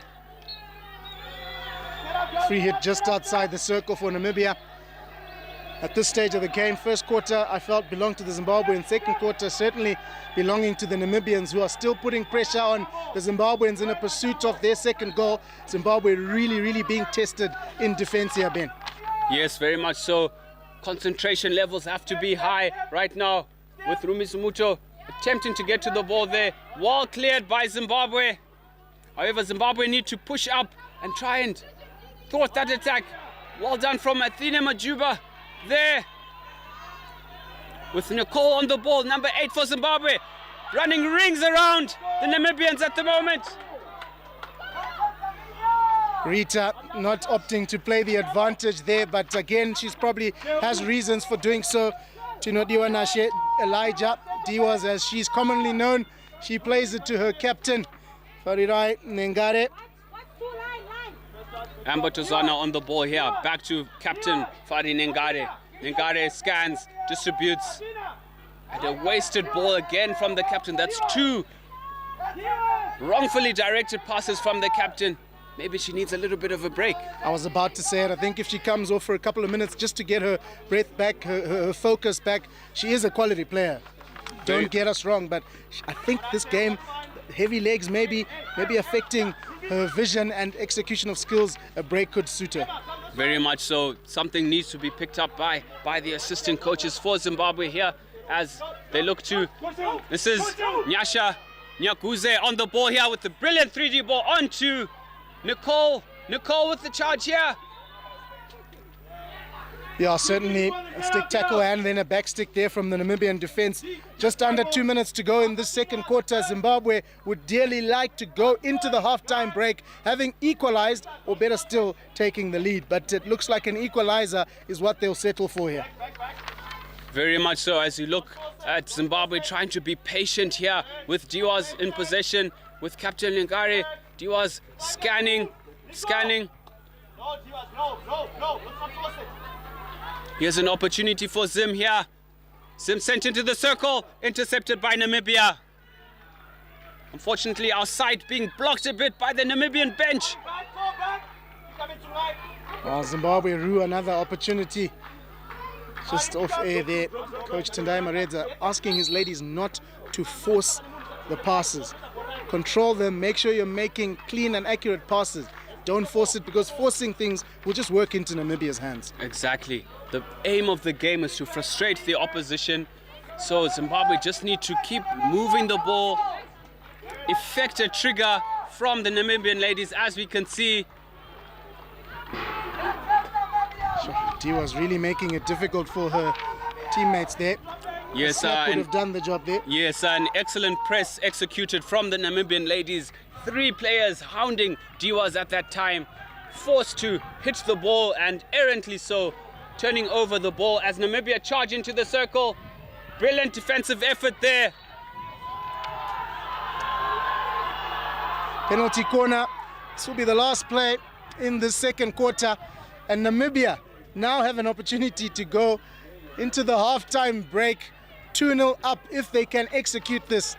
Very unfortunate for Zimbabwe, but Namibia definitely with the momentum, and they have been clinical in doing so. Zimbabwe had their chances in the first quarter, so did Namibia, to be fair, but I genuinely felt Zimbabwe came into that first break slightly the happier team, but now tables have turned. Yes, very much so, TC. I feel Zimbabwe need to keep the level heads, play hockey, avoid yapping to the umpires. Umpires rule at the end of the day, as Kiana Shea lines up for Namibia in this attempt for another drag flick coming through.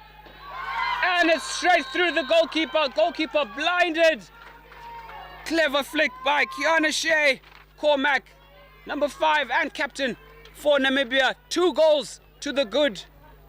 Yeah, seconds to go now, and Namibia have capitalized on that penalty corner they have. It's 2-0 up. As we draw towards the end of this second quarter, it will be a much-needed halftime chat for the Zimbabwe national ladies team. Tendai Maredza and his technical team will be marching the girls on. We've come to the halftime break, but your thoughts on that performance from Namibia in the second quarter? I think Namibia really turned on the screw there. As we had alluded to, chances created must result into chances scored, and Namibia taking advantage of the two short corners that they did. Unfortunately, Zimbabwe did defend, then conceding a p-flick leading to the first goal, and then just before the halftime break, that short corner. However, Zimbabwe guilty of playing to the umpires, playing against the whistle per se, instead of concentrating. I implore them to keep their heads in the game, to concentrate, to play the good hockey that we all know and have become accustomed to over the weekend, and they have all to play for in the second half. Well, let's all take a break. We'll be back for the last two quarters in not so long.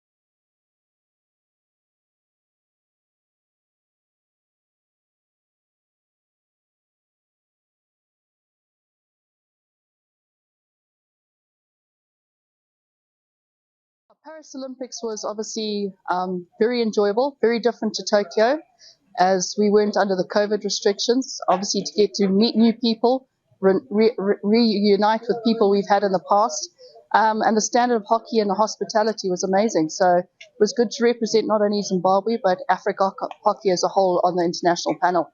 Obviously, as the Hockey Association of Zimbabwe, we're focusing on development and our junior age groups, with the picture of going forward the 4-5-year program going into our senior. So you'll notice with the ladies setup, there are 13 debutantes today out of 18 players. So that's the future, and it will also form part of the Junior World Cup setup as well.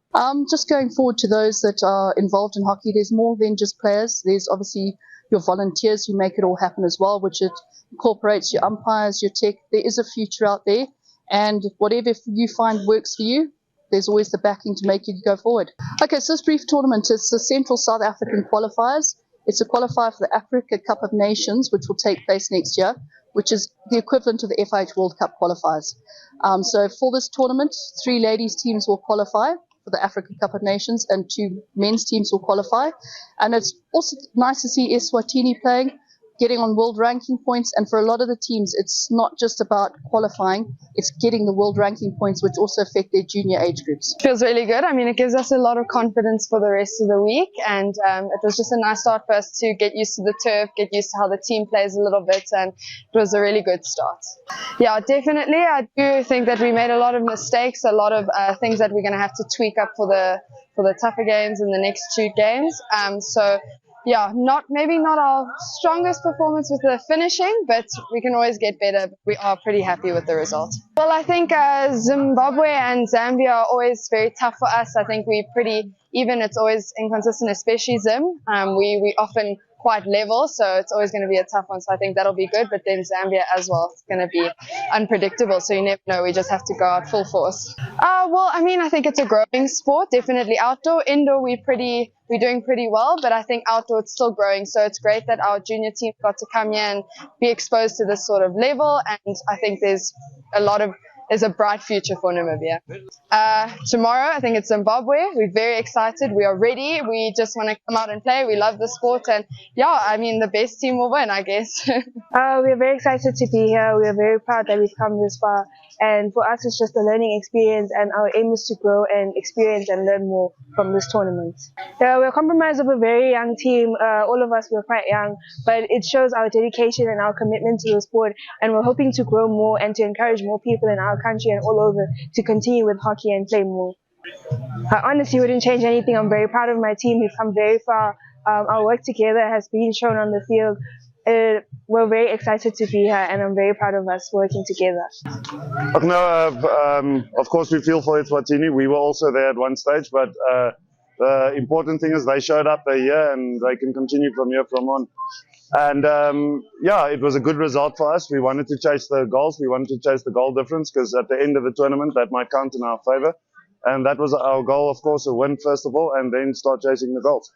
No, that's the thing. We're not a lot of people in our country. I think we're about 3 million, and I think about a total of only 800 hockey players in total, kids, seniors, everyone. But that's our next challenge.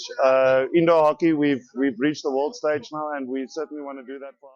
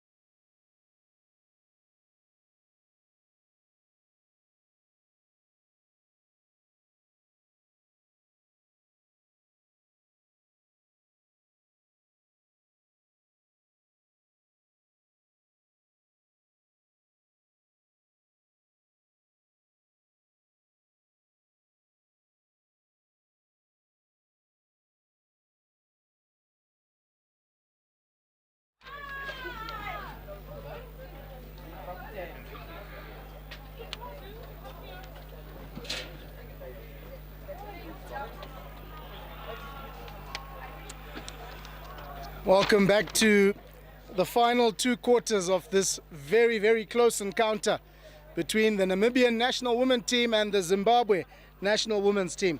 Ben, I can tell you one thing for sure. Neither of the coaches were happy at the halftime break. Yes, Namibia up 2-0, but their coach would have had a few words for them as well. Yes, very much so. I think Coach Cormac for Namibia there, very quiet but stern, talking to his ladies, trying to rile up his ladies as he wants them to assert more dominance. Yes, there are 2 goals ahead, but Zimbabwe are still well in it, and Zimbabwe have it all to do to exercise their superior ability and agility as well. And I tell you what, we're in for a thrilling finish to the second half of this match, TC. Yes, and it's looking a little bit tricky for Zimbabwe at this stage because they need to score 3 goals to get into the lead in this game.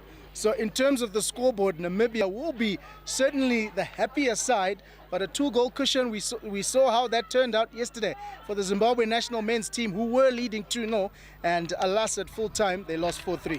Yes, you can't afford to be complacent as Namibia look to just throw the ball into the Zimbabwean half. But I tell you what, Zimbabwe is packed with numerous goal scorers around the field. Nyasha Nyaguze, Trish Makumbe there, and Nicole, as well as Rua Mushavi, all proven goal scorers and can be able to bring Zimbabwe back into the fold here, as we see clever interchange there from Nyasha and Diwaz as Zimbabwe look to press forward here.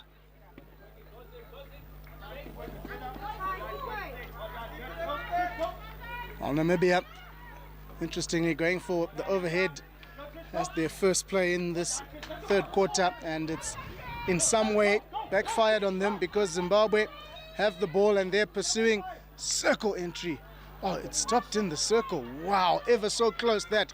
Namibia come away with it. Yes, Nyasha Nyaguze on the end of that ball. Unfortunately, a little bit too much effort there, failing to then control her body and then just falling over in the nick of time, and the Namibian defender clearing the ball away. But Zimbabwe with a clear chance there, and I should see Zimbabwe have come out guns blazing here, trying to effect a very high press on Namibia.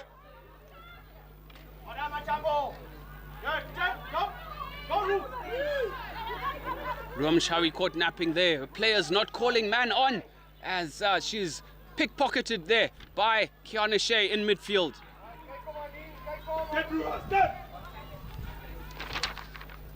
This quarter, Zimbabwe certainly have to try and get themselves on the scoreboard, Ben. They don't want to go into that final quarter needing 3 goals, which they do now. And certainly what they need to do is try their utmost best to stop Namibia from adding to these 2 goals that they Yes, very much rightfully pointed, TC, as Iman Johnson misses the ball under no pressure there, but Zimbabwe rightfully need to score next and prevent Namibia from scoring by all chances. Yeah, some good cover defense there from Zimbabwe. Namibia, though, still have the ball inside the final third, and they're opting just to play a switch ball here, just to stretch that Zimbabwean defense. And they've worked their way back into 25. Namibia in pursuit of their 3rd goal. They'll get 16-yard hit out. Looked like she was signaling for a long corner. Yes, she did signal for a long corner. Yes, very much so. Coach Tendai Maredza there asking his troops to rotate in the efforts to block out the Namibians there. Brilliant piece of defense there by Mfaro Matambo. Looks like it as Zimbabwe look to press out. I'd like to see them step up a bit to gain territory against this very experienced Netherlands side. Oh, so close. Nervy moments there for Namibian defender Maritha Niekling. Fortunately for Zimbabwe, Nyasha Nyaguze just couldn't get to that. Slight mistrap there from Namibia. A shot is taken now, and Namibia get their 3rd goal, which will deflate the Zimbabwean supporters, no doubt, who have gone very, very quiet in the stands. Namibia seem to be doing everything right at the moment. Yes, Namibia putting the sword somewhat to Zimbabwe. Zimbabwe are trying, however, just not clicking together at the moment, as possession will be very key right now in their efforts. Goal scorer for Namibia there was number 2, Adore Maya, with a clinical one-time finish, as we see Athena Majuba sub on for Nyasha Nyaguze. And that means Zimbabwe have to score 4 goals as it stands to win this game. But Namibia have come out strong, to be fair to them, in this 3rd quarter. And Zimbabwe just guilty of making, those little errors, especially with that possession in the first 2 quarters. Yes, very much so. Even though they might seem a little bit deflated, but I tell you what, I am very confident in this Zimbabwe side. I know they have the ability, and they just need to put in that little bit of extra effort and keep possession of the ball, starve the Namibians of possession, just as they did the Zambian outfit yesterday. Diwa's guilty of diving into the tackle there, being gobbled a bit by the Namibians to the oohs and ahs of the crowd, TC. Absolutely, and to go back to your earlier point, it's a really talented side, young, this Zimbabwean side, and to be competing at this level with the Namibian team so experienced, this is, credit to them. Yes, this game looks like it's a little bit difficult for them to come back into, but it's important for them to play until the final whistle. Very much so, very much so. This is a build of character building time for Zimbabwe as they search deep and dig deep for themselves and try and salvage something from this match. They might be down, but definitely not out, TC. Absolutely. Namibia now working it. Their back 3 doing a splendid job in switching play. still in possession as they enter the final third now, the Namibian ladies. It's good defense from Zimbabwe. Yes, good defending from Zimbabwe as they look to block out that left link channel. However,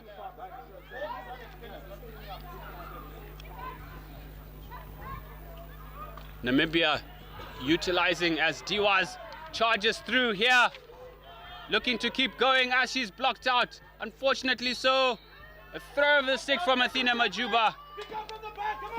Yeah, I think Tinudiwa Nashe Elijah guilty of putting a bit too much effort there. We all know the talent she possesses. Yes, trying to go at it alone there. Unfortunately, overrunning the ball a bit, but we all know what she can do in her ability in running the ball. Kudos for her for trying.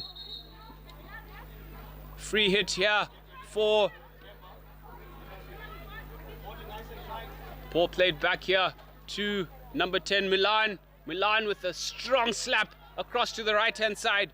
Namibia utilizing the full width of the field to their benefit at the moment. Zimbabwe don't seem to have an answer right now, TC. Yeah, they don't seem to. I think that third goal really has rattled them a little bit, and because they would have dearly loved to be the next team to score. I think that's what the halftime chat would have been. Do not concede another goal and instead let us score, but that hasn't been the case. And Namibia now boasts a 3-goal cushion in this third quarter. Zimbabwe with it all to do. Yes, Mufaro Matambo there onto captain Nengare through to Iman Johnson back to Nengare lose control there as it looks a little bit like a days ago. But I tell you what, TC, Zimbabweans are known for their grit, for not giving up.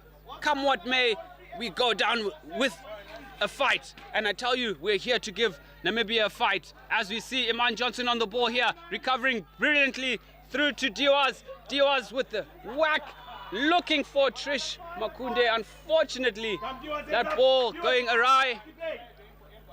And you can see Diwa's body language now, not looking the best. Shoulders have dropped, waving the stick around, but a goal here would certainly lift Zimbabwe's spirits. Diwa's into the circle, and she's been tackled well, she's recovered well, but she is really heated at the moment as Diwa's.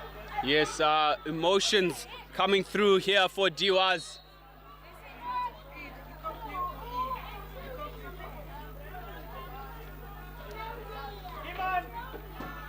It looks like a cut here to Hermanus of Namibia. Took a shot to the eyebrow, and the scars of battle, TC, as Neatling comes on to replace Hermanus with the first aid team looking to attend to the cut on Hermanus's eye. Health Point providing some ambulance techs, and I'll say they have a very shiny mobile hospital in the corner there, TC. Oh, they do indeed. In this contest we've seen sweat, we've seen blood. The only thing lacking now is tears, I guess. But Zimbabwe with it all to do. 3 goals they trail by to equalize, and Namibia now just no rush. They know they've possibly done enough in this game, but that won't stop them from attacking and looking for more goals. Very much so, as we see Rumbi Zumuto on the ball here with Emma Riley. Emma Riley with the through ball here. Here we have Trish Makunde with a clear shot on goal. Trish Makunde with a shot, and it goes wide. It was actually a save from Petro Stoffberg off the kicker. Great save from her. It's a long corner. That is an exceptional save, Ben. Wow. A brilliant counter-attack orchestrated by Rumbi Zumuto there. Through ball to Emma Riley, who then finds Trish on the run. Blinding shot, top save from Namibian goalkeeper. Zimbabwe hot on the charge. Can they pull up something here? Matambo back to Nengara. Nengara to Chadzinya. Chadzinya on the ball here. You got to feel Zimbabwe need to make the ball do the work at this stage, TC. Absolutely. Runya Chadzinya there. Bit guilty of holding on to the ball for too long, running out of options. When she first had the ball from her captain, there were opportunities up front. She decided to drive it up a bit too long.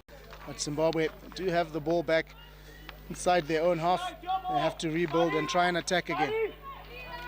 Yes, very much so, as Nicole looks to sub on for Zimbabwe to breathe some life into the attack here. Do Zimbabwe have an answer? The home crowd is somewhat quiet. The stands are filled up. The home side all to do here in this third chaka. Patience, patience, patience. Sustained pressure. Possession will be key as we see them utilize and move the ball left to right.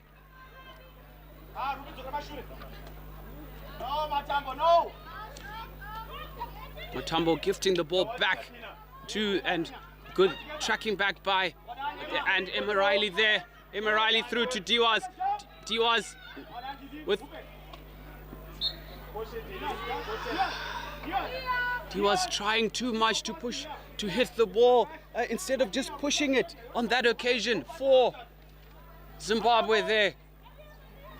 Guilty of putting in a little bit too much effort, as you noted earlier on, TC. Yeah, I actually heard the Zimbabwean coach just telling her just a simple slap pass, push pass will do. So I guess she's also a young, exceptional player she is. So she'll learn these as she continues to grow in the game. Zimbabwe continue to put pressure on Namibia, but the call is against them again. Namibia can outlet now and continue to work their way forward here. Yes, very much so. Diwaz, an experienced campaigner in her youth, TC, as she's been there, done that, been on numerous senior ladies hockey tours, as well as the Junior World Cup in Chile recently. So her experience in ghosting past players, as you can see, but she now needs to use the maturity in her game in order to turn things her way for her side. Absolutely. She's got all the qualities to be an absolutely outstanding hockey player. That needs to be nurtured well, but she's in good hands. Tendai Maredza and Kanyue, along with the rest of the technical team there, they will nurture her. And Zimbabwe, a good call here for them. It's gone the 5. They're looking to get circle penetration now, but obstruction is the call. So it's just not coming together in that final third for Zimbabwe at the moment. Yes, the options up front at the moment. We really do need some form of firepower up front as Zimbabwe looks to get themselves back into the game, but the attacking line looks a little bit flat, TC. It does look a little bit flat, but when you get a turnover in these kind of field positions, it's good. That's Nicole who sends it in. The reverse shot comes in, and it's a penalty corner. That's more like it from Zimbabwe. That stuff gets the crowd going again, doesn't it, Ben? Very much so. A brilliant roll of the body by Athena Majuba, creating the space for the tomahawk shot. Striking it, however, it hit the foot of the Namibian defender en route to goal, as the keeper of Namibia always complaining, TC. Yeah, always complaining there, but it's a penalty corner nonetheless. Just under 3 minutes to play in this third quarter. Yes, I'm very good friends with one goalkeeper, our national men's keeper, Brad Hewer, who's here in attendance. However, he doesn't seem to be complaining too much of the decisions as Zimbabwe braces for a short corner in an attempt to reduce the scoreline at the moment. Oh, nice to see Brad Hewer here watching. Incredible goalkeeper he is. Zimbabwe in the circle now. Got an opportunity. Chance for Zimbabwe here.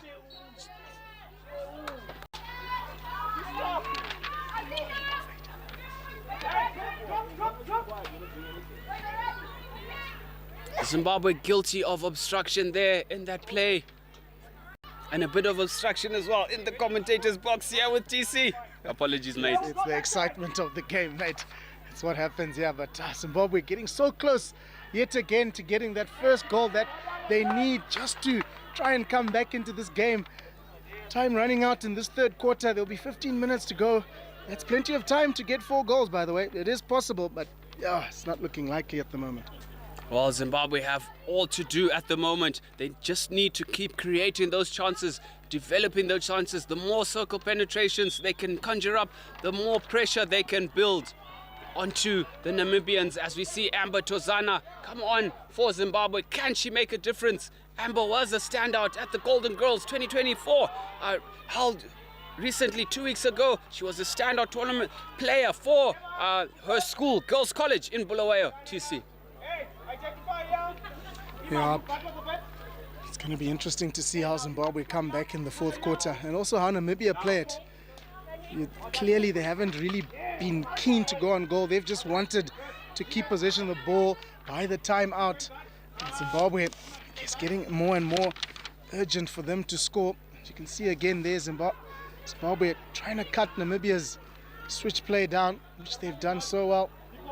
And that's a good interception there from Zimbabwe. And a good interception from Namibia. Yes, Captain Fantastic, Kiana Shea there, driving the Namibians forward with a brilliant through ball, intercepted by Tsungai Chadzinya, who almost rolls her ankle there, but she looks all right. And that crucial intercept there as we are drawing nearer to the end of the third chaka. Zimbabwe all to do at the moment.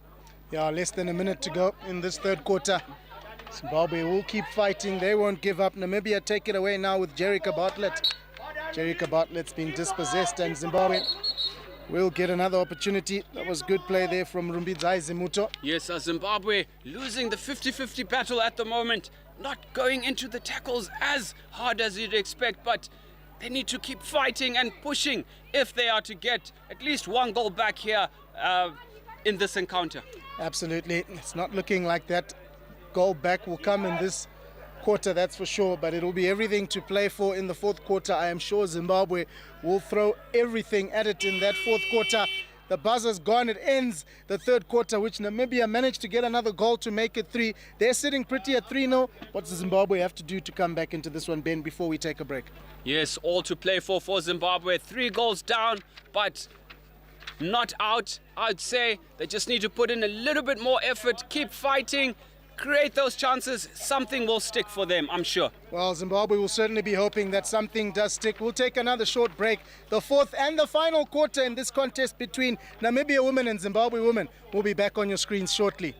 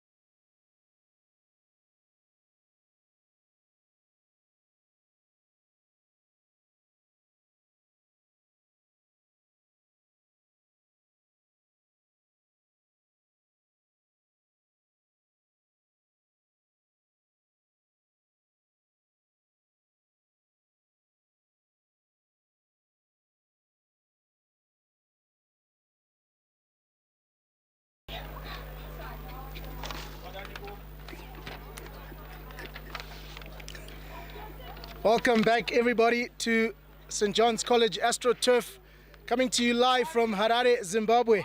It is the Central South Africa qualifier for the Africa Cup of Nations 2025.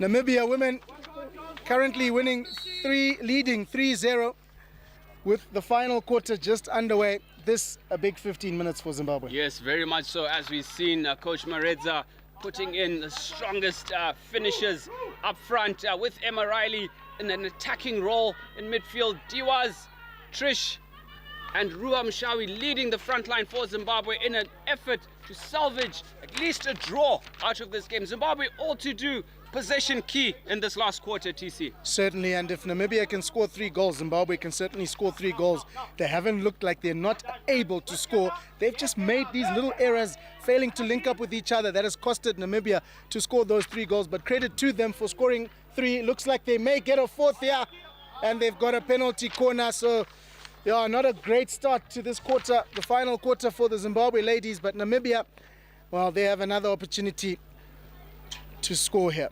Yes, Theodora Chinkombe there, guilty of block tackle, I should say. Questionable call, however, umpire rules and Namibia awarded another short corner. Zimbabwe not doing themselves any favors, as you've just said. Ooh, the crowd goes silent. It's very silent across the field, TC. Yeah, you could hear a needle drop. We're almost set for this penalty corner. For those of you sitting at home, I'd implore you, rush down to St. John's College to root for the Zimbabwe ladies as Namibia look to execute a short corner, and that ball goes awry. Looks like it came off the Zimbabwe defender for a long corner. The Zimbabwe ladies could use some support here. The crowd is very quiet, not doing their home side a favor at the moment, TC. Yeah, absolutely. And normally when your crowd is given up like that, it kind of rubs onto the players, doesn't it? But these are professionals. They know this is international hockey. They know they need to keep fighting here. There's goal difference also to factor in. They won't want Namibia to continue scoring here. So if anything, stop Namibia from scoring. Try your best to score goals of your own. Namibia in again here, trying to line up for a shot. That's good defense from Iman Johnson to dispossess Namibia momentarily though, because Namibia have it again and they're on the counter attack through Marika Neethling. Marika Neethling back to her. And it's well worked round again. On to Captain Kiana Shea. Kiana Shea with the dribble infield here. Dilly-dally, in and out, left and right. Good tackle from Emma Riley for Zimbabwe, thwarting that attack from the Namibian captain, earning the possession back for Zimbabwe there. Can Zimbabwe begin to build up some play as they haven't created much chances in this last quarter, TC? Yeah, indeed, but early days, they'll continue to try and pursue forward. That's very risky pass, but Emma Riley managing to get to the end of that one, and it's been dispossessed. Now here come Namibia looking for another goal, but great defense yet again. She's really been outstanding in defense, hasn't she? She's been really, really strong. Yes, looks like Rumbi Zimuto there with the decisive block tackle. Her experience showing as she has been around in the ladies setup for the last couple of years, and it's really standing out. But I'd like to see Zimbabwe play hockey in the right end of the field to create those chances. At the moment, they're playing hockey within their own half, TC. Absolutely, having to do more defending and outletting than actually attacking. But here they have another opportunity. That's a great pass to find Trish Mukumba, who's very, very dangerous if you give her the space to do so. Emma Riley is going to take this one quick. She finds Athena Mujiba. Mujiba beats one, and she's going to try and keep this in play, but she can't do so because Ludwig was there in the way. Zimbabwe getting close, but not close enough, buddy. Yes, we just need that extra little bit of effort, that little push, a little bit of gusto in the wings, TC, as you just have to keep on putting in that effort. Even though you've missed the ball, let's see that effort, that never say die attitude from the players on the park. Absolutely, and in true Zimbo style, a little bit of Zesa, a little bit of Magetsi there. Yeah, Wange is surely firing at the moment, and the turbines in Kariba are turning. Maybe somebody can plug in the Zim ladies at the moment so that we can see that little bit of a spark that we are so accustomed to seeing in yesterday's match at versus Zambia. And another wasted opportunity there from Zimbabwe. Into the circle it went, but no one to get to the end of that one. So even their positional play not being able to pick each other out here. But yeah, nonetheless, Zimbabwe will hold their heads high here. They will have another fixture on Tuesday. Obviously tomorrow being a rest day for the Central South Africa qualifier, but Tuesday, Wednesday, business end. Zimbabwe on the attack here. Mujiba and Tozana linking up quite nicely, but Namibia stand tall in defense. Good play by Ludwig yet again, but yeah, they just, it looks like they're just bossing it out there now, the Namibian ladies. Yes, Namibians with the possession and scoreboard to their advantage at the moment, and it's looking like they will run home with this one with a couple of minutes still left to play. But Zimbabwe all to do. 10 whole minutes for Zimbabwe.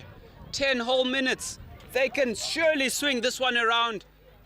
It's the willpower that I would like to see from our Zim lady girls, TC.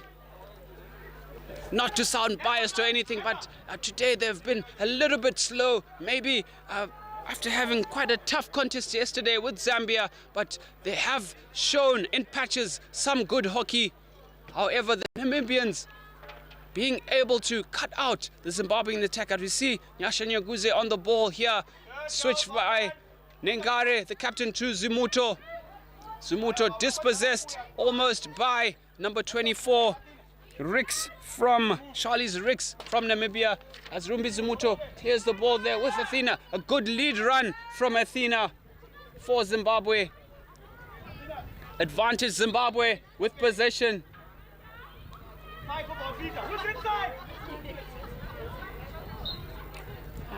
Well, Zimbabwe still with possession at the moment.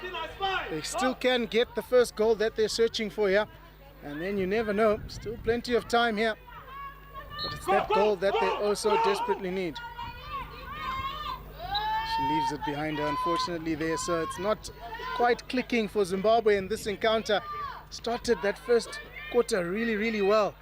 You know, I mentioned that I felt they were on the upper hand after that first quarter, but from the second quarter onwards, Namibia just worked their way back into it very nicely. Yes, very much so. But I tell you what,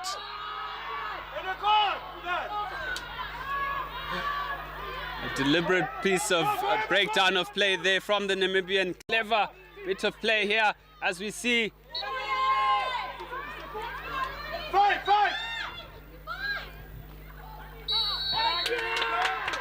Bartlett guilty of barging into Elijah there, illegally so, earning Zimbabwe a short corner, a much needed one. About 8 minutes to go. Zimbabwe can still pull through this one out the fire. TC. Well, they can if they convert this penalty corner. It's going to be very important for them to do so because they haven't had many opportunities in the third and fourth quarter, but this a brilliant opportunity. The coach Tendai Maredza will certainly be hoping that they can convert this one, which will get the crowd back to life and also just put some fresh energy into the Zimbabwe ladies. Yes, very much so. Emma Riley stacked at top D, anticipating the pull out there from, looks like Rumbi Zumuto. Ball is injected there. Emma Riley, errant stop, collected by Nyasha Nyaguze, who drives it back into the D, sends it across. Looks like a long corner. Long corner for Zimbabwe here.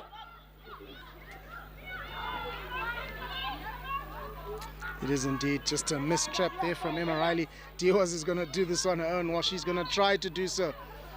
But unfortunately, the call is against her. Yes, the Namibian ladies a little bit bullish at the moment with Kiana Shea, the captain, versus captain there. Ningare getting the better of the two there with Tsungai Shidzinya being caught, napping on the ball. Turnover to Namibia, but unluckily for Namibia, with a good positional turnover there. However, Ningare and Shidzinya looking to build up the play again for Zimbabwe here.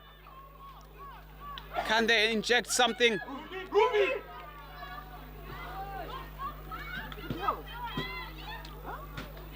This is good play though from Zimbabwe. Yes, good 1-2 playing there. Matambo, Trish on the ball here to Johnson. Johnson, pirouette. You can see the experience and the calmness in Iman Johnson, can't you, just to get that ball back. And Zimbabwe attempting to make a penetration, but oh dear, it's turnover. And the injured player, Hermanus, is back on the field with a bandaged head, but nice to see she's back. Yeah, sporting a very colourful band-aid there for her country after taking that whack on the head with the stick. But credit to her for a gutsy display as she trots out onto the field again for her country, as Kiana dictates play for Namibia here on the right-hand flank. The pass going errant. Zimbabwe somewhat stifled at the moment. Can they at least pull one back, TC? One for the crowd. Well, the crowd would dearly love that, wouldn't they? They do have what it takes to score, but this one they found it difficult, and credit, I guess, must be given to the Namibian ladies. They've played well. They worked their way into this game. We mentioned how yesterday's game wouldn't have really helped them much in terms of match readiness, but they've bounced back well.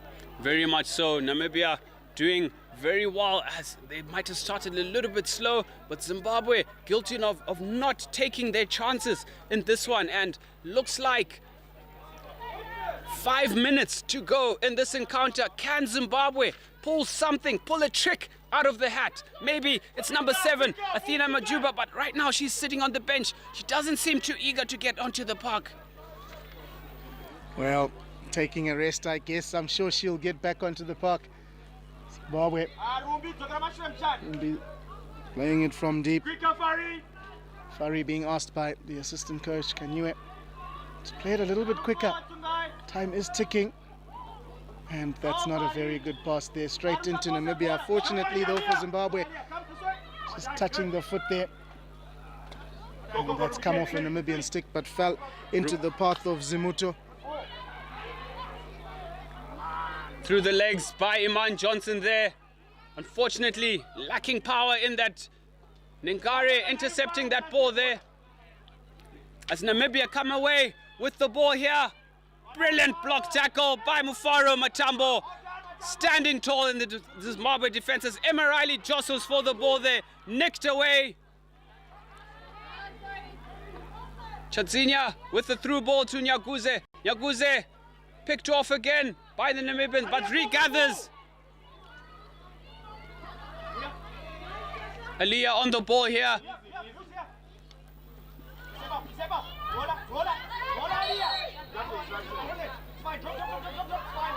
Yeah, obstruction there. Good call from Riza Swat. Yes, Aliyah backing into the Namibian captain there. However, a scuffed overhead and a chance for Zimbabwe here. Emma Riley on the ball. On to Tsungi Chadzinya. This is good from Zimbabwe. It's coming a little too late, but this is very good for them. A brilliant round the door, backdoor pass there from Nyasha Nyaguze. Some excellent skill right in the top left corner for Zimbabwe. Unfortunately, nobody home for Zimbabwe in the D as the clock continues to run down. Can Zimbabwe salvage at least one goal?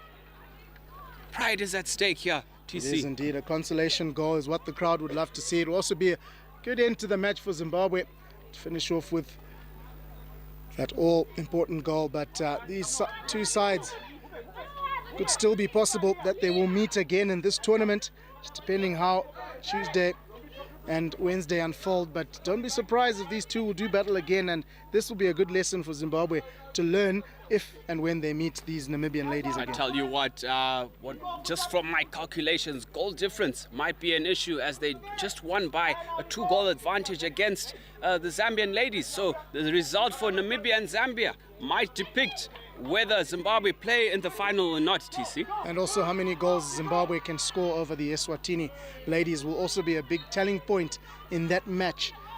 So yeah, it's exciting how all this will pan out. But Tinodiwanashe Elijah now working hard to get the long corner for Zimbabwe.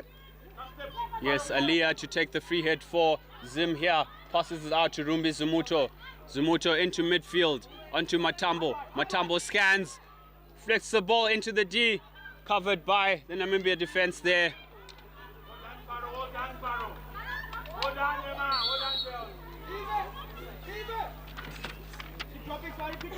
Denya Maya there for Namibia, really strong in the midfield. That we see Hermanis sporting the band-aid to restart for Namibia here. Neatling with the firm slap through the right flank for Namibia as Namibia look to charge. However, that ball going awry. Yeah, too strong a pass there for her counterpart to deal with. But very evidently in this fourth quarter, Namibia haven't really wanted to score more goals. That they feel they've done enough. I mean, they have scored 24 goals in this tournament, so their goal difference is looking pretty good, and they haven't conceded at all. So a 24 goal difference. I mean, what more do you need? Yes, we did speak about the Namibian defense earlier on having not been tested at all, but I really do feel that goals do win games. They might take the wind out of the opposition and out of the sails of the opposition, and yeah, they weren't really tested that much, but yeah, some chances, some critical saves from the Namibian goalkeeper at times, keeping Zimbabwe at bay. As you see Trish pull forward here, ball intercepted again, and a very lackadaisical effort in passing there, TC. Yeah, very lazy effort there. And the clash between Namibia women and Zambia women will be one to watch as well. Because, don't get me wrong, Zambia women will be watching the Namibians on Tuesday. Sorry, Monday is a rest day. On Tuesday, that'll be one to watch out for. So mouth-watering clashes continue. And soon after this one, we've got Namibia men playing against Zimbabwe men. Yes, and your trusty analysts and your favorite commentators will be here in the house on Tuesday and Wednesday as we see this tournament through for our host nation Zimbabwe, brought to you by Rising Stars, thankfully to the brilliant and generous sponsorship of Steel Center as the umpires signal the end of the match. Namibia pulling away 4-0. Zimbabwe leaving it late. Yeah, Zimbabwe gave it their all though. The first 2 quarters were really good from Zimbabwe. They just fell off the pace, fell off the game in the second half, the third and fourth. Namibia though earned themselves a very well fought 4-0 victory over Zimbabwe. Your final thoughts on that game, Ben? Yes, I think character building time for the Zimbabwean, very young Zimbabwean team. Experience of Namibia showing. The final score was 3-0. Point of correction, fans. And not to take away anything from Zimbabwe, it is a learning curve. They do have a chance for redemption should they make it to the final, which predominantly I feel Namibia have one foot in that final schedule. Indeed they do. That ends this encounter, the third match of the day. We've got the final match of the day coming up after this. Namibia men will take on Zimbabwe men at 4 p.m. Stay tuned for what promises to be another entertaining hockey match.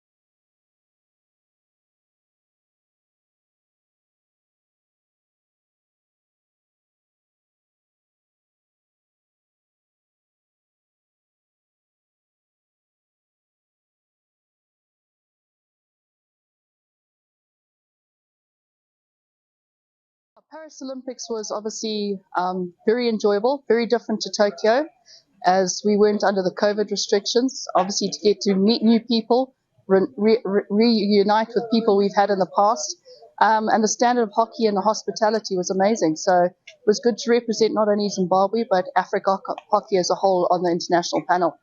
Obviously, as the Hockey Association of Zimbabwe, we're focusing on development and our junior age groups, with the picture of going forward the 4-5-year program going into our senior. So you'll notice with the ladies setup, there are 13 debutantes today out of 18 players. So that's the future, and it will also form part of the Junior World Cup setup as well. Just going forward to those that are involved in hockey, there's more than just players. There's obviously your volunteers who make it all happen as well, which it incorporates your umpires, your tech. There is a future out there, and whatever you find works for you, there's always the backing to make you go forward. Okay, so this brief tournament is the Central South African Qualifiers. It's a qualifier for the Africa Cup of Nations, which will take place next year, which is the equivalent of the FIH World Cup qualifiers. So for this tournament, 3 ladies teams will qualify for the Africa Cup of Nations and 2 men's teams will qualify. And it's also nice to see Eswatini playing, getting on world ranking points, and for a lot of the teams, it's not just about qualifying, it's getting the world ranking points, which also affect their junior age groups. Feels really good. I mean, it gives us a lot of confidence for the rest of the week, and it was just a nice start for us to get used to the turf, get used to how the team plays a little bit, and it was a really good start. Yeah, definitely. I do think that we made a lot of mistakes, a lot of things that we're going to have to tweak up for the tougher games in the next 2 games. So yeah, maybe not our strongest performance with the finishing, but we can always get better. We are pretty happy with the result. Well, I think Zimbabwe and Zambia are always very tough for us. I think we're pretty even. It's always inconsistent, especially Zim. We often quite level, so it's always going to be a tough one. So I think that'll be good. But then Zambia as well, it's going to be unpredictable. So you never know. We just have to go out full force. Well, I mean, I think it's a growing sport. Definitely outdoor, indoor, we're doing pretty well. But I think outdoor it's still growing. So it's great that our junior team got to come here and be exposed to this sort of level. And I think there's a bright future for Namibia. Tomorrow, I think it's Zimbabwe. We're very excited. We are ready. We just want to come out and play. We love the sport. And yeah, I mean, the best team will win, I guess. We are very excited to be here. We are very proud that we've come this far. And for us, it's just a learning experience, and our aim is to grow and experience and learn more from this tournament. We're compromised of a very young team. All of us were quite young, but it shows our dedication and our commitment to the sport. And we're hoping to grow more and to encourage more people in our country and all over to continue with hockey and play more. I honestly wouldn't change anything. I'm very proud of my team. We've come very far. Our work together has been shown on the field. We're very excited to be here, and I'm very proud of us working together. Of course, we feel for Eswatini. We were also there at one stage, but the important thing is they showed up, they're here, and they can continue from here from on. And yeah, it was a good result for us. We wanted to chase the goals. We wanted to chase the goal difference, because at the end of the tournament, that might count in our favor. And that was our goal, of course, a win first of all, and then start chasing the goals. No, that's the thing. We're not a lot of people in our country. I think we're about 3 million, and I think about a total of only 800 hockey players in total, kids, seniors, everyone. But that's our next challenge. Indoor hockey, we've reached the world stage now, and we certainly want to do that for outdoor, and that's what we're trying to do here as well. No, it's always an absolute privilege. My boys, we have this. We have the principles and the traditions of you play for the badge. It's the only reason why you should be here. And if you have other plans or other agendas trying to play for your country, then unfortunately you won't fit in. We must all fall into one goal, one mindset, and that's what we're trying to go to. Zimbabwe is fantastic. I've been here many times before. It's always lovely to come back to you guys. People are brilliant. Always the accommodation, the traditions you guys have here, and also again playing against my old mates that I have been for years. It's awesome coming back here always. Yeah, very exciting win. I think we put ourselves a little bit under pressure. So our strategy, we're just trying to cut out the strongest players in the middle and also use our legs, because we have a very young, vibrant team that's able to run. So we're trying to make them run as hard as they can. And I think eventually pressing the middle, we were able to convert our goals there. It feels great. Even when you're feeling down on the field, I mean, the moment we consider this.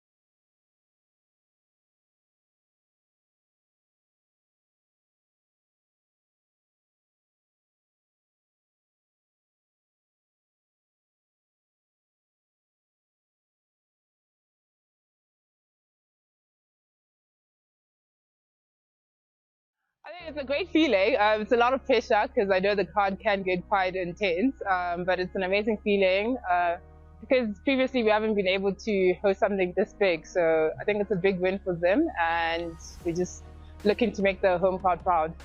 We have a very young squad. It's nice that we're rebuilding and they have a lot of energy, they have a lot of talent and skill, so we're looking to use that to our advantage. And obviously our main goal is obviously to win the tournament, but also we want to play some good hockey and have a good base to rebuild for the upcoming years. Definitely shout as hard as you can so that we can hear you on the field, and we're just looking to make Zimbabwe proud.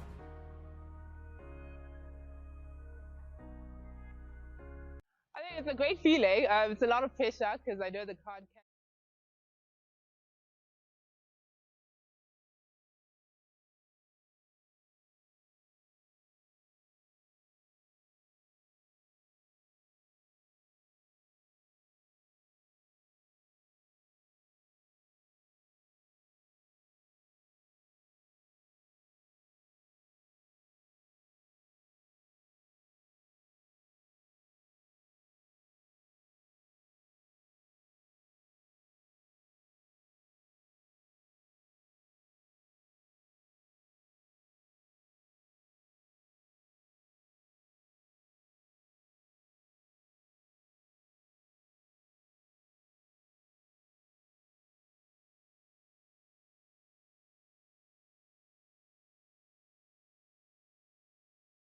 Paris Olympics was obviously very enjoyable, very different to Tokyo, as we weren't under the COVID restrictions. Obviously, to get to meet new people, reunite with people we've had in the past, and the standard of hockey and the hospitality was amazing. So it was good to represent not only Zimbabwe but Africa hockey as a whole on the international panel. Obviously, as the Hockey Association of Zimbabwe, we're focusing on development and our junior age groups, with the picture of going forward the 4-5-year program going into our senior. So you'll notice with the ladies setup, there are 13 debutantes today out of 18 players. So that's the future, and it will also form part of the Junior World Cup setup as well.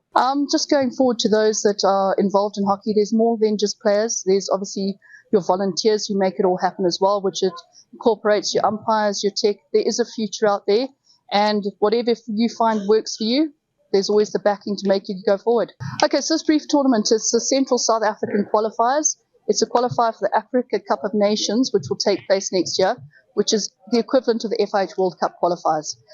So for this tournament, 3 ladies teams will qualify for the Africa Cup of Nations and 2 men's teams will qualify. And it's also nice to see Eswatini playing, getting on world ranking points, and for a lot of the teams it's not just about qualifying, it's getting the world ranking points, which also affect their junior age groups. Feels really good. I mean, it gives us a lot of confidence for the rest of the week, and it was just a nice start for us to get used to the turf, get used to how the team plays a little bit, and it was a really good start. Yeah, definitely. I do think that we made a lot of mistakes, a lot of things that we're going to have to tweak up for the tougher games in the next 2 games. So yeah, maybe not our strongest performance with the finishing, but we can always get better. We are pretty happy with the result. Well, I think Zimbabwe and Zambia are always very tough for us. I think we're pretty even. It's always inconsistent, especially Zim. We often quite level, so it's always going to be a tough one. So I think that'll be good. But then Zambia as well, it's going to be unpredictable. So you never know. We just have to go out full force. Well, I mean, I think it's a growing sport. Definitely outdoor, indoor, we're doing pretty well. But I think outdoor it's still growing. So it's great that our junior team got to come here and be exposed to this sort of level. And I think there's a bright future for Namibia. Tomorrow, I think it's Zimbabwe. We're very excited. We are ready. We just want to come out and play. We love the sport, and yeah, I mean, the best team will win, I guess. We are very excited to be here. We are very proud that we've come this far, and for us it's just a learning experience, and our aim is to grow and experience and learn more from this tournament. We're compromised of a very young team. All of us were quite young, but it shows our dedication and our commitment to the sport, and we're hoping to grow more and to encourage more people in our country and all over to continue with hockey and play more. I honestly wouldn't change anything. I'm very proud of my team. We've come very far. Our work together has been shown on the field. We're very excited to be here, and I'm very proud of us working together. No, of course we feel for Eswatini. We were also there at one stage, but The important thing is they showed up, they're here, and they can continue from here from on. And yeah, it was a good result for us. We wanted to chase the goals. We wanted to chase the goal difference because at the end of the tournament, that might count in our favor. And that was our goal, of course, a win first of all, and then start chasing the goals. No, that's the thing. We're not a lot of people in our country. I think we're about 3 million, and I think about a total of only 800 hockey players in total, kids, seniors, everyone. But that's our next challenge. Indoor hockey, we've reached the world stage now, and we certainly want to do that for outdoor, and that's what we're trying to do here as well. No, it's always an absolute privilege. My boys, we have this. We have the principles and the traditions of you play for the badge. It's the only reason why you should be here. And if you have other plans or other agendas trying to play for your country, then unfortunately you won't fit in. We must all fall into one goal, one mindset, and that's what we're trying to go to. Oh, Zimbabwe is fantastic. I've been here many times before. It's always lovely to come back to you guys. People are brilliant. Always the accommodation, the traditions.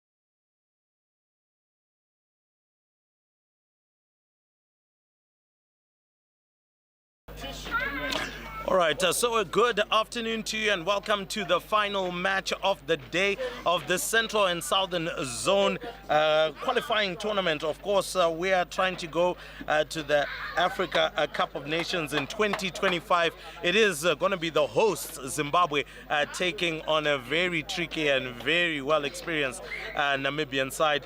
In the commentary box, Ruimbo Chakreka, and of course, my man, TC Tarero Chawafambira. TC, of course, you had to preside over what was a little bit of a painstaking defeat there for the ladies playing against Namibia.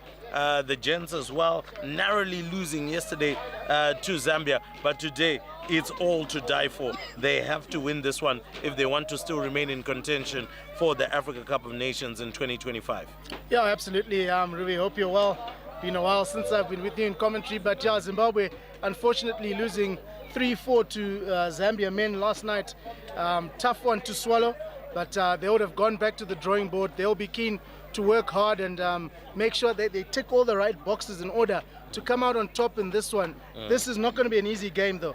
Namibia got off to an absolute flyer, beating Eswatini 28-0. Eswatini obviously developing their first ever international hockey match, so it was bound to be a one-sided affair. But this will be another stern test for Zimbabwe, but also for Namibia, because this is nowhere near like the Eswatini team that we played, and I say that respectfully. It'll be a lot tougher for them. Where I think Zimbabwe can do well is to run the Namibians tired, because the Zimbabweans look a lot fitter than the Namibian players. Having said that, Namibia is full of indoor hockey players, and that came through a lot in the skills they were executing against Eswatini. So all in all, I think Zimbabwe will be up against it, but I don't think they won't be able to. They can't get a result here. Oh yes, of course. One of the other things that we'll be looking at here is a number of youngsters that have made it into the side. The likes of Daniel Rasmus had a fantastic season as well with St. John's College, who ultimately won the Super 12s tournament, the end of season schoolboy hockey tournament. However, schoolboy hockey and national team hockey are two different levels, and he'll be tested at the highest point. But also not that, we've also got some good experience as well that is coming into the side. The Mufanda Edzers as well, they are right in there, and he will definitely offer the much needed experience for the youngsters coming in. Now, you spoke about the experience of indoor hockey and how that will also play into the hand of Namibia playing on AstroTurf. Surfaces wouldn't be too different really. It's a quick ball, you have to pass it quickly, and that's something I feel Zimbabwe will need to do. Very little time spent on the ball. Nifty tricks are only needed if you are trying to get a shot on goal, but otherwise in the middle of the park you need to move the ball around as quickly as possible. As you said, run them into the ground. That should be be the number one key for today. Absolutely, and they've got to be accurate and clinical. I think we saw the game before this one, the ladies' game. Zimbabwe just weren't accurate and clinical enough, and Namibia almost played such a mature brand of hockey there. In the third and fourth quarter, they knew they'd done enough. They clearly knew their goal difference is now 24, having scored 23 rather, having scored 20 in the first match. So they played it calm, and Zimbabwe were up against it. They needed to score. So Zimbabwe men here are going to have to be clinical. Penalty corner time. Namibia were exceptional against Eswatini. I think they had about a 95% conversion rate. So their drag flickers are, there's the Dian Lecoq who can really put it in the back of the net, and then there's Hansen. The Hansen brothers were absolutely, Giovan and Handura were absolutely lethal at penalty corner time. Zimbabwe have to be very careful in the D. Oh yeah, very careful in the D, and hopefully they can execute. But of course, a good amount of experience that is surrounding the Zimbabwean side. Of course, team manager there, Prince Male, he has already donned the colors of Zimbabwe in his time. And of course, who can run away from the experience of Eddie Chirenga? The first time I saw Eddie Chirenga playing was in the 1995 All Africa Games, played at the newly opened at that time Magamba Hockey Stadium. He scored the solitary goal against a bit of a drubbing against Egypt.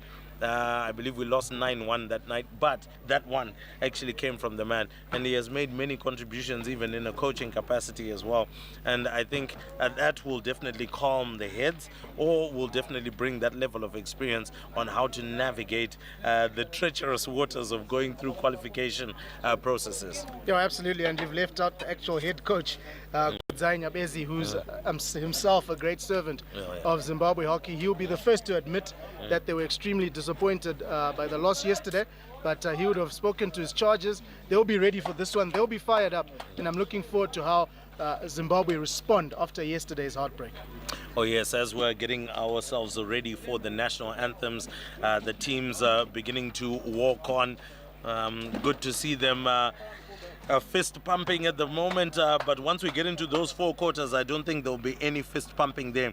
But looking at the umpires for today, we've got Chad Fury, who's from South Africa, as well as Abraham Chaya from Zambia. So a nice good mix there, and keeping it tight knit, of course, within the southern region. That's what it's all about, central southern region here. And obviously, as the boys line up, we're getting ready for the national anthems. But what a fantastic crowd that is here. And we hope that they'll be able to push the home side on, whilst Namibia will also be looking to make their own effort. And so we will start with the first national anthem for the visiting side, which will be Namibia.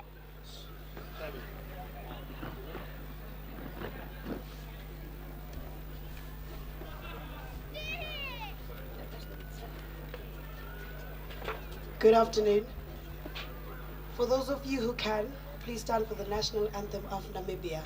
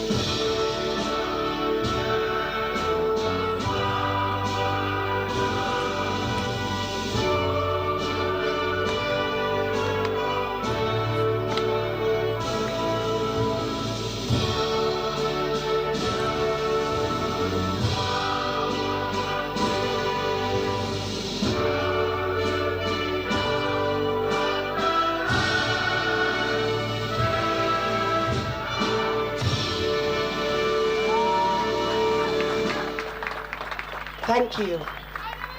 For those who can, please remain standing for the national anthem of Zimbabwe.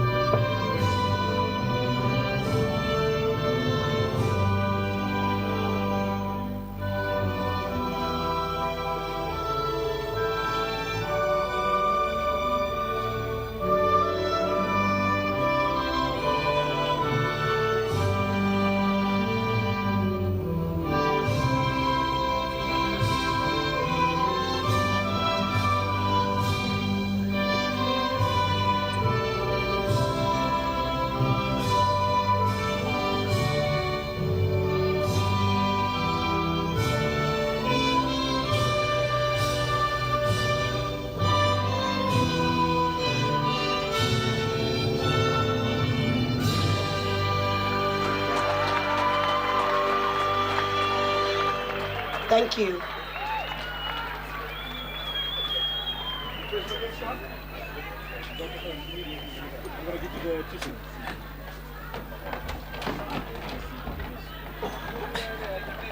Well, TC, I must say it was quite emotional there towards the end.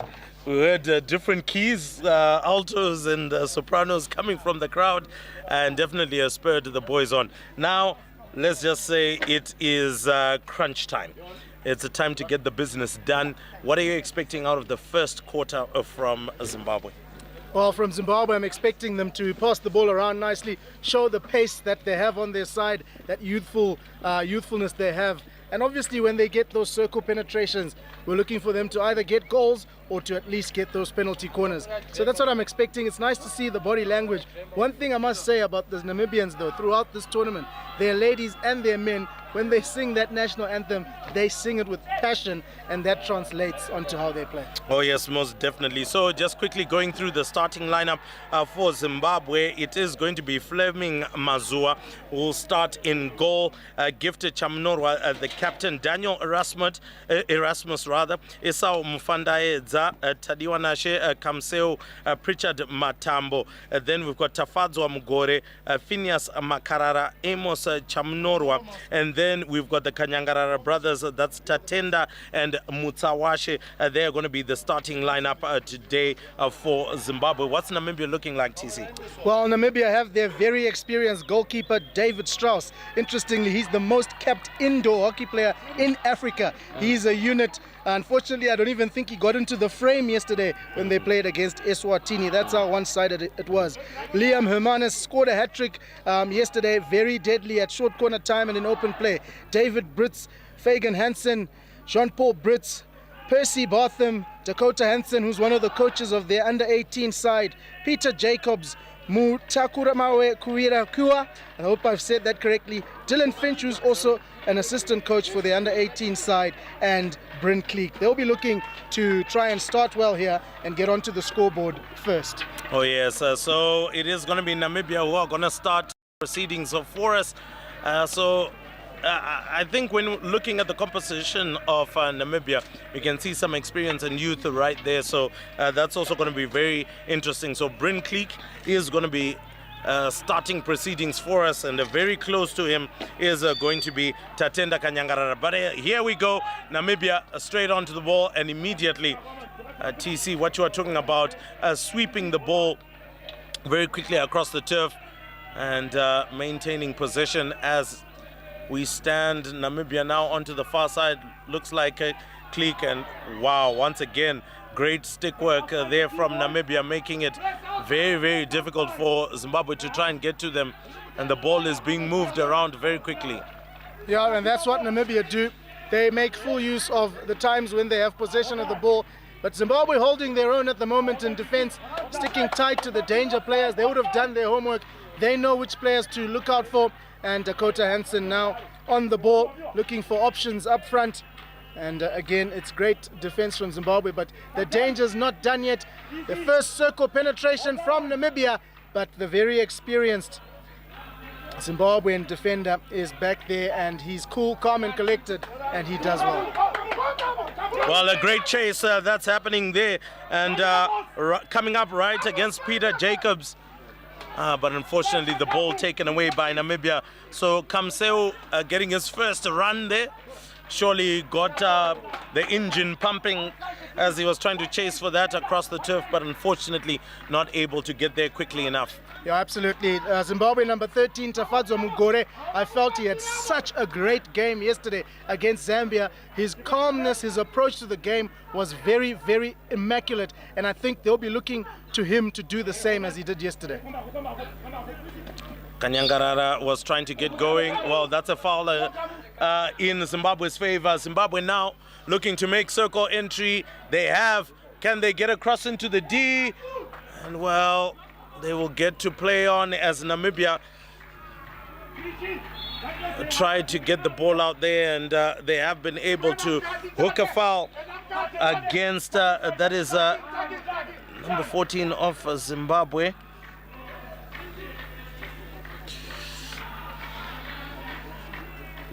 So, of course, Zimbabwean fans have now gone into song. Pretty familiar song during our playing days, TC. Of course, those are long gone. And now we get to watch others as well play. Yeah, very familiar songs. Those were stopped quite quickly in the third quarter by the Namibian women in the previous game. Hopefully they'll continue to cheer the Zimbabweans on here. Good pressure here from Kamseu, and he's really, really doing well to try and disrupt the Namibian defense. Oh yes, it will be necessary to not allow Namibia to keep on going about business, but swept onto the far side, and a great pickup again from Namibia. That must be Matuka Ramove, and he was stopped in his tracks, however not to the advantage of Zimbabwe. So Zimbabwe still trying to apply some good pressure to try and get things going, but proving not to be as easy as they like. Yeah, absolutely. Early exchanges in this first quarter.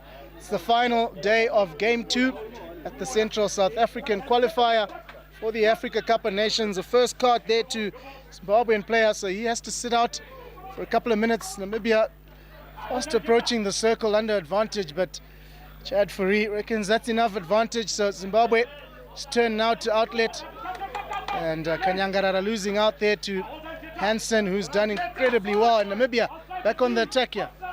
Oh yes, out on the attack, deciding to send it backwards, and well, it doesn't look like he was able to control that one. Was Peter Jacobs, but luckily they were able to keep it in play, and will start play again. Now swept onto this near side and being picked up by Barthram rather. Well, that goes into the sideboard. Maybe trying to get that one as close as possible towards the keeper and just somebody to flick it in, but it doesn't work out. So that is going to be a free hit out for Zimbabwe. Yeah, absolutely. Zimbabwe doing well in defense. Namibia have had their fair share of attack in the first few exchanges in this first quarter, and already you see the difference from yesterday. At this stage, Namibia had scored 2 or 3 goals, so already a tougher opposition. This will be a test for the Namibians. Yeah, definitely a good test for the Namibians, but also a good test for Zimbabwe. Best to see where they are and what they need to do in order to continuously improve. But that's a great stick work as well to try and get going forward. And just miscommunication between the two there. That was between Mufanda Edza. Looks like Kamseu as well was on that far side. But nonetheless, the game goes on. Still the first quarter. For those of you that are joining us on Rising Stars Media, you're watching the Central and Southern Zone.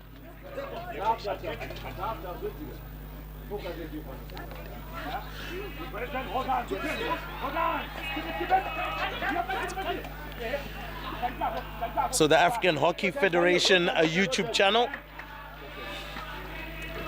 And we're watching the Central and Southern Zone qualifiers for the Africa Cup of Nations in 2025.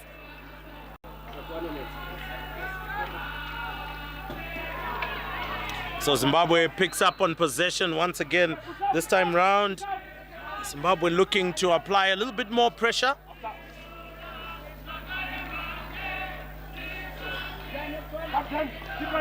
Swept here onto the near side to Mugore. He finds the pass up for Rasmus. Rasmus trying to get past, does pretty well, gets the pass out. But now Namibia, of course, making a little bit of an error on the near side here as Zimbabwe continues to press forward. And this time round, they're the ones that are making circle entry. It looks like it's coming from the edge of the 23. From Erasmus, passes it out. And unfortunately, Zimbabwe lose possession, so unable to make use of it at that particular moment. They're unable to use that field position that they had. They'd really like to do a lot better than that, because they're not going to get many opportunities to get into that kind of territory, into that final third. As you can see, Namibia now have just really shifted the ball beautifully, and that's a great carry there from Namibia, and searching for that circle entry, and that'll be a loud blow to the whistle, and he has to take it from outside. So this is good from Namibia. This is exactly what they want to do, just to pin the Zimbabwean men back.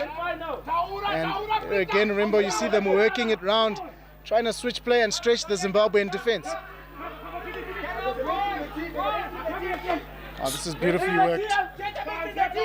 Looking for circle entry. It's gone in, and penalty corner. They were absolutely dangerous at this yesterday. Zimbabwe will have to be really on top of their game, and none other than the keeper, Fleming Mazua, who made some terrific saves against Zambia yesterday. Oh yeah, this is the first one he has to face now. Variations are always key at penalty corners. Those are the ones that tend to allow you to find that space and send it in. But it looks like it is going to be number 6, David Brits, who is going to feed this one in.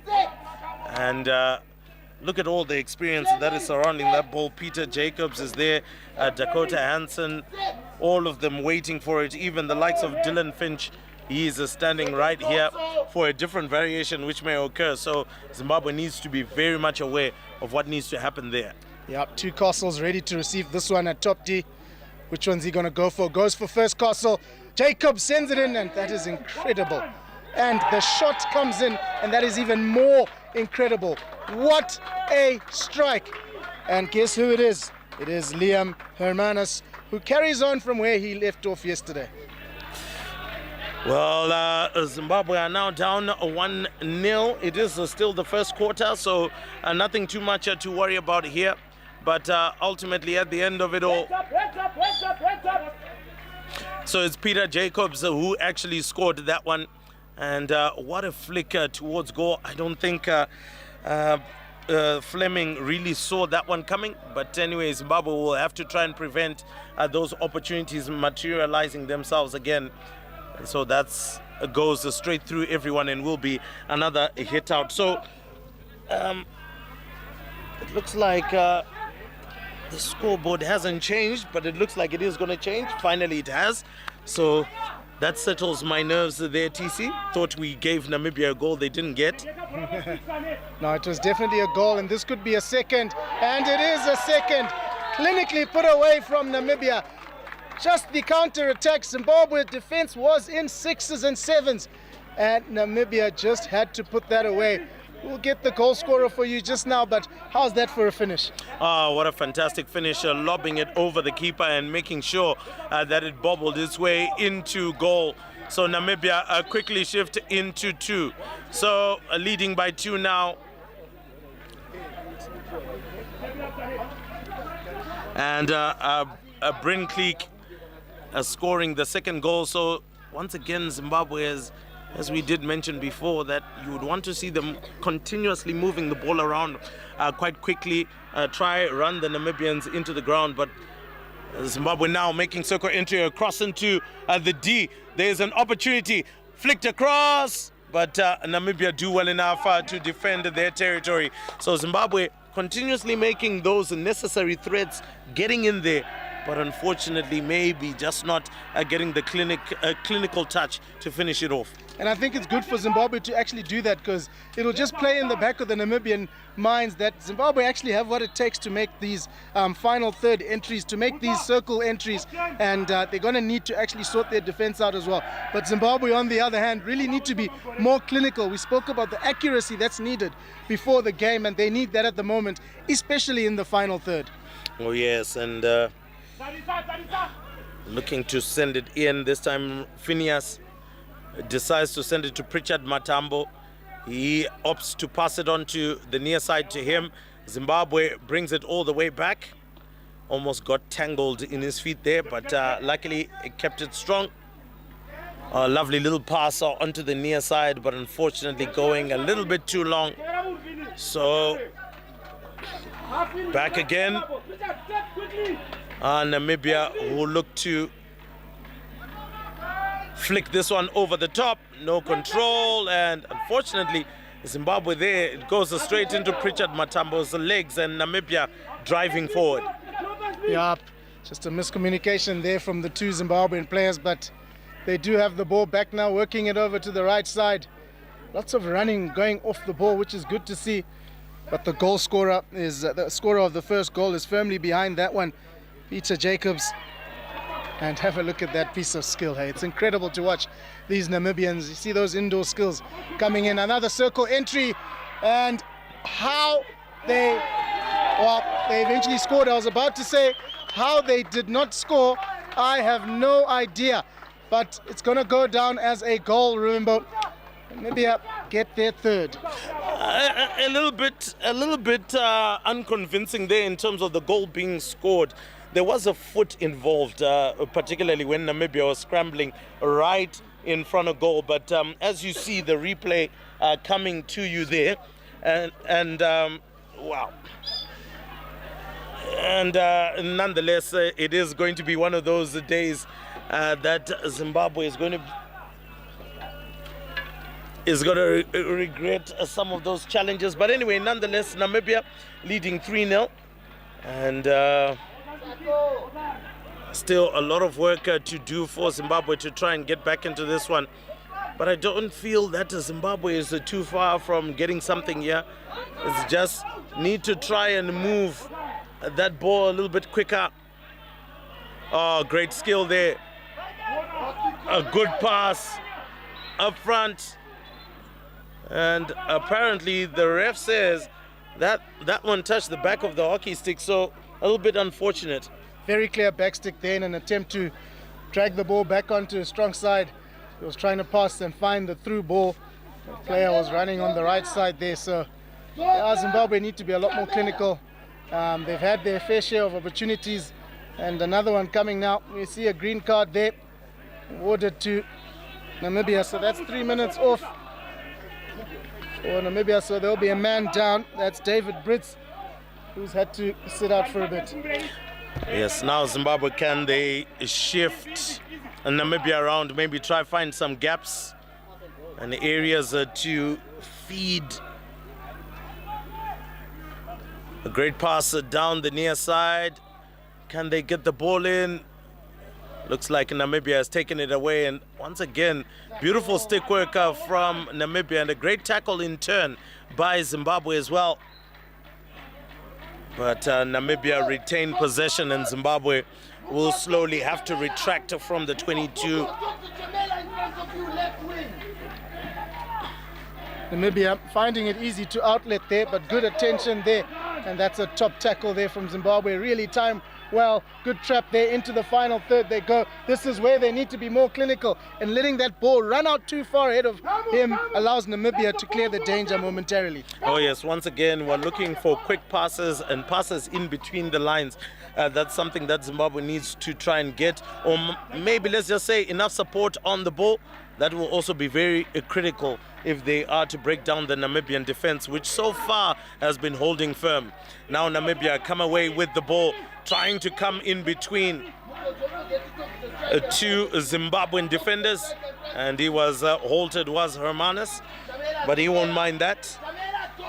Whistle blown on his favor.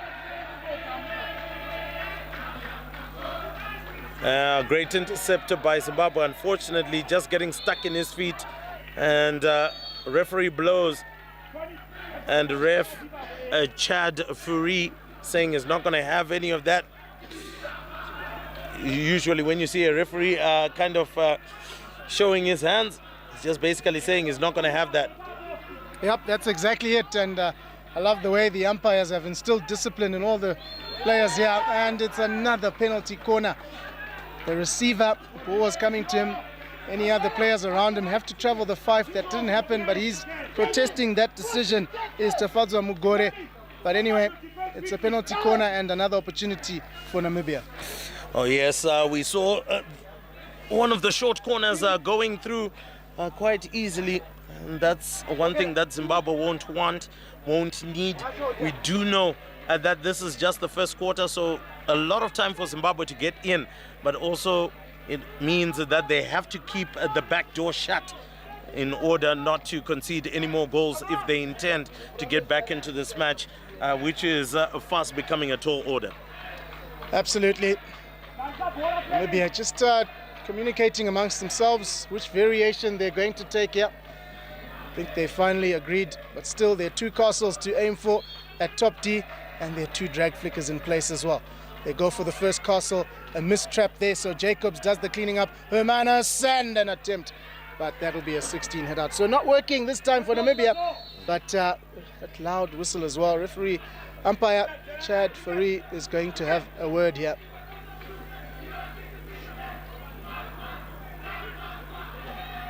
Oh wow, definitely a stern word. Whatever may have been said there is clearly the fact that the umpire has had enough of it. So hopefully we won't see any green cards or yellow cards for Zimbabwe. Yeah, tough first quarter here for Zimbabwe. Really tough. Namibia scoring 3 goals. Soft goals you'd like to call. A few of them apart from that penalty corner. Oh, it was a brilliant strike at goal from Jacobs. But the other 2, I think Zimbabwe will feel they could have done a lot better as this first quarter draws to an end. And yeah, Namibia though, if you had told them before the game they'll be leading 3-0 after the first chaka, I'm sure they would take that with both hands. Oh yes, I'm sure they would. And so first chaka done and dusted as the buzzer goes. We are going to be taking a quick break. It is Namibia who are leading Zimbabwe, the host nation, 3-0 in the Central and Southern Zone qualifiers for the Africa Cup of Nations 2025.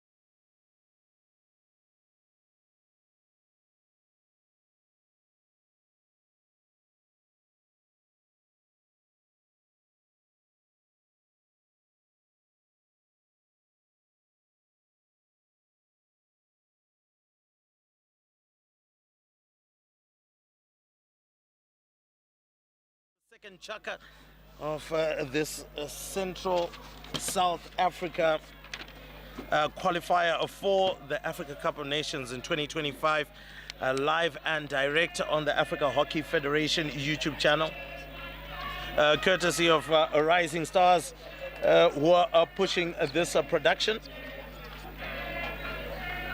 Sponsored by Steel Center. A great big thank you to Steel Center for making it happen. So far Namibia not only in the driving seat but also in cruise control, leading by 3-0 against Zimbabwe, who have got all the work to do in this particular quarter. They do have all the work to do, Ravimbo, and I think it's not done yet. There's still lots of hockey to play, and yes, it is 3 goals. It's going to be a tough ask for Zimbabwe to come back, but it can be done. They need to believe.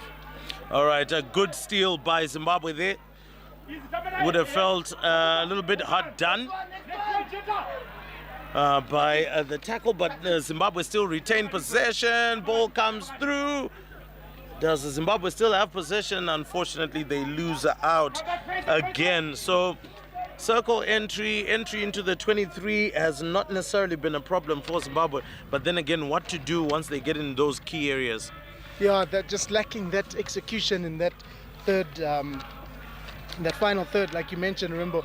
But it's something that they can fix. They just need to be a little more accurate. I think from the back into the links going forward, it's good, but it's just those front players just need to take a little more ownership, I feel, and in order to get goals of their own.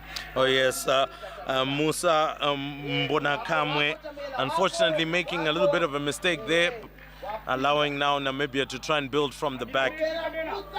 And I did mention before that there is rather a lot of experience with the Namibian side. Now Namibia trying to cut back inside, but great intercept once again by Zimbabwe. Zimbabwe trying to sweep it forward, but Namibia pick up on possession again.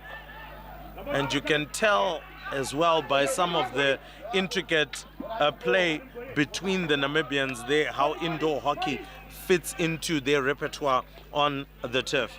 Absolutely, but great reading of play there from Mugore. I mentioned him earlier. He read that switch beautifully and managed to cut that ball off. And that interception has made Namibia strategize which angle they're attacking from, and they're pursuing the left now. And another great piece of defense from the captain this time. Oh yes, when it comes to defending so far, I don't think there can be too much that can be put wrong. And it looks like the referee there says, you ran out of turf, young man. But that was a really, really smart pass, unfortunately going out. So Namibia can also breathe a sigh of relief because he was gone for all my money. Oh, he was gone. Great piece of skill from Constantine Muchono there, just to swivel, turn and just put it in the gap there. Namibia on the charge yet again. Hermanus now on the ball. Hermanus looking for his runners in the circle. Rare mistake from Namibia in the final third.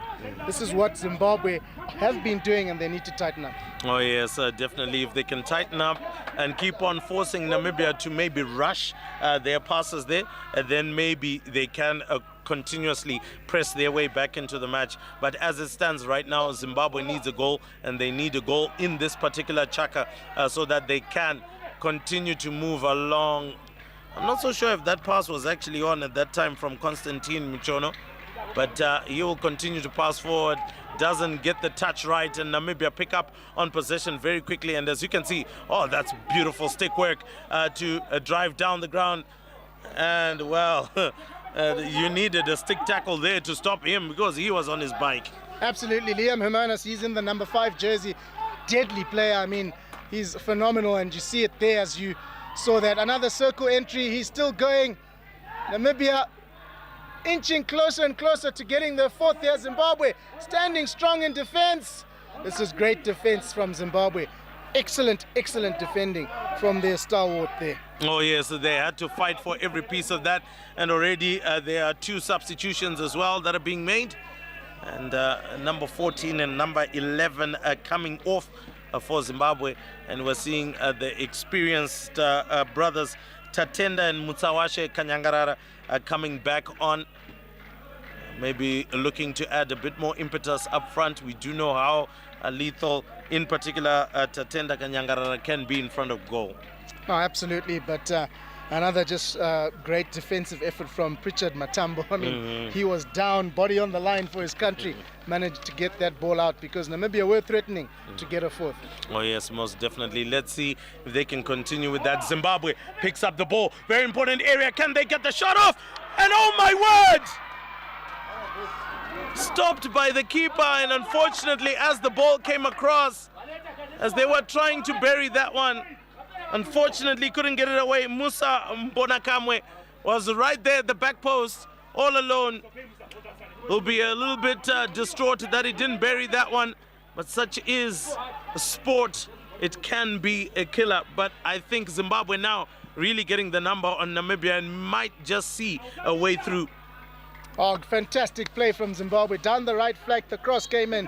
I thought that was a goal. I thought I'd heard the backboard sounding, but it was his stick. Missed the ball completely, unfortunately, and he's really, really livid with himself.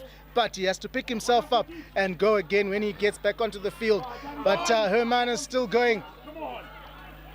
Oh, well, definitely no agreement from the technical bench here with some of the calls by the referee, and he says it is from the umpire, it is another short corner. Yeah, a little bit of a misunderstanding between the Zimbabwean goalkeeper and his defenders. Flicked into the P spot he was looking for, and another penalty corner. They haven't been as clinical with their penalty corners today, Namibia, which will not be a problem at all for Zimbabwe. But they all want to try and stop this attack because they are attacking a lot more fluently than the Zimbabweans. Yes, maybe getting into that rhythm, one would say, and that's a rhythm that has to be broken. But here comes Namibia once again. Ready for the drag flick, and oh my word, that one goes out, and that is going to be a long corner. So now all of the Zimbabwean players can come in and try and assist in attack. Ball comes onto the near side now for Namibia. Still looking for a pass in between the lines. Can they find it? Great intercept from Zimbabwe. Ball belongs to them. And now need to get going quickly, because the time obviously is running out in this second chaka. Zimbabwe still retain possession there. That's a flick over the top, and the umpire calls them back. Says restart that one, boys. And so this time round is coming from Alia Musakaruka.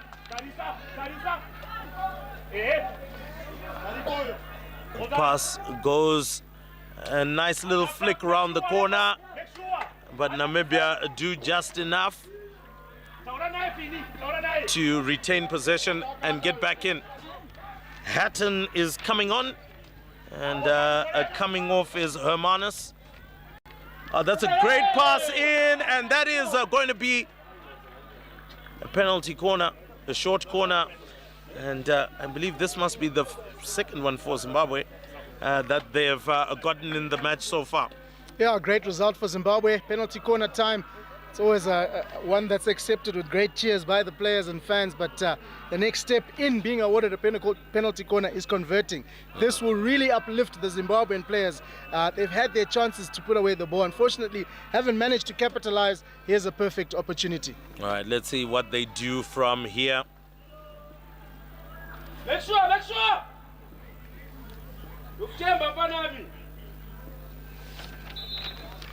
Kanyangarara waiting for it. The control wasn't great.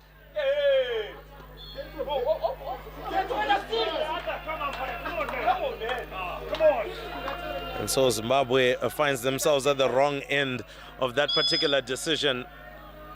And it is going to be a hit out here for converted. The other two came from open play.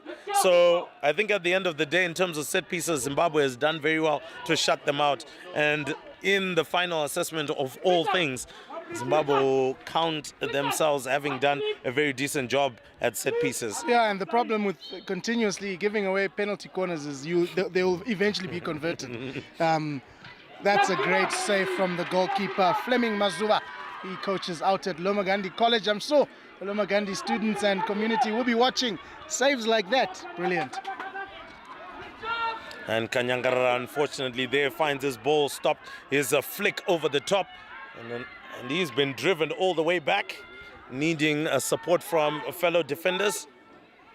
And Zimbabwe struggling to get the ball back, but look at how Namibia with ease are able to move the ball across the turf.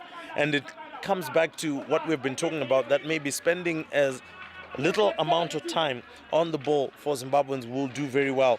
Try to open up those spaces, run around so that they can get the ball through the lines. But right now, if you do spend most of your time on the ball, you will find the ball being taken away from you and not making as much ground as you need. Yeah, I agree with you there, Ruby. Namibia, I think they deserve this lead. This 3-0 lead they have. That's a ball that's hit with lots of power there by Peter Jacobs. And this is where Zimbabwe can outdo the Namibians in terms of their pace. Good skill from Kanyangarara there. But Namibia putting a foot in the way there. Not too sure why Kanyangarara is upset with himself. He did everything right. They even let it go. Just hit someone's foot. It's part of the game. Maybe would have felt that he wanted to pass that ball a little bit earlier than the time that it hit the foot, because Zimbabwe was pouring in numbers into the final third. So that may have been the reason why. But Zimbabwe is still in possession and trying to pick up from here. And well, it looks like Zimbabwe is going to have a long corner. It doesn't seem like as if they get the short corner that they wanted. But anyway, Zimbabwe continue to attack and press. And Namibia challenging. Ball comes back.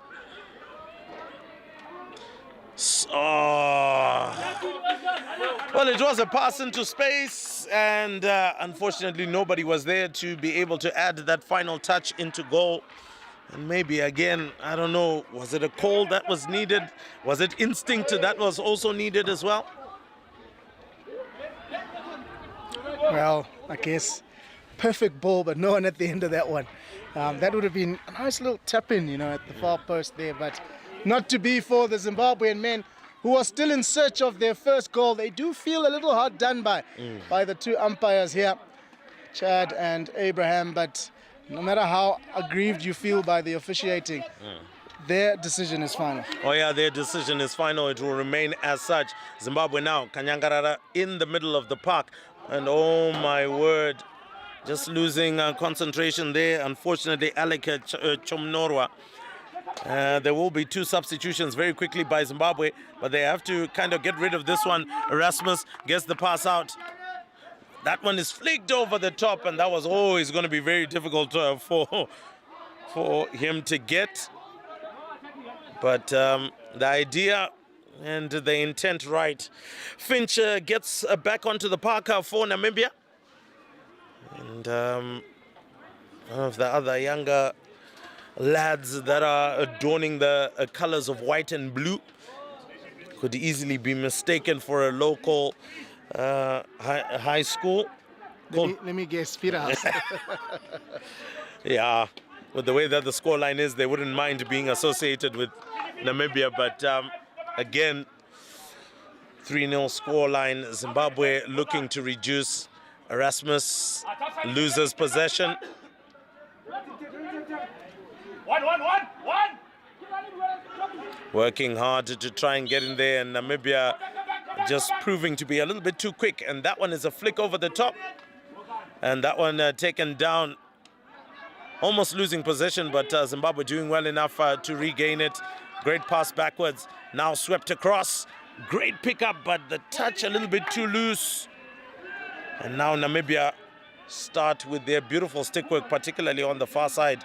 The way that they're able to keep possession of the ball and even keep it inside is also very, very neat indeed. Yeah, very neat indeed. They seem to be a lot calmer when they have possession of the ball than Namibians. But Zimbabwe now, through Kanyangarara, an opportunity, finds the play on the baseline.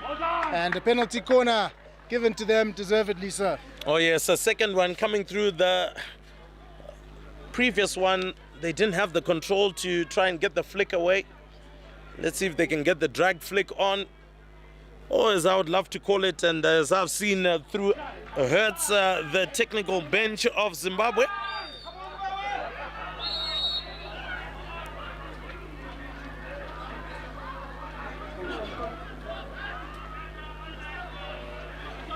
Looks like there's a player down here.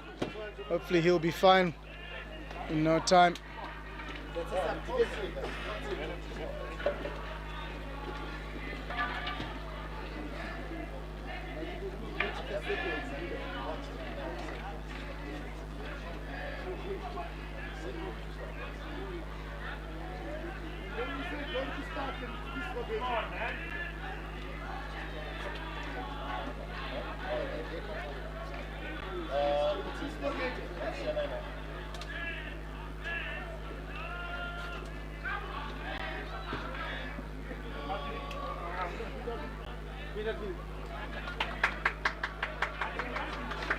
Nice to see that Pritchard Matambo is back up on his feet, actually doing some press-ups, just for good measure.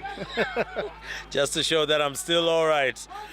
Well, definitely fighting for his nation. He is. And Namibia now making circle entry into the D right now. The pass comes across and Zimbabwe picks it up and can launch a counter-attack. Erasmus onto it. Oh, and he goes past one. That's Finch.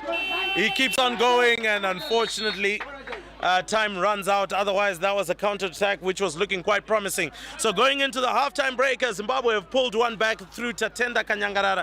It is Namibia, however, still in the driving seat. Maybe this time round have only gone one gear down. Namibia 3, Zimbabwe 1.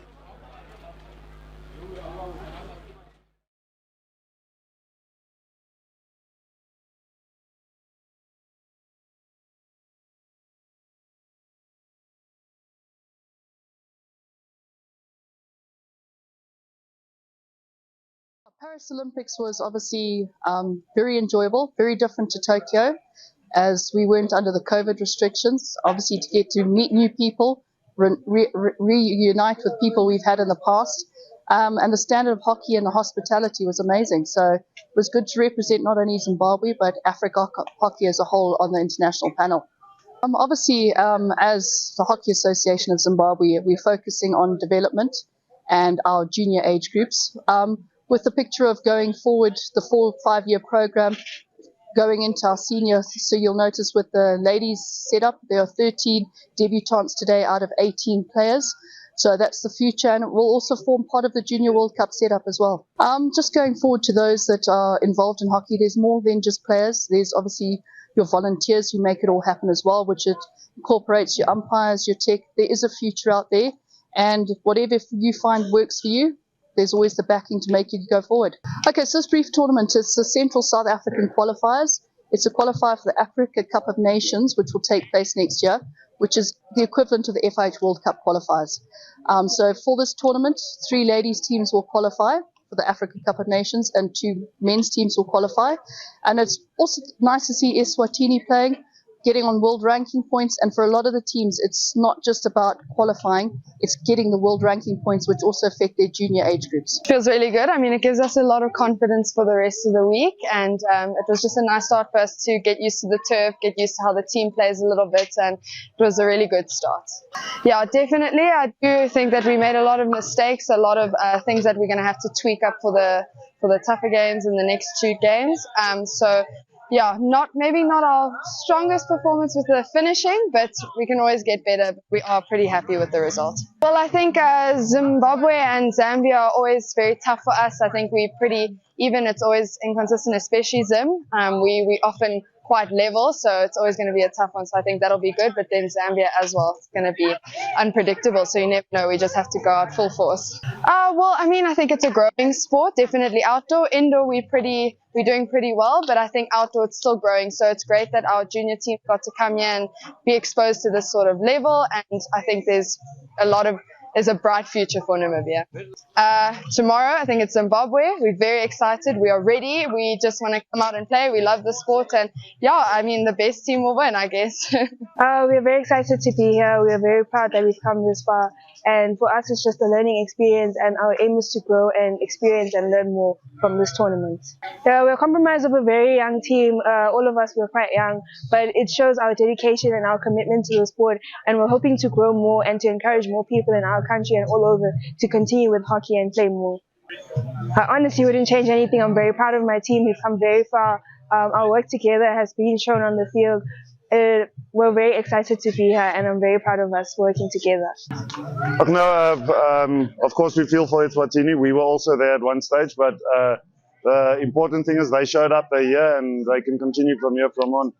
And yeah, it was a good result for us. We wanted to chase the goals. We wanted to chase the goal difference, because at the end of the tournament, that might count in our favor. And that was our goal, of course, to win first of all, and then start chasing the goals.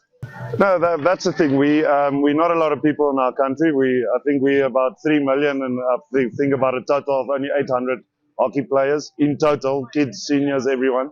But that's our next challenge. Indoor hockey, we've reached the world stage now, and we certainly want to do that for outdoor. And that's what we're trying to do here as well. No, it's always an absolute privilege. My boys, we have this. We have the principles and the traditions of you play for the badge. It's the only reason why you should be here. And if you have other plans or other agendas trying to play for your country, then unfortunately you won't fit in. We must all fall into one goal, one mindset, and that's what we're trying to go to.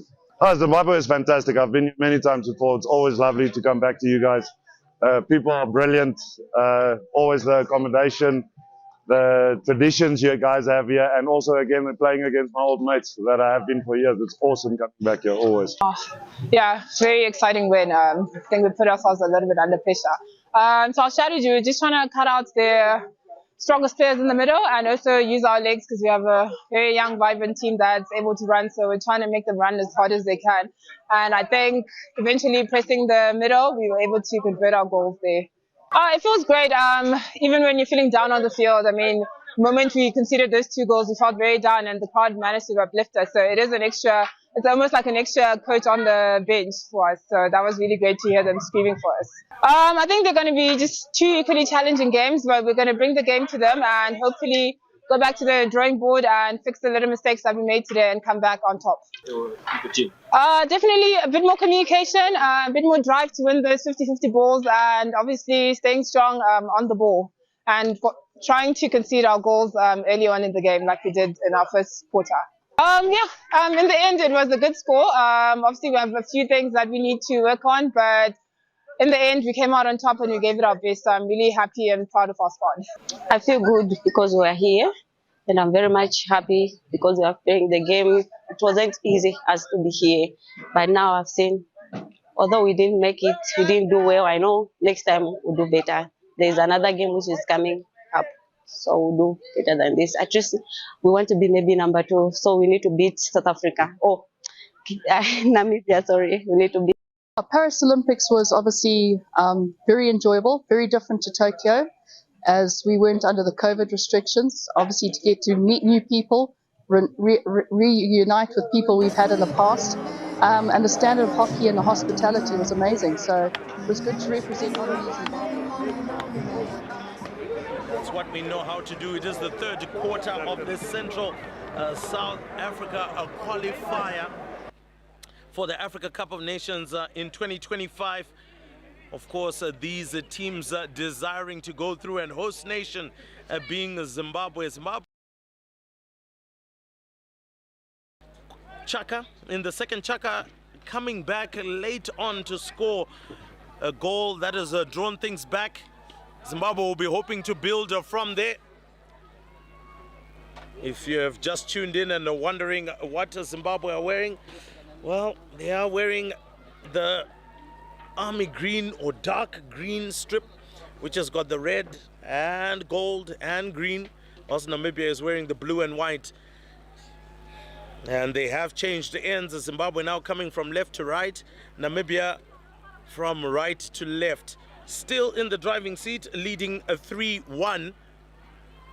And all this being brought to you courtesy of the Africa Hockey Federation YouTube channel, but of course wonderful production by Rising Stars Media and helped by Steel Center. Thank you to Steel Center for making this happen. It is quite a spectacle here. Of course, the crowd not as large as it initially was, but it's still a very good, decent crowd that has come out to watch this hockey that is taking place right here at the St. John's AstroTurf, one of the top AstroTurfs in the country, in Harare, Zimbabwe. So, TC, back in the commentary box, 3rd Chaka it is, Zimbabwe on the attack and still trying to find a way through to score more goals because they need goals for days. Well, they need to take their chances, don't they? Remember, they've had one that they really should have put away. It would have been reading 3-2 now. But unfortunately, guilty of not taking chances. And I know the chat at halftime from Eddie Chiringa and Kudzi Nyabenzi was, guys, take your chances. Don't put too much pressure on yourselves. We actually can beat these guys. So that was the chat at halftime. Namibia, on the other hand, well, they'll need more than just 3 goals to actually be safe here. Oh yeah, of course they'll be looking for maybe 1 or 2 goals in particular in this court, in this Chaka, and that surely should then put the match to rest. But Zimbabwe will not give up. It looks like right now they are putting as much pressure as possible, trying to apply a high court press. And, well, this one comes off a Zimbabwean hockey stick. And Namibia will retain possession. A flick over the top, great run, decent control. And now Zimbabwe, oh well, had his leg hooked and straight onto the deck. And Chad Fourie had actually stopped to play there, try and make sure that he was okay, and it looks like he is.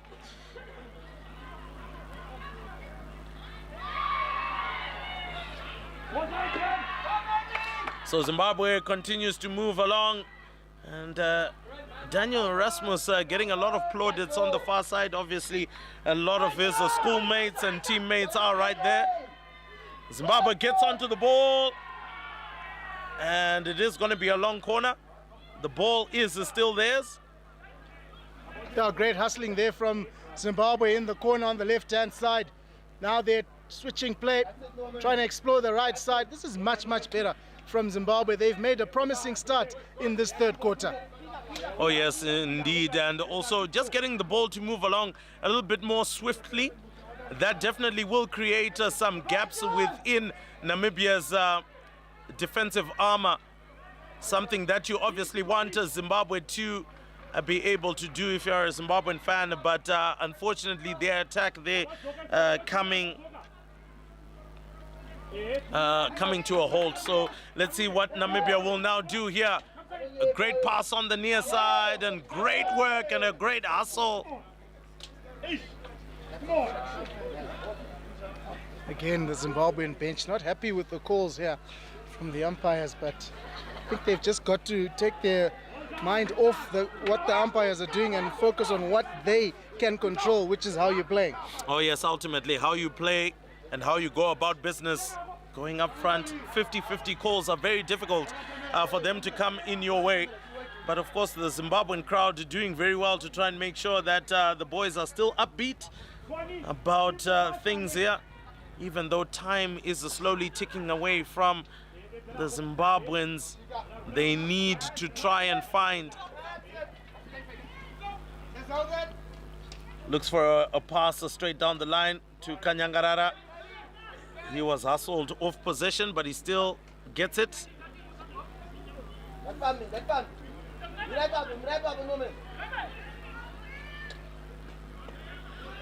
Brought back. Zimbabwe gets a pass out to Kanyangarara, or rather, gets a pass out to Mfandaedza. Mfandaedza loses out on possession. Now Namibia on the charge, making use of their number 19, that is Brinkley.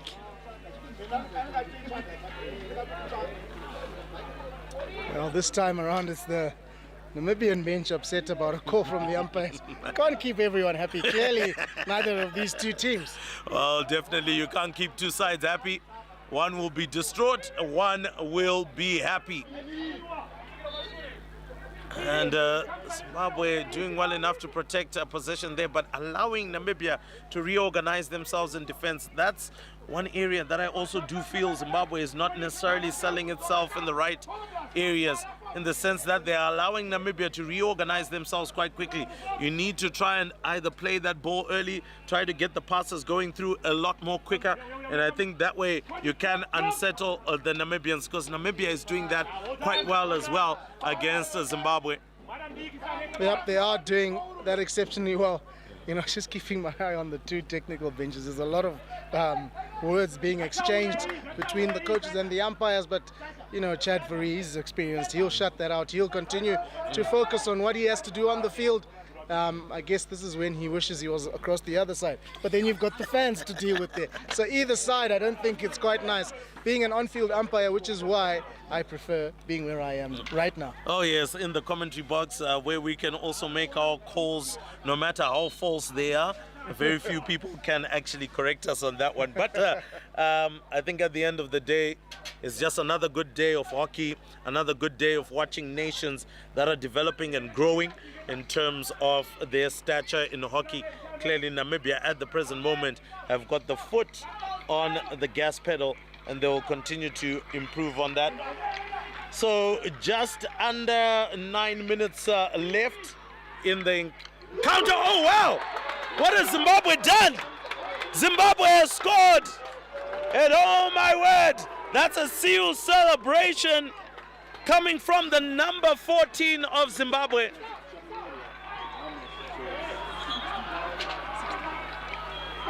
Oh my word, Zimbabwe have pulled one back, and all of a sudden it's looking quite tricky here. Ladies and gentlemen, it looks like we're in for a good ride here.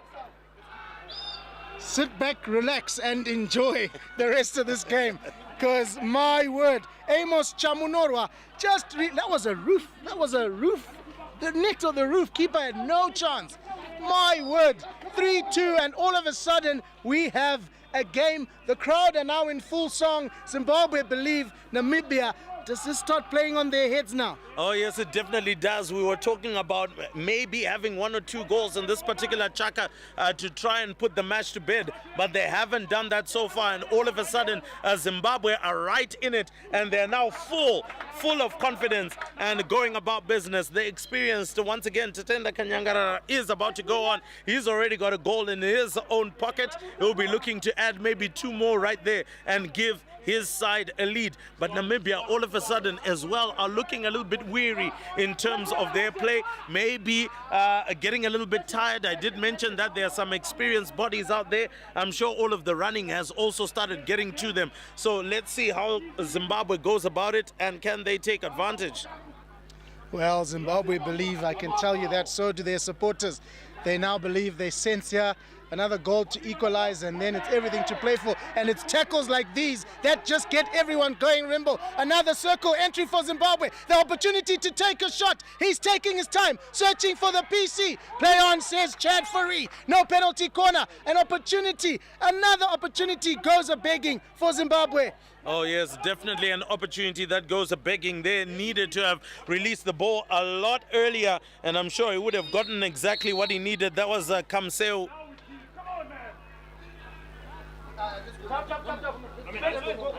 And so it looks like a green card has come out for Zimbabwe. They are 1 man short.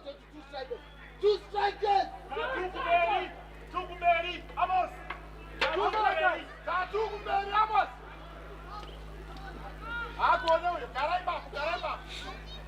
So interesting, some of the chat as well that is coming from the Zimbabwean bench.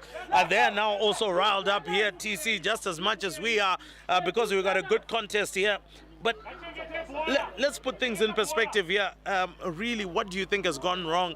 Or maybe what do you think Namibia needs to do better? Because within their camp, they've conceded 2 goals consecutively without them actually scoring. Well, I don't think Namibia has changed anything, to be honest. I think Zimbabwe are the ones who came out in this third quarter hungry, and they were told clearly, put away your chances. They've done so twice now, and all of a sudden it's a 1 goal difference as opposed to the 3. Namibia now, definitely, they'll be wary, and they need to turn their performance up a notch if they're going to get another goal. But Zimbabweans, never ever play with a Zimbabwean who believes. Oh yes, never play with them, because they keep on hunting you down. They keep on going with the dogged fight, but also Namibia showing some dogged fight there, and the ball retained by Zimbabwe. But Zimbabwe needs to understand that they really don't have too much time. They need to get level as quickly as possible and then try find the winner if they are to do so.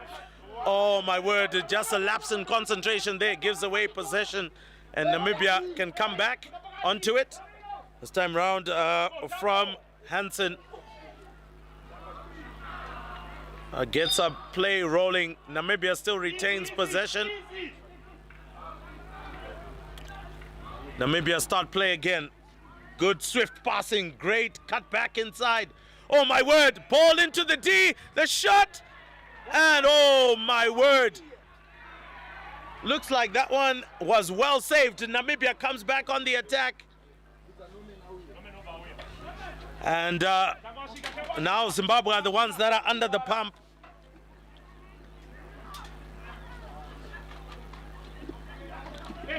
And Namibia now trying to find that goal that most probably will make things a little bit tricky. Swept now onto the near side.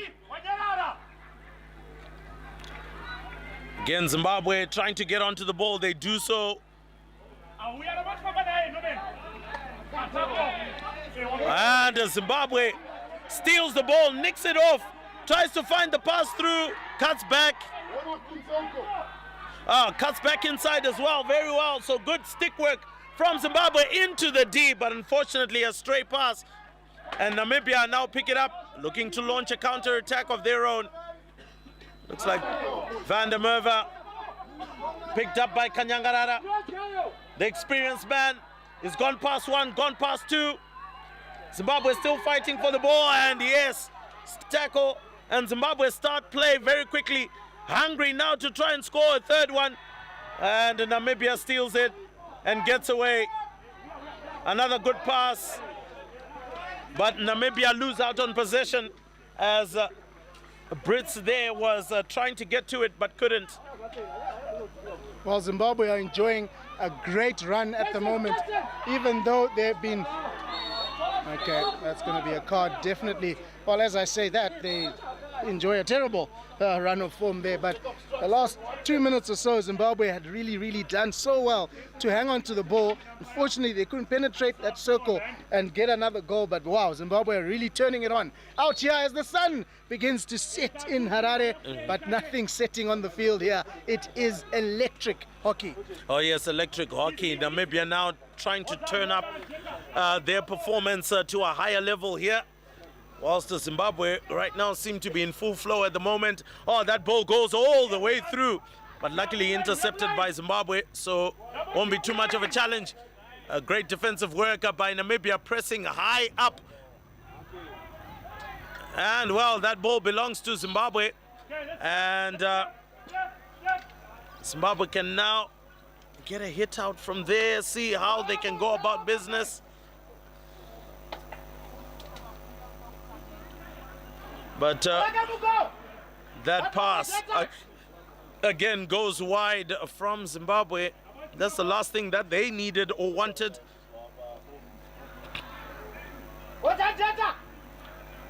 Great work from Zimbabwe to intercept a restart and play very quickly. And streaking down the field, it goes straight into the legs there.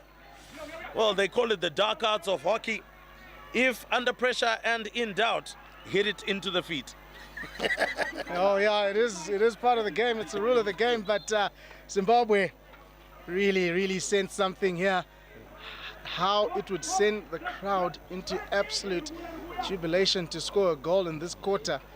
Imagine going to the fourth quarter locked at 3 apiece. Wow, what a final quarter we'll have. Oh yes, it would definitely be great. But Namibia also doing themselves some good favors as they are being a little bit patient in their build-up. And oh my word, that's a great touch around the corner into the D. Oh, the keepers missed it, and Namibia have found the goal through Finch. They've found it through Finch, and surely that deflates all of the momentum that Zimbabwe had built. I wouldn't say all, but it is deflating. Zimbabwe will continue to believe here, Ruvimbo. It is now 4-2. 2 goals to equalize.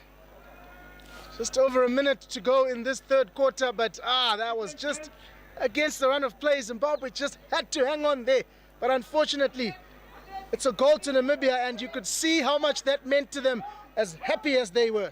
Oh yes, definitely it means a lot, because they know a lot has happened there. So Kanyangarara there with a deft touch there just round the corner to ensure that that foul would come in. They would get possession. His younger brother spreads it out wide. And well, that looks like it went onto the foot, and Zimbabwe will retain possession.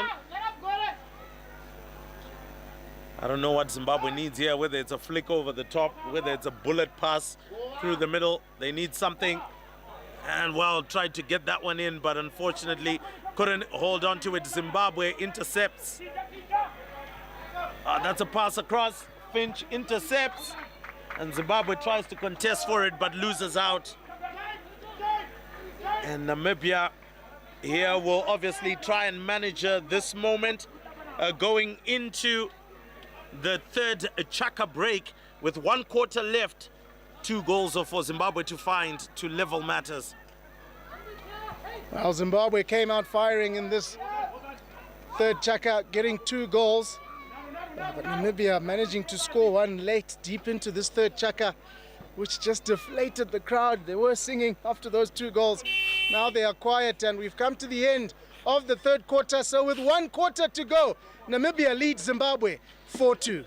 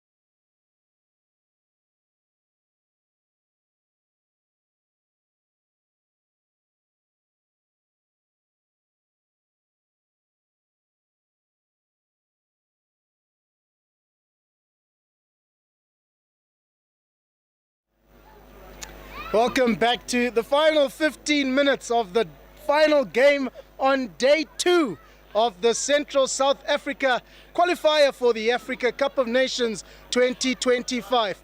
Can Zimbabwe do this?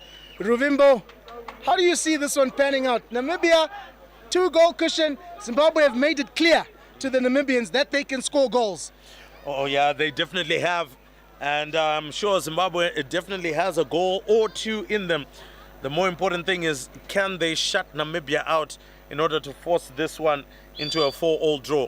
I like what you said. Zimbabwe have a goal or 2 in them. Well, they need a goal or 3. Get it? Yeah, definitely a goal or 3 will be important to get. But let's see how they go about business here. First and foremost, important thing, they have to score. Second thing, they have to keep a clean sheet in this particular chaka if they intend to get the result that they desire. I understand we're in commentary, but please, you can laugh. You're allowed to laugh at those crackers from me. But anyway, Namibia start well here. Zimbabwe in defense. But there's the composure from the Namibians. Oh, a slight pass there. Zimbabwe have pounced. And this is good skill. This is good skill. And can Zimbabwe get that first circle entry? No, they can't. Of the fourth quarter. And there again, holding on to the ball a little bit too long, and coach was definitely very frustrated that is exactly what happened. Don't hold on to possession for far too long. Let's get it moving as quickly as possible, make use of the time that we actually have, and who knows, we might just be able to nick a goal in very quick time. Yeah, that was Constantine Muchono, guilty of hanging on to the ball for a bit too long there. But everyone's eagerly anticipating, especially the local fans here, whether their national men's team can come back into this contest. 4-2 Namibia lead in the final chaka. All to play for here, and Zimbabwe desperately need this win, because if they don't get this win, that's 2 losses for them on the trot. As of Namibia, they'll be happy because it's their second victory. Zambia who have 2 wins to their name as well. They beat Zimbabwe yesterday and Eswatini this morning. So it's looking like Namibia and Zambia will be the happier 2 teams in the men's side of things. So this is very important for Zimbabwe. Yeah, definitely very important for Zimbabwe. Zimbabwe yet to meet Eswatini as well. So they'll also be looking for a very strong performance to try and get things going for themselves. But then again, you really don't want to leave it to the last match. You would want to maybe get a decent result here. If Zimbabwe can try by all means and squeeze a draw out of this one, they would feel that a victory against Eswatini would put them in better stead. But let's see how things go from here. And swept across, but Namibia making sure that they got a stick in there to intercept play. And now Zimbabwe trying to take it slowly and then start things. Lots of pressure being applied by Namibia here. As we can see, they've got a big white wall right in front there. Zimbabwe unfortunately losing out on possession there, but it was a very, very strong ball that was sent out to Forbes Motsi, who struggled to control it. But Zimbabwe still have possession, so not to worry too much. Yeah, this is good though from Zimbabwe. In the final third, they've got a hit outside the circle, and they'll certainly be looking to penetrate the circle here and possibly get a penalty corner, or even better still, a goal. Well, great work from Zimbabwe. Circle entry as well as into the D, but Fourie says play on. Zimbabwe felt that there was a foot in there that should have warranted a short corner. Zimbabwe still applying some good pressure. Oh, great work from Namibia to squeeze himself out of that. Finally goes to ground, and he gets the foul in his favor. But that was really, really great work from Hermanos. As you mentioned, a very, very dangerous player. He is. I mean, he made a meal out of one of the Zimbabwean players there in the corner. How he got out of that position, I don't know, but great skills from him. So Namibia still trying to make their way forward, but the ball now comes back into Zimbabwean hands. Well, Zimbabwean sticks, so to say. So Pritchard sends it out wide, comes back into the middle to Kanyangarara. Pritchard gets the ball here. Can they get it out? Back to him, looking for a pass. Namibia here just applying a big white and blue wall against Zimbabwe on the edge of the final third. Oh, that was a really cracking pass, but well stopped by Namibia. How do you see that ball? I mean, TC, you were once a hockey player. Once it comes cracking like that, do you actually have reaction time, or do you just hope that your hockey stick is in the way? At times you do have enough time to react. Got to make sure though that your stick is flat on the ground. On turf you can afford to stop the ball. Flat on grass is when you need the upright stop and get your body behind the ball. But at this level, they should be stopping those. Any measure on how many Ks that ball was traveling? Sure. I'm not sure. Not sure. Flick over the top, decent control.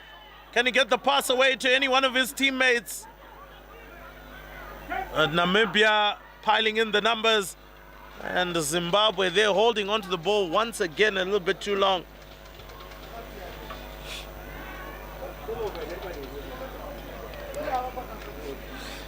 So just around about 9 minutes left for Zimbabwe to hatch a plan to score 2 quick goals. Oh, great pressure there, but Namibia come out unfortunate, they would feel. Oh, that's a great stop. And he retains possession with that. Mutsawashe Kanyangarara needs to find a good pass. Flicks it over the top. Oh, well, that one was deemed to have gone all the way out. So, interesting attempt to try and get the ball into the D. Now, Namibia flicks it over the top. Great control. Goes for the shot. Misses the goal. And great defensive work. But finally, somehow, someway, Namibia have done a tomahawk shot into the far corner. And that means Namibia now lead 5-2. And with this, one would feel that surely, TC, that one is in the bag. Yep, signed, sealed, delivered. Namibia will get the win, but that is an extraordinary goal. From the overhead from Finch to find the forwards. The keeper was well beaten to get the shot away. Gotta love some of these goals. Oh, definitely have. But at the end of it all, it is what it is. And Zimbabwe need to obviously keep their heads high. Namibia obviously walking out with a great victory today on 2 ends. in the women's side, in the men's side. And so, again, testament to the work that they're doing out there in Namibia. Yeah, absolutely. Unbeaten in this tournament, both men's and women's. Zimbabwe are in! Oh, Forbes! Motsi had an opportunity. Right idea, just trying to hit it into the turf to lob it over the keeper, but it went too high. I think he hit it too high down. But opportunities keep coming for the Zimbos. Oh yes, most definitely. And the play will continue.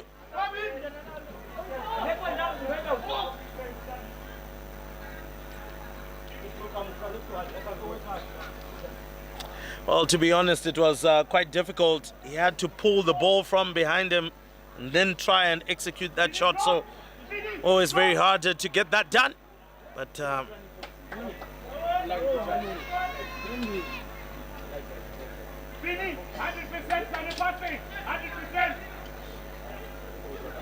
so another substitution for Namibia. Hansen comes on for Hatton. Owen Hatton coming off with a bright smile on his face, surely feeling very confident. Namibia now will be going about game management, and there a little bit of poor ball control by Peter Jacobs allows Zimbabwe to get a chance at possession. Just under 6.5 minutes left. And Zimbabwe loses possession on the far side. Ball is still in play. Ah, great steal from Kanyangarara. And he gets the ball back for Zimbabwe. But Namibia now looking a little bit lethargic in terms of walking on the pitch. I'm sure they're now feeling the heat of what has been quite a long day of hockey. And as much as they've scored the goals, they are definitely feeling the heat of what is a very, very quick and running Zimbabwe. And I guess the tough pill to swallow for Zimbabwe would be they've done a lot better today than they did yesterday, but it looks like they're still coming out of it with the loss. That is very, very tough to swallow. Well, Namibia was about to get a shot away there in the deep, but Zimbabwe get it away. They can launch a counter-attack, decides to come back inside, finds the pass into the middle of the park now, spread out wide. Can Zimbabwe get the ball up front though? I think dilly-dallying with the ball within their own half has also been an undoing. If the pressure is being applied, the ball will be taken away from you in more dangerous spaces. And I think Zimbabwe needs to try and address that before they get into the Eswatini match, which will come up on Tuesday. Yeah, I don't doubt that Zimbabwe will come away with the win in that game, but it's these first two games that they've played that are the real tough ones. I mean, losing 2 on the trot, it's not how you want to start a tournament, but lots to work on for them. It's the finishing for me. I think they've played a good brand of hockey. It's just the finishing that's been lacking. So let's see if Zimbabwe can find another finisher from here in the D. Doing pretty well. Pass comes out. Can they get the shot away? And there we have it. Zimbabwe will get a short corner. Others would have wanted a penalty flick. Well, doesn't happen. Yeah, no, too far from goal to get a penalty flick from that one, but Zimbabwe will take this short corner. And so Tenda Kanyangarara is on the bench at the moment, so he won't be the option for a drag flick there. We know how lethal he is in moments like these, but there are other players ready. 2 Castles at top D. 2 drag flickers ready for this one. First Castle taken. Flick is attempted. That's off the upright. And the second attempt, oh my! Ever so close, Ravimbo. Oh, that was so close. And what an attempt. Very unfortunate there for it to have hit the post. That was a sure goal for all my money. And it's another chance. Can they go for it? The keeper is sprawling on the floor. And oh my word. That goes against Zimbabwe, and Namibia quickly on the counter-attack. Try and get out of the danger zone. Namibia still on the attack. Ball comes in. What does it look like? It's gone well out. It's a free hit out. Zimbabwe needs to try and launch this one quick. Get play going. as quick as possible. Obviously, one would feel that there isn't too much to play for. Well, that pass has been intercepted. That touch a little bit too long. But great attempt by Zimbabwe to come in and take that one away. So lots of lessons here to be learned at TC. Yeah, lots of lessons to be learned. I'm sure the youngsters in this squad will take it on the chin and press forward and move on. Still got a game to play, lots of tournaments to look forward to in the future. But for me, the likes of Constantine Muchono, Tatenda Kanyangarara, Tafadzwa Mugore, Richard Matambo, they've really stood out and shown their worth here. And then the youth of Daniel Erasmus, almost like handing over to the next generation. Forbes Motsi is another one who's had an immense game today, but the Namibians just proving to be too good. Goes for the shot. Oh, what a save by the Namibian keeper there to ensure that his side doesn't concede anymore. But that was a decent chance once again from Zimbabwe. Mtsawashe. Zimbabwe piling on the pressure here. And Namibia all of a sudden have picked up the ball and right through the middle, looking to get the pass across. It is 1v1 against the keeper. And Zimbabwe do enough to take it away. So the Namibian player there falling asleep as the Zimbabwean defender was coming right up behind him. Oh, Namibian coach are feeling that that should have been a penalty flick. Not gonna happen. Oh, it's been absolutely interesting watching the coaches go at the umpires. Not what you want to see, really, but heat of the moment. I'm sure they'll be the first to go and shake the umpire's hand after the game. It's in the heat of the moment, but Zimbabwe won't die without fighting here. They will continue to work. They'll continue to fight. Have a look at Hermanusco. He's having a field day out there. Hey, just toying with the Zimbabweans. In, out, in, out. I can eat you. I can circle you. In, out. Have a go. Come at me. Hey. Those are the jokes we don't want to laugh at there, TC. She's eventually just took someone to whack the ball out. Stop it. Just get it out. Jeez.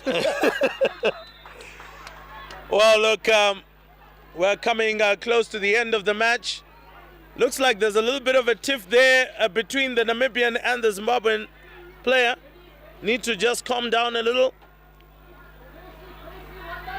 But Namibia will take all the time in the world with just under 50 seconds left for this game to come to a close. It has been a fight. It has been some play. It's not for the lack of goals that Zimbabwe has lost, but unfortunately for the clinical finishing of Namibia. And the hosts here have got quite a lot to do after that painful loss from yesterday against Namibia. Another one has been inflicted against Zambia rather. Another painful loss has been afflicted by Namibia. And surely this one is the last chance that Zimbabwe has to try and get anything done. And it surely should be the end of it now.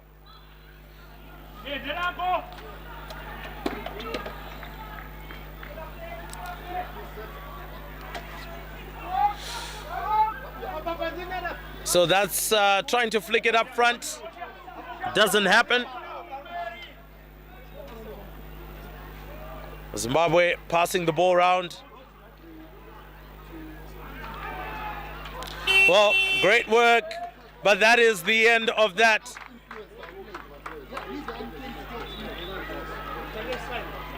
But that is the end of the match. And, well, Zimbabwe made to eat humble pie here as Namibia beating them by 5-2 on their home patch. It was a tough one, but lots of lessons, obviously, that will be taken by Zimbabwe as they try to move forward and maybe try and get their first win of this particular qualifier. Yeah, tough start to the tournament for Zimbabwe, going down to Zambia yesterday and going down to Namibia now. Namibia will be happy. 32 goals.